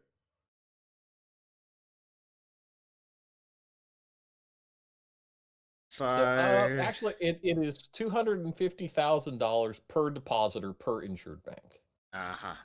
For each account ownership. So basically, if you have more than $250,000 you're shit out in one bank, you're screwed. An idiot. Yeah, and honestly, if you've got that much money in the bank, I think you're doing something wrong. Yeah, that kind of money should be working for you. Yeah, it should be in the Bahamas somewhere, hiding from the fucking federal tax man. It should be on diverse stocks and things. Yeah. So, is there anything?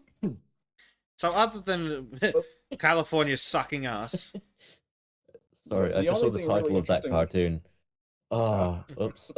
The only thing really interesting to me about this story is that there's a lot of tech startups are going to be having a lot of problems because of this, and I'm wondering how many particular pieces of technology that ends up putting in the hands of big tech that we would not want in the hands of big tech.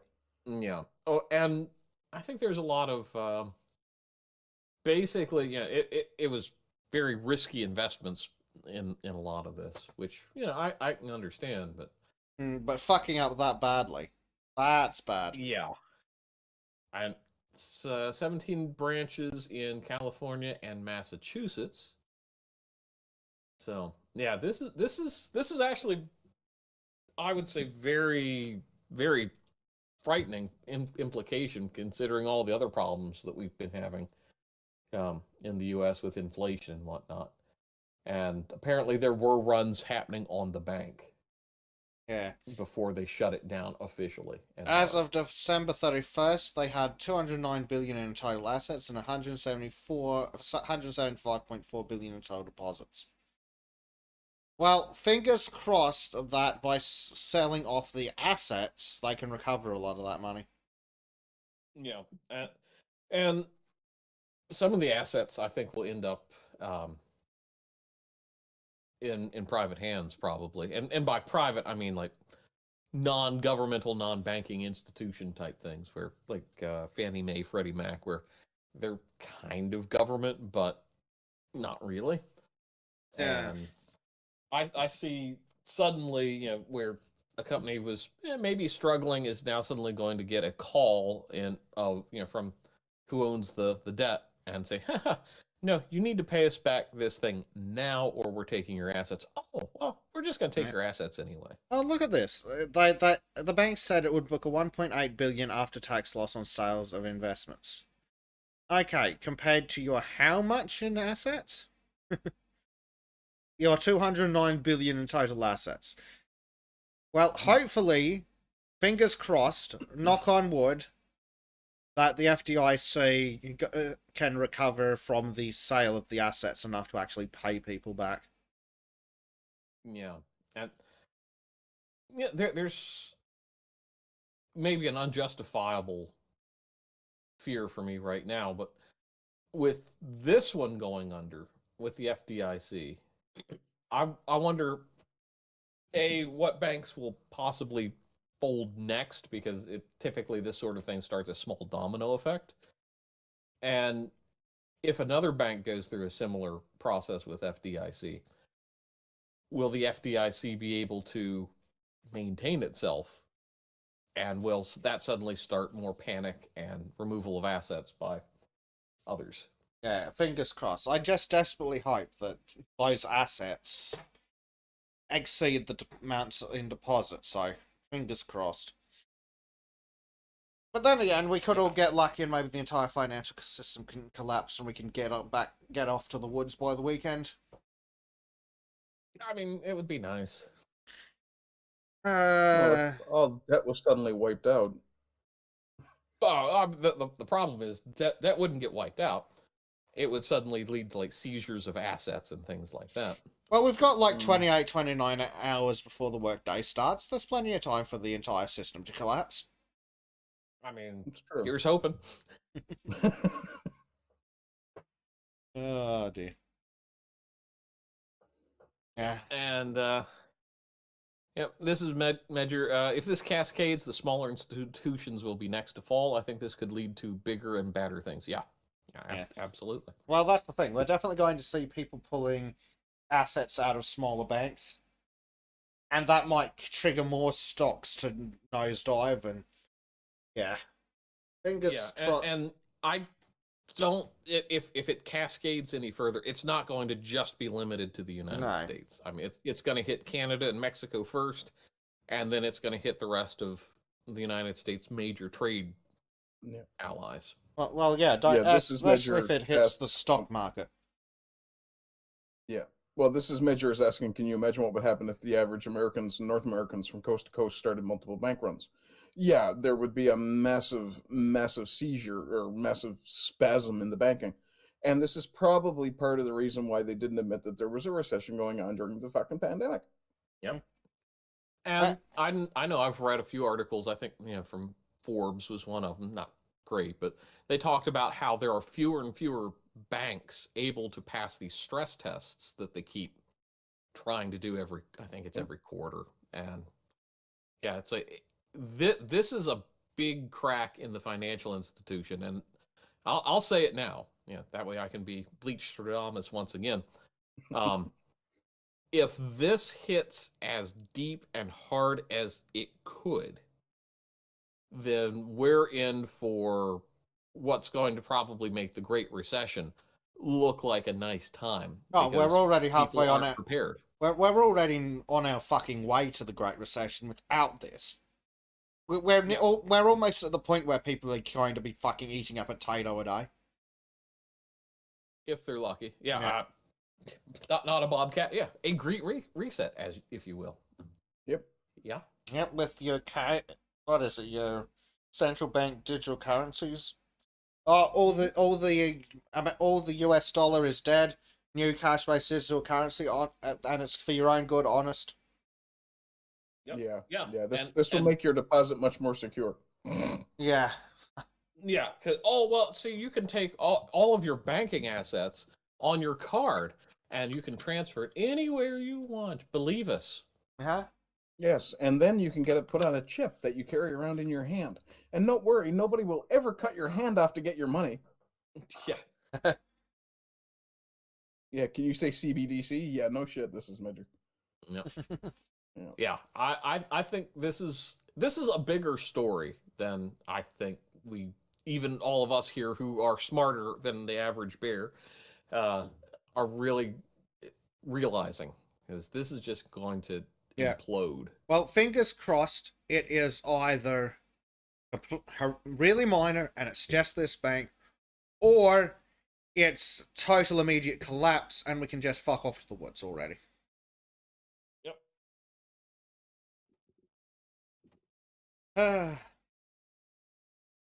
So, yep, not a bobcat. You are correct. Everyone needs to be able to defend themselves efficiently. Yes. Yeah. A real shame I'm Canadian. Yeah. Can't be perfect. Well, I can make a spear in a fucking hurry, so. Yeah.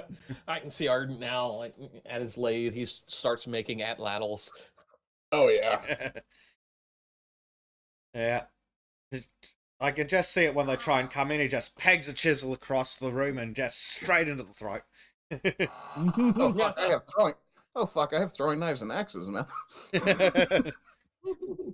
Excellent. I'll take a motherfucker out with a pen from across the room if I have to. Worst comes to worst, I've always said I will beat a motherfucker with another motherfucker. You'll rip his arm off and beat him with the wet end. Yeah. Or snap it and stab him with the pointy end.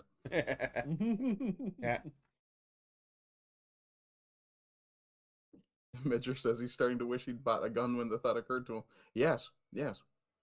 Sadly, even if I went out to buy a gun, it'd take me like 6 months to get it. Don't go to the store.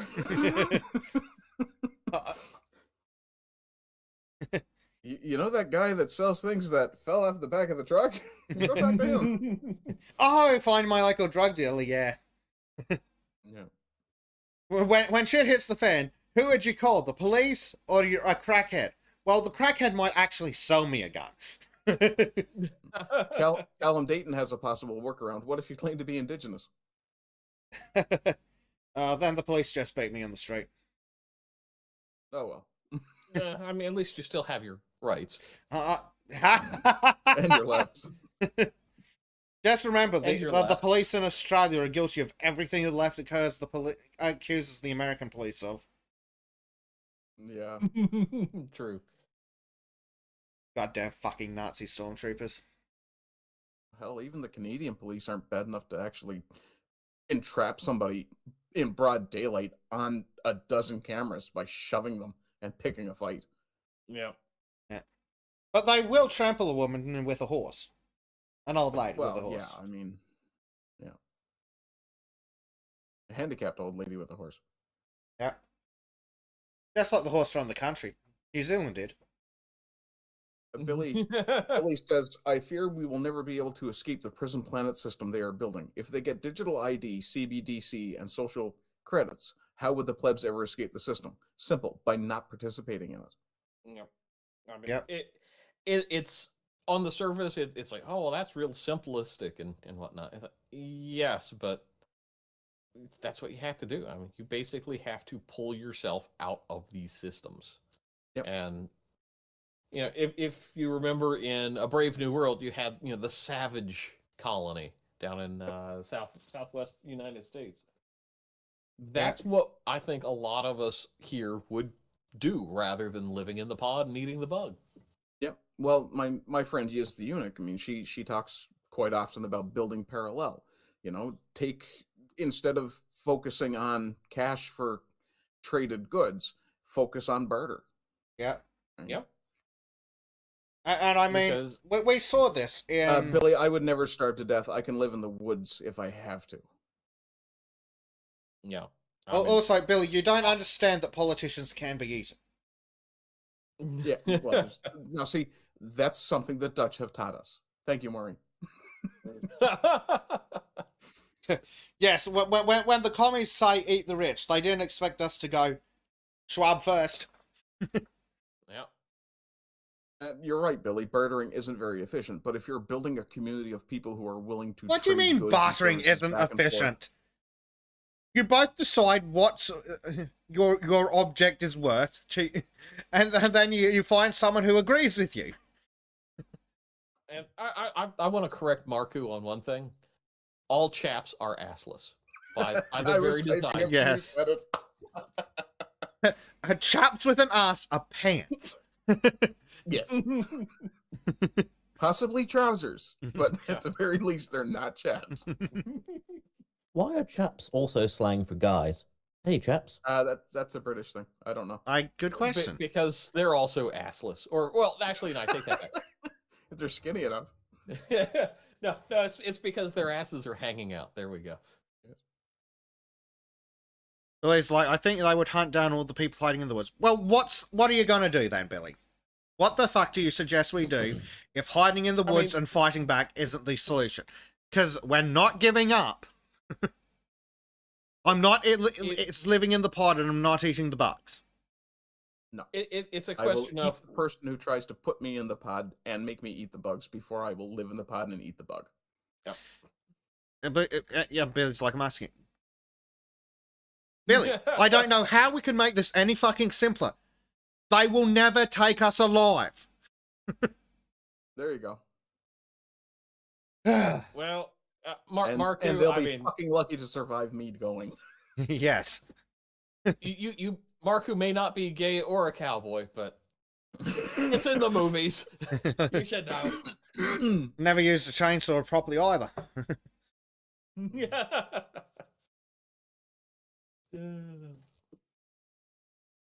What if they mandate Neuralinks? What part of they will not take us alive?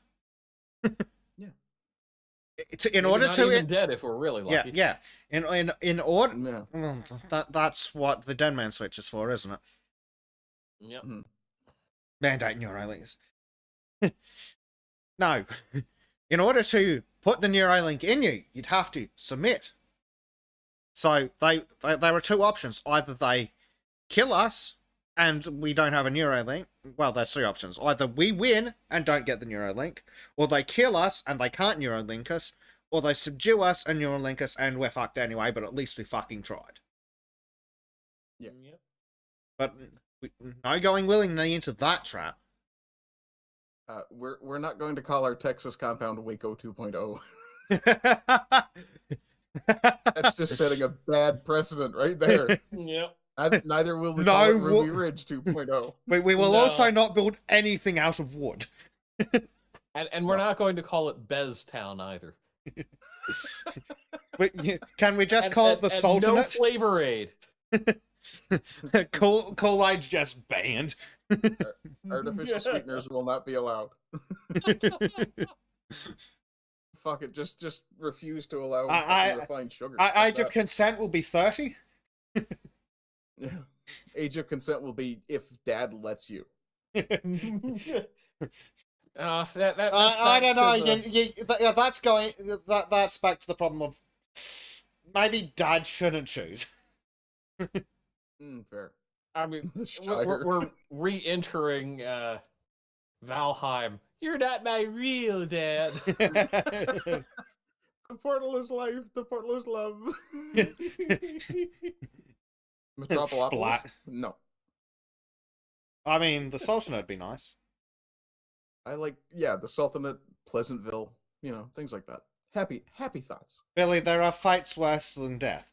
And the re-education camps where they steal your organs are one of those. Yep. Yes. Yeah, imagine trying to survive with no liver. Yes, I believe Brave... That's just you being re-educated to dead. Yes. Yeah, that's true. I believe Braveheart, for all the silly movie it is, gave us the statement for this situation. They may take our lives, but they shall never take our liberty! Yes. Yep. Take my gun, I'll build one. Take that one, I'll build a spear. Take that one, I'll hit you with a rock. Take my rock, I'll bite your fucking leg off. Take my teeth, I'll gnaw on it. I'll spit in your eye. Yeah. Take my teeth, I'll sharpen my nails. Yep. Yeah. Take everything but my brain, and I'll still think you to death. Yeah. To quote a great poet, I will not go quietly into that good night. Indeed. Yep. Rage think- against the dying of the light. I think that's the right one. Yes. Yep. It's Dylan Thomas.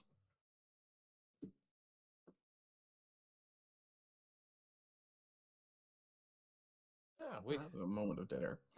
Yeah. I was just thinking, it's like, I think that was a pause for reflection moment right there. it was actually, because I'm just like, man, I need to get back into reading some English lit. Yeah. Ah. I suddenly want to read Locke for some reason. Gee, I wonder Yes. why. Yeah, I think we've hit a massive inflection point in this world, and And I can actually give Billy a little bit of a hopeful note with if we're going to kind of come out of this conversation at this point. Don't forget, for all its technology, all of its supposed ambition to win, and all of that, the United States military was basically driven off by a bunch of sheep herders. Yep. A bunch of inbred hillbilly hicks. Twice. Yes. And I think it's also worth pointing out all the technological terror that could be placed upon mankind. Sometimes all it takes is unplugging, and they can't reach you if they can't figure out what you're doing. Yeah, drone's not going to be much good if you can set off an EMP. Yep. Well, a drone's not going much good if you're in the operator's house. This is true. And that is something that the idiots who keep going, oh, you can't fight against the United States military. Don't need to. Can't drone bomb me if I'm in their house with their wife and kids. Or their husband and kids. You know how these guys are. Yeah. Yeah. Or they're it and kids. Or their polyamorous coupling or whatever the fuck it is, and their adopted children's. God. Okay, Pete Buttigieg.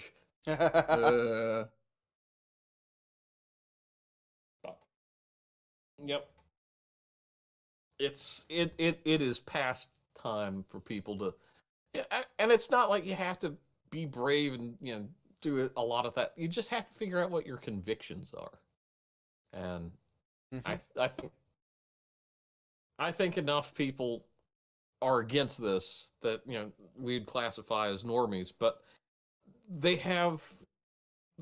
don't hear the voices that are ringing true to them about how bad this is, and they just put their heads down and live a normal life, quote unquote, Yeah, because it won't they have happen to nothing me. else. Yeah. Yep. Normalcy bias. Yep. Yeah, they'll leave me alone as long as I don't bother anybody. No, they won't. Yep. Oh, as long as I follow the rules, I'll be fine. And then they'll change the rules. Yeah, until they change the rule. And Yep. and then they came for me, and there was nobody left. So yeah, I think it would be a fair thing to ask. Yeah, chat. It's like, what's your personal red line? I think we all have our own here. Well, I am not. And- I am not accepting the brain implants. That's for sure. Yep. What about the brain slugs? I mean, Also that would no. be much more acceptable. But So you have to have the brain slug to help you fight against the brain and chip. I'm rapidly approaching the position of if it infringes on my personal right to choose, you can go fuck yourself. If I remember Yep. correctly, that's a Stellaris mission where you can choose to take the brain slug or not. That's nice. And Billy asks, do you think Americans have the cultural tenacity to wait out the U.S. military? You'll need to, at the very least, get to working, pumping out lots of kids, train them.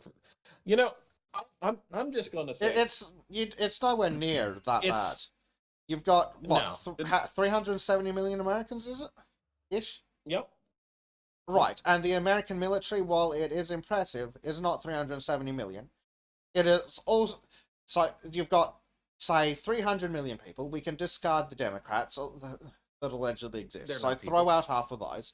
So you've got 150 million people with 400 plus million guns. Yep. Because it's like 1.5 guns per American, but we throw out all the Democrats. So that's like 4 guns per Republican. Yep. Yep. And I'm just gonna say, as far as like the cultural tenacity side of it, yeah, I mean absolutely, because did it before. It's not going to be you're in a constant combat kind of bullshit. It's sometimes you just need to go someplace quiet and wait. And let's be and here's the thing. I think if they did get to the point where they ordered the military to fire on civilians, Biden would... Sorry, no. I need to be very careful about this. If they did get to the point where the military was ordered to fire on civilians, let's just say that the chain of command would break, and there would be a rapid reassignment of the top echelons. Oh yeah, I don't see. Yeah, the United States military would fracture into thirds almost instantly the first time that happens. And we're talking not the reserves, we're talking regular full duty military is going to break into thirds. Yeah, almost immediately. The ones, the order followers, the do nothings, and the resistance. Yep. And even those that would be on board initially, I think would start questioning things over time. So, especially if you have a resistance that isn't stupid, then... Callum says it, and Callum says if this is an infantry fight, numbers would probably count, but armor technicals, arty, and air support are a force multiplier. See Afghanistan and Iraq? Yeah. I mean, yes, those will have weight, but yes, when you have to fight every damn town, no matter how small, is either going to be engaged in its own civil war. To take and hold land, you will always need infantry. And the infantry are going to be less likely to want to go... I don't know. Where's Fort Bragg again? That's the big one, right? Oh, that's in North Carolina. Right. So, do you really think that all the soldiers at Fort Bragg are going to be off trying to retake Wyoming? When the North Carolinians are going, see that town over there that's full of all the military wives? Yeah, that's ours now. Yep. Yeah. I mean, to be fair, Vietnam is probably going to implode itself the moment it happens. So. Oh, yeah. But Yeah, there's also another aspect that Billy might be missing here. And it's not just, and actually you guys might be as well. In Afghanistan, there was almost no concern about members of your own military sabotaging or stealing your equipment to give it to your enemy. yes, correct. I mean, other than your president. Yeah.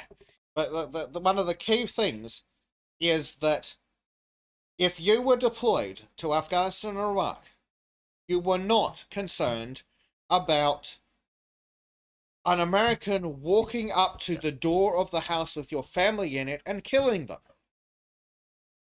Unless your family lived in Chicago. No, that's a daily occurrence, though. And that's the thing. People are going to be concerned about the welfare of their loved ones. They are not going to want to go all over the place when there's a bunch of rednecks in a fucking pickup truck hooting down the main street of their little military town with rifle fire out of every possible angle. Yeah, and those are just the guys you can see coming.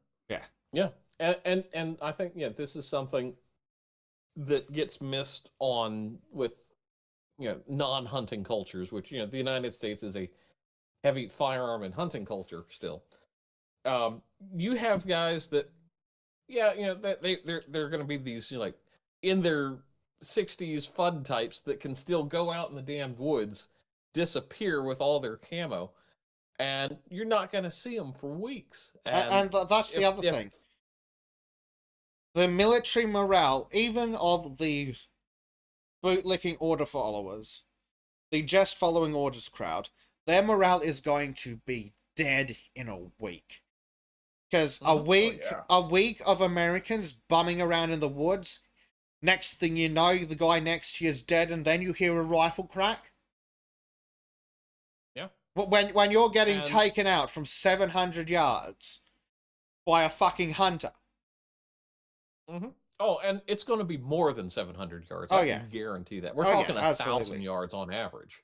We are going to have people who have spent decades shooting deer at miles. You're going to be in constant tension, constant panic. Every time you step out of the wire, it's going to be worse than Afghanistan. Oh yeah, because like you don't even have the advantage of going, that guy's brown, so I can't trust him. You won't know when you're patrolling through town whether that person walking past you is just on their way to bank or whatever, or they're about to pull a gun and do you at close range. Like, they had these worries in Afghanistan to an extent, but they could at least assume that everyone who was, brown was the bad guy, and they could take steps to disengage. And I think the other thing is, so many average Americans have probably better firearms training than most military in common caliber, common weapon type stuff. It's true. So you've got, especially if suddenly things go wrong and there's foreign intervention. I would not want to be a foreigner coming to the United States to do peacekeeping duty, because you're going to be slaughtered from all sides.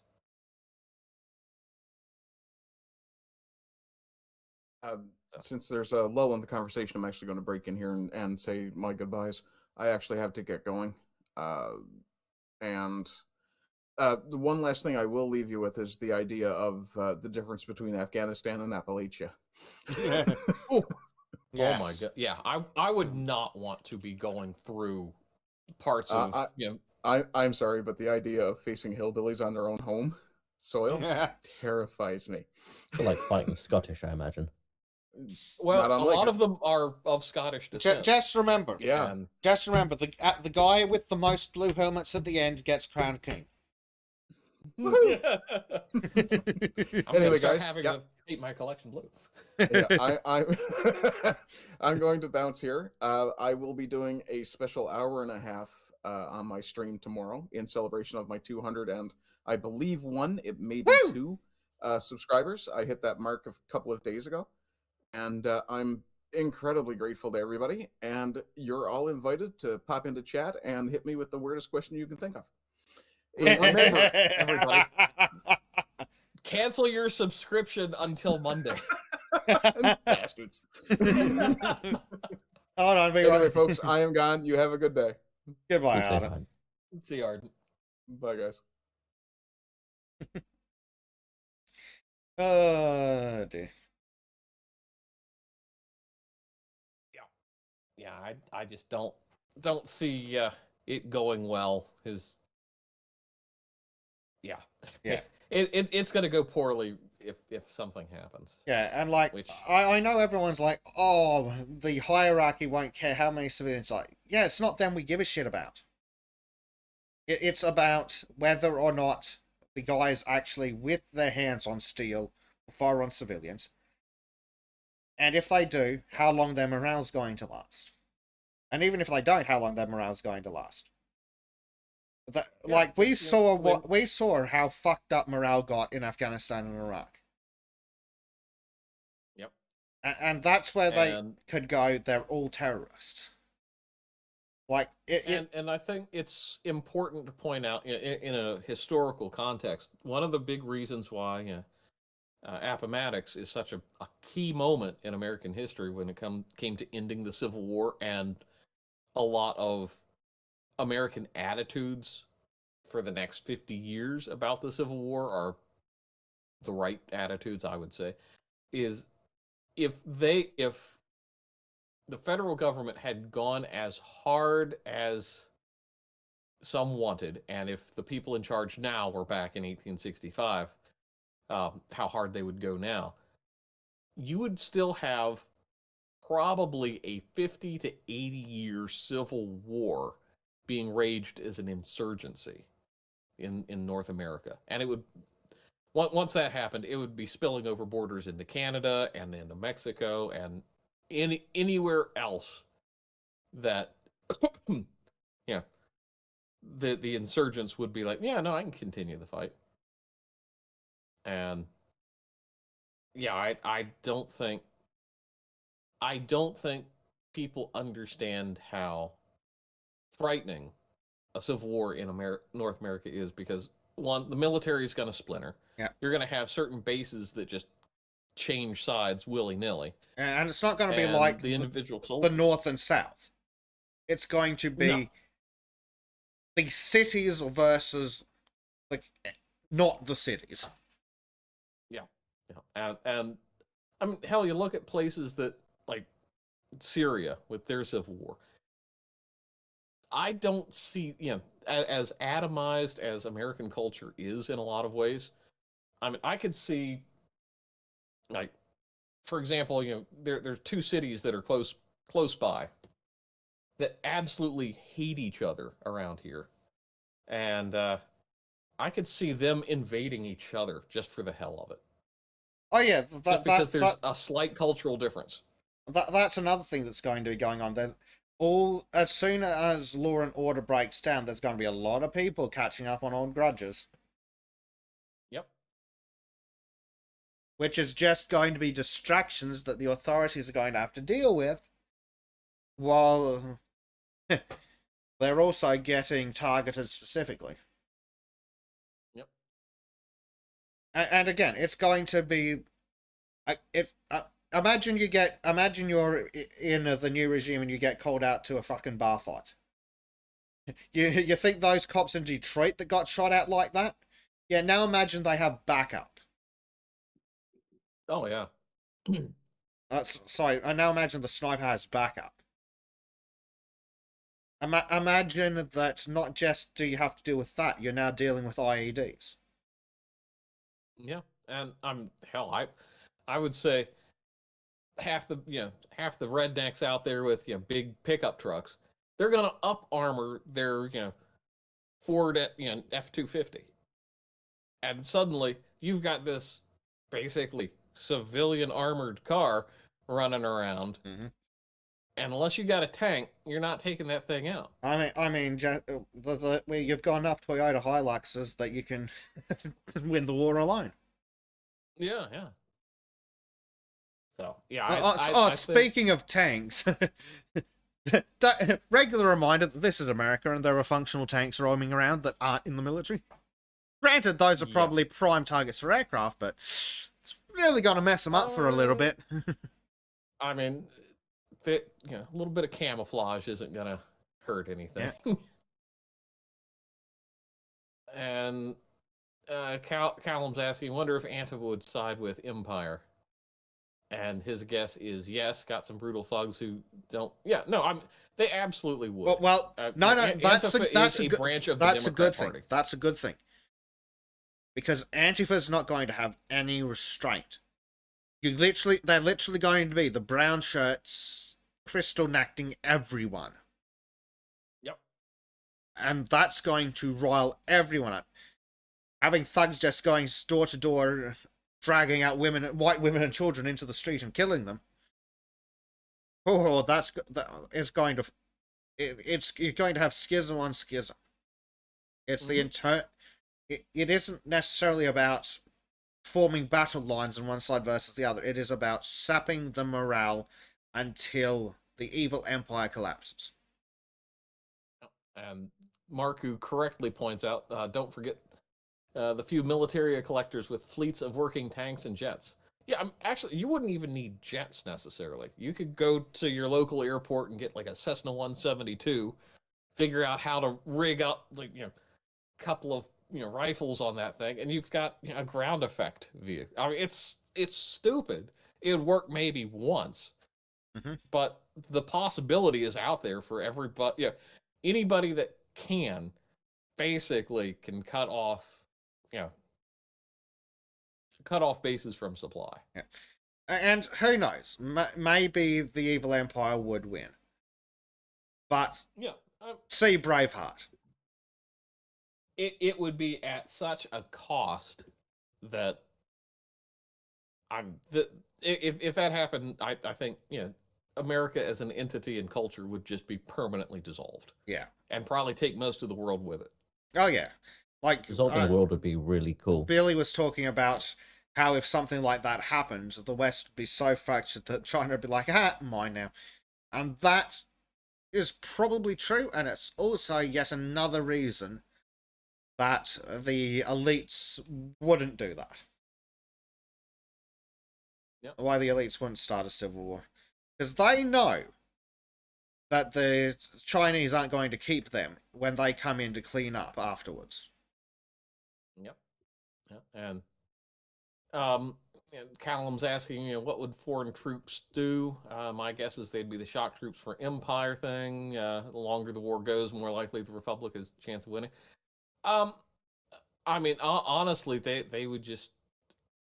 they wouldn't last long enough to be shock troops for very long. And he says, so the Empire needs a quick, brutal compliance to it. And that's the thing, they'll never get it.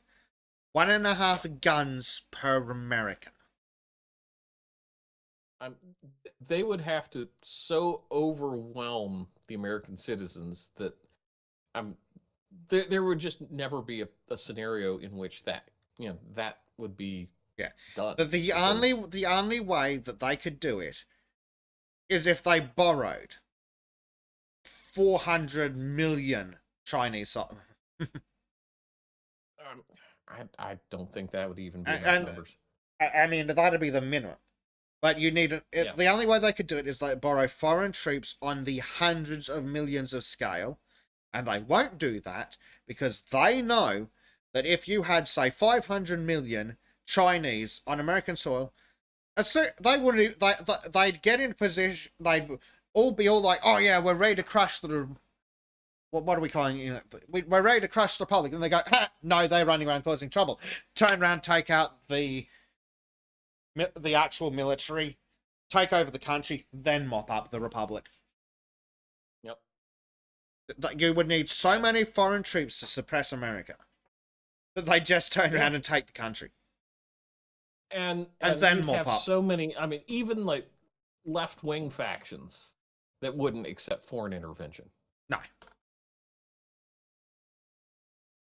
especially not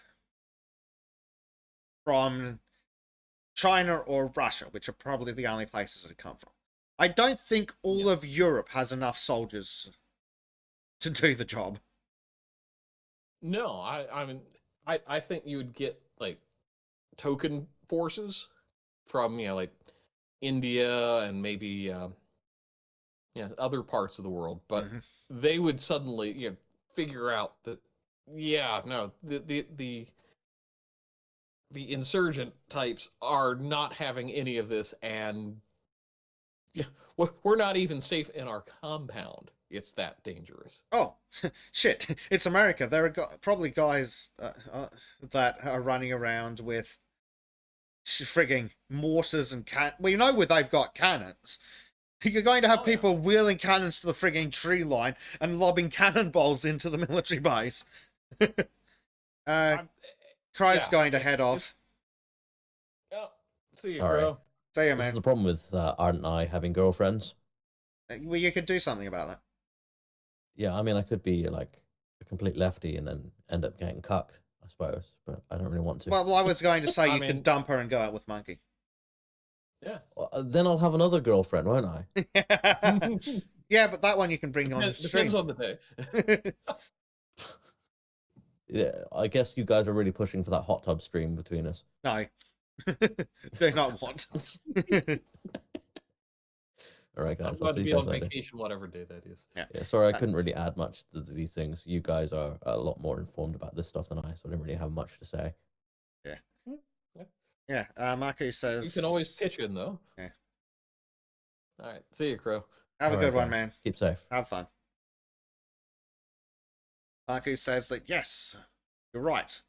We don't. I assume meaning Europe. We mainly rely on NATO to cover our asses. Yes, we've noticed. We've been funding fucking Zelensky's little fucking dictator war. Yeah. We just need Zelensky to just resign, and maybe somebody who isn't as corrupt. Oh yeah. Speaking of how well the US military would do, how has Russia been doing in Ukraine? Yes, sure. I mean, granted, they did start off with an organized force, but yeah.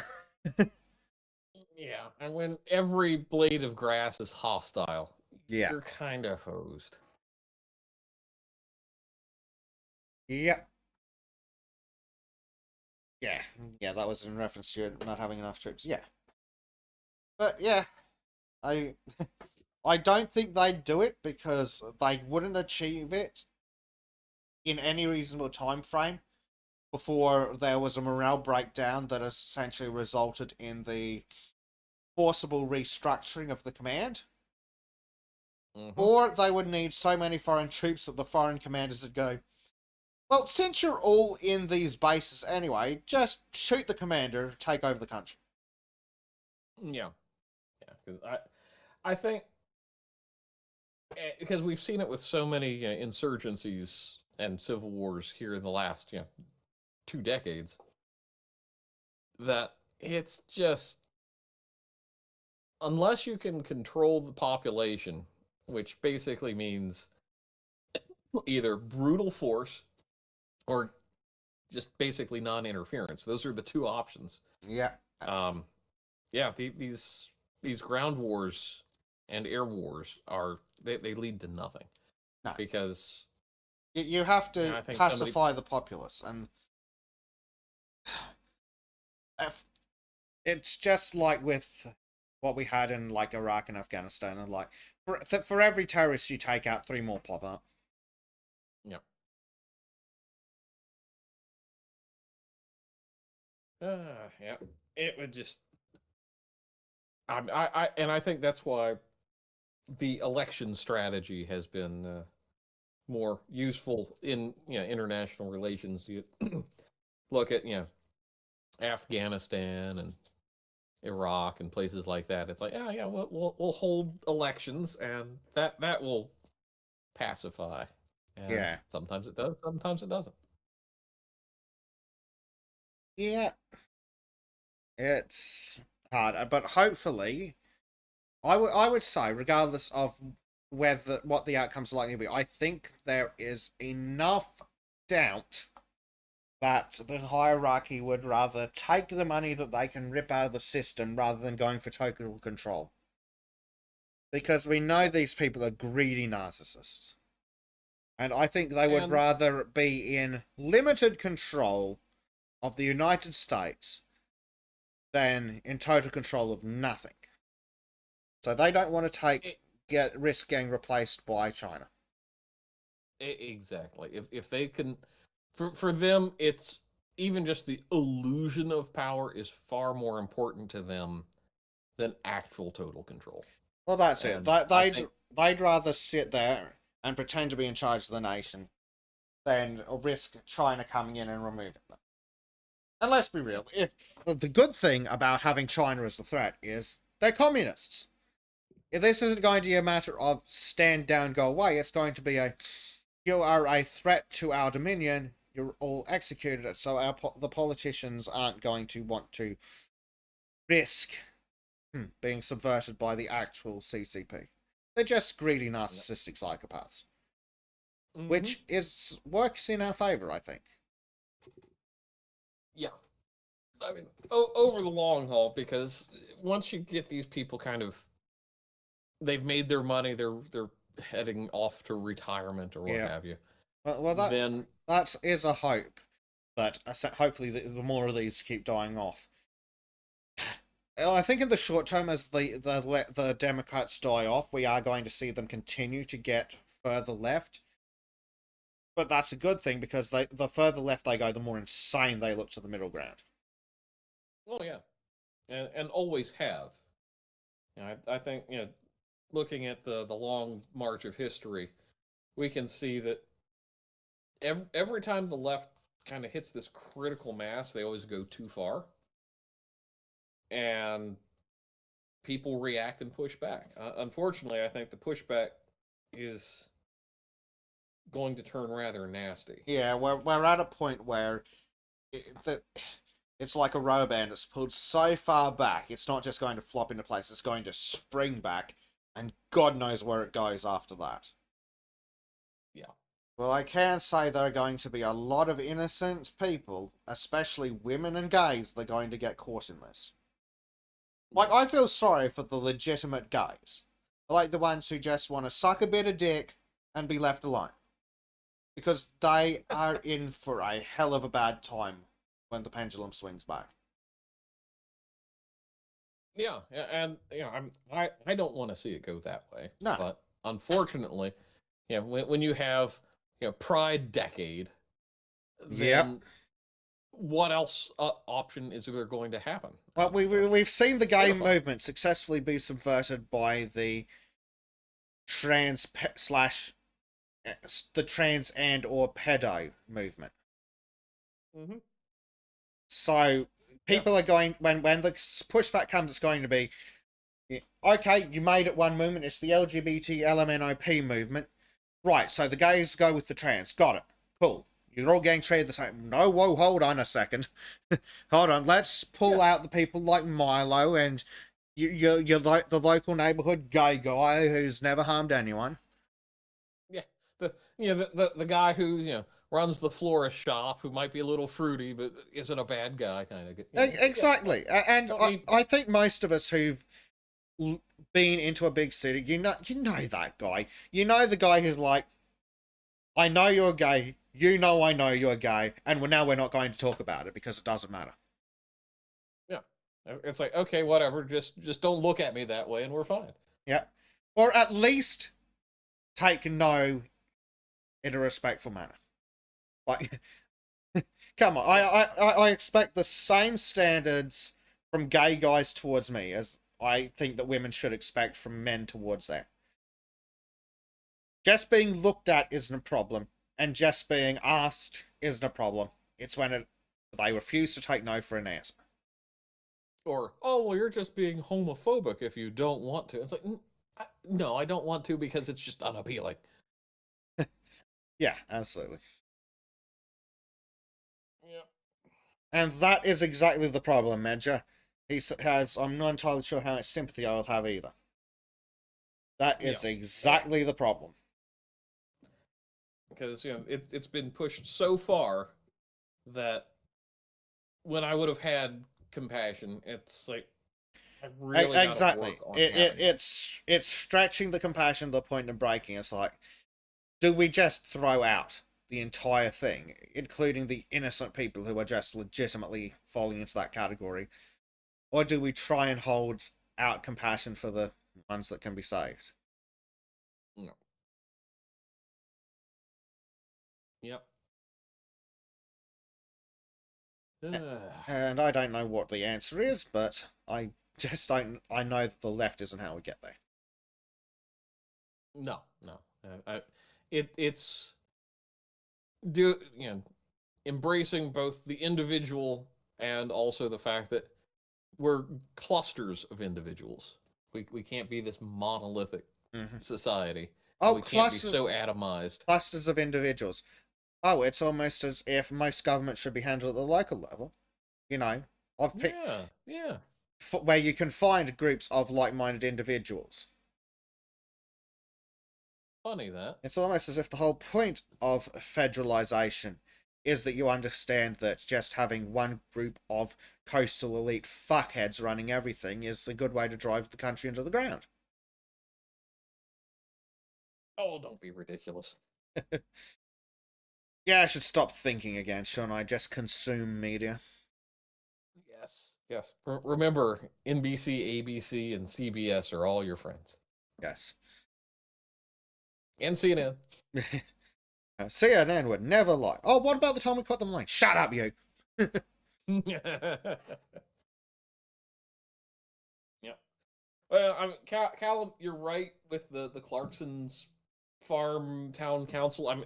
But yeah, I think the big part of that problem is people don't get involved. Don't pay attention. Yeah, they don't put weight on and here's the thing: we have seen it in a lot of these school boards, where it is a lot easier to get together 100 people and form an effective media and voting bloc in a localized governmental area.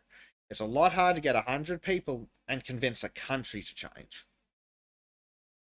Yeah, I think a good example of the snowball effect of that was Glenn Youngkin, and he got elected into the state of Virginia simply because of Loudoun and Fairfax counties just fucking up completely. And that's the thing, in places like that, we are seeing where concerned parents are coming in and they're just wiping school boards.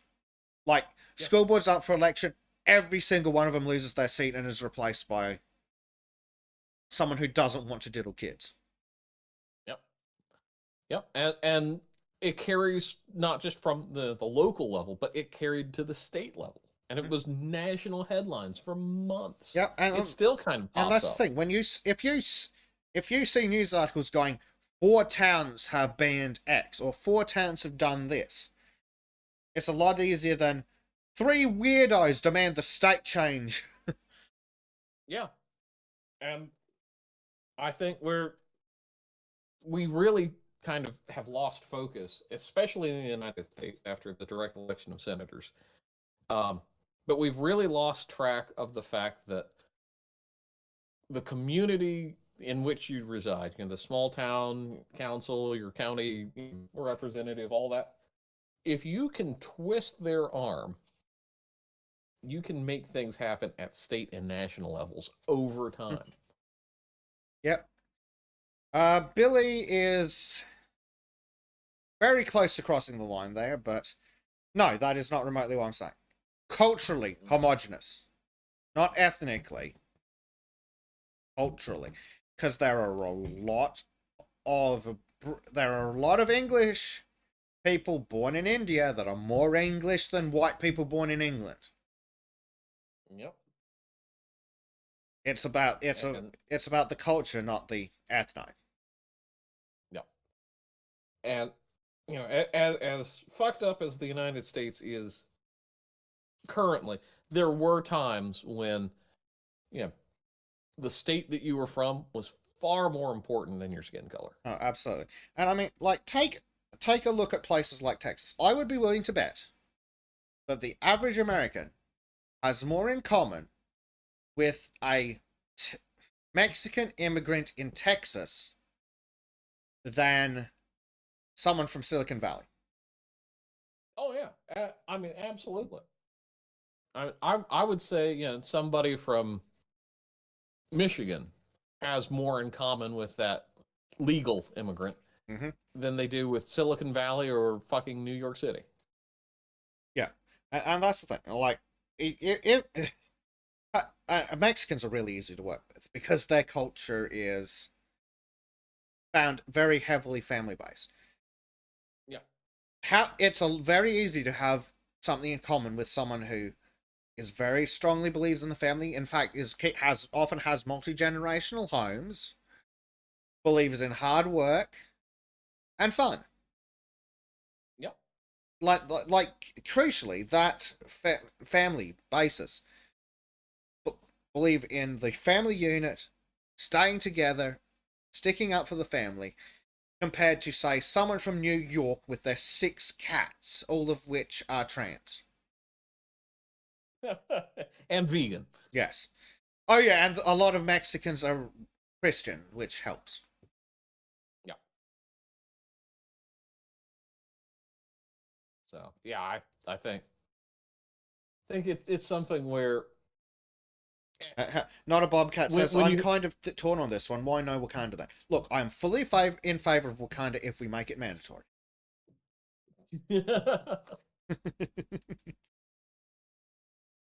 And yes, indeed. Yeah, I think we're seeing that very internationalist, globalist, urbanite culture versus pretty much everybody else. Yeah. Well, another excellent example is, what about all the people who float into Florida from Cuba? I bet the average American has more in common with them than they do with the New York cat lady or the Silicon Valley programmer. Yep. Oh yeah. No, I'm my cousin. He is. He's a Cuban refugee. So. Hell, he married into the family. I would bet that the average American has more in common with all of the immigrants from Korea that were in Los Angeles in the 90s. Roof Koreans. We need those everywhere. Indeed. Post a job opening for a Roof Korean. Roof Korean wanted. Please bring kimchi. Yeah. But there is a lot in favor of the family-oriented small businessman. Oh yeah. And you see it where recent immigrants are more likely to own a business in the United States than people who've been here for multiple generations. And that's really sad. Yeah, and I think a lot of that does come down to possible loss, I think. Because when you're coming here with nothing from wherever, and you're starting up a business, what have you got to lose? Meanwhile, if you're born American, chances are you'll have a job by the time you're 18. Yep. At which point you have a guaranteed, in big inverted commas, income. And a lot of people don't want to turn down that guaranteed income, which I understand entirely. Being dead broke sucks.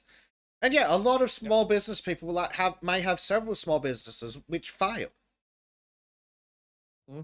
And I don't know if I could do that, but I don't know if I could keep going through the ups and downs of that. But some people can do, and sometimes they turn out wildly successful. Yeah, I think it's just partly a matter of perspective, and partly just when you're fresh and you've got nothing to lose. Exactly. Take the risks. Yeah. Jump through the hoops. Exactly. Like, especially if you have an established family back home. Come over, take the risk. Worst thing that happens is you fail, you go home. Yep. And I'm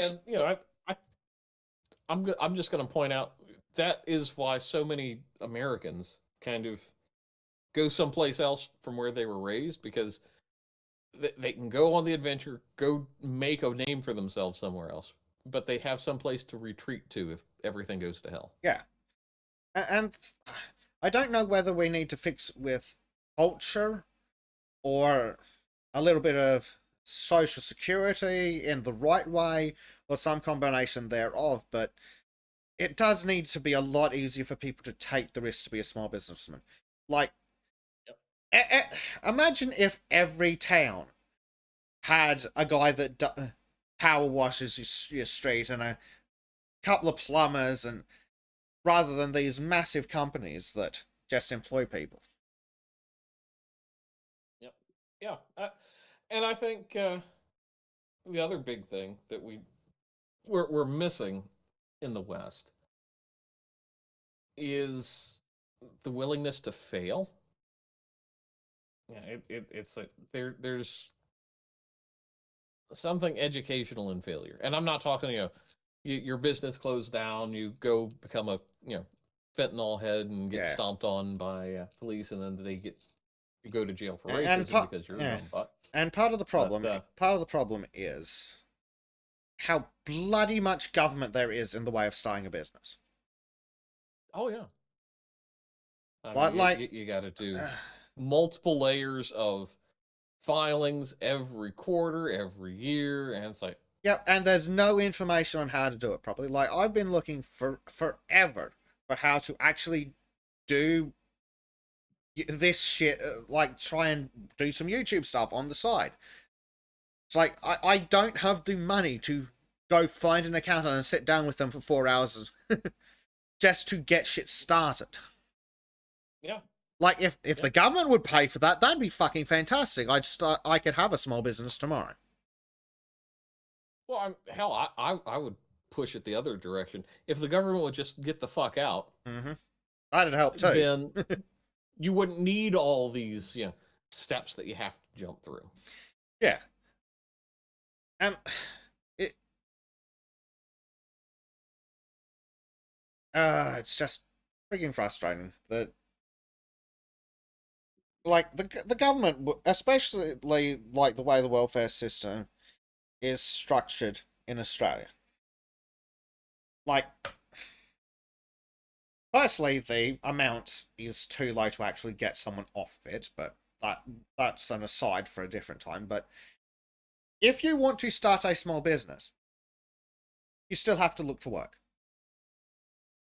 Yep. Like, they still expect you to continue applying for a full-time job, because if you are earning if you are doing less than 30 hours a fortnight at minimum wage or equivalent profit from your small business, so after your expenses, you need to be making minimum wage for 30 hours a fortnight. If you're not doing that, the government goes, that's not good enough. We still have to support you. We want you to apply for a real job. And, oh, by the way, if you don't take that job when you're offered it, we'll cut off all your assistance. So, yeah, you're say you're, a craftsman of some sort, like, say, Arden, and you're busting your butt and you're doing these things, but it's not approved. Yep. And they're like, no, you've got to go work the deep fryer down at McDonald's. Then suddenly you're out of luck. Yeah, imagine if Ardent could get off his feet as a full-time craftsman. Mm-hmm. And that's the thing with welfare systems, is because they're designed to be punitive rather than actually help people, because, oh, you've got to be seen to be hard on the dole bludger. So the rates that they give are so punitive that it makes it damn near impossible to actually get a job while you're receiving these benefits.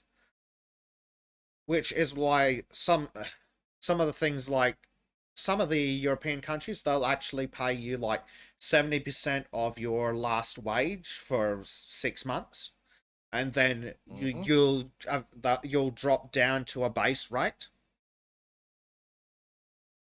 It's the way they structure it. You've got less money than expenses. Even the bare essentials, like you want to live in a 1-bedroom shoebox. You can't afford that. Cost of living's too high. Yep. Oh, you want to move to a different city where the cost of living is lower? We'll cut your payment off for 12 weeks or 8 weeks or something. Because you're moving to an area with a higher unemployment rate, therefore you're being naughty and you're trying to avoid finding work. Oh, but I can't afford my apartment. I'm going to get evicted. Don't care, screw you. Yeah. It's welfare systems are trash because they're not about making people succeed. They're about baseline budgeting for governments. Yeah. Yeah. It's all about fucking molesting budgets and shit rather than actually helping people. The amount of goddamn money they take off of us. Like, how much could you fucking raise the unemployment by if you'd just gone, you know what, Zelensky, go fuck yourself? One can dream. Mm-hmm. Like, Australia spends a fortune on foreign aid. How about instead of spending all that money on foreigners, we put it into the welfare system and boost the rate? Violence is fully on board with the taxation is theft train. Good violence. Good. Yes. Good.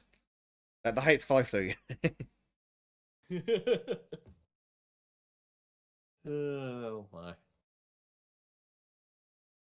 Yeah, it sounds like it's nap time for Bez.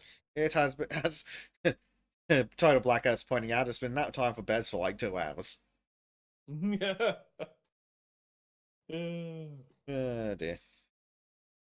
That might be a good place to wind down and call it then. I think so. I think so indeed. So yeah, we will call it there, everybody. Thank you very much, everyone who joined. Thank you especially to Holtznader, who popped us a donation. Thank you, of course, to our hosts, who have departed. Ardent, John Crow, and Disco, who popped in for a bit. And, of course, Bleach, who stuck it out the whole way. You're damn right.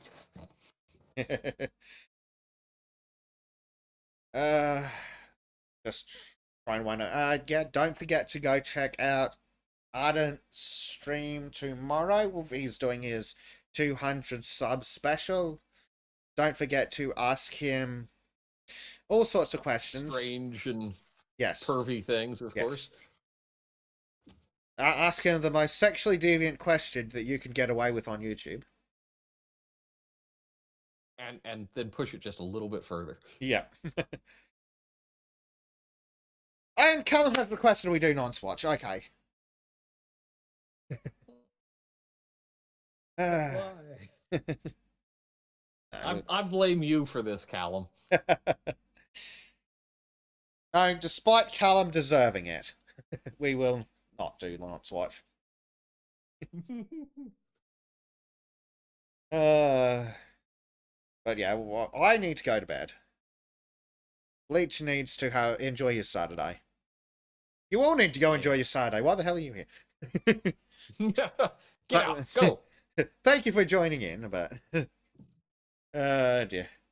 So yeah, we will see you all next week again at the usual time. Don't check out Ardent's stream. I'm not sure what's on the schedule for this week because stream's buggered off on the boat. So yeah, stay tuned on the Asura channels on the Discord. And yeah, we will see you all then. Thank you very much for joining us, everybody. Remember, you don't have to go home, but you can't stay here. Absolutely. Shadilay, everybody.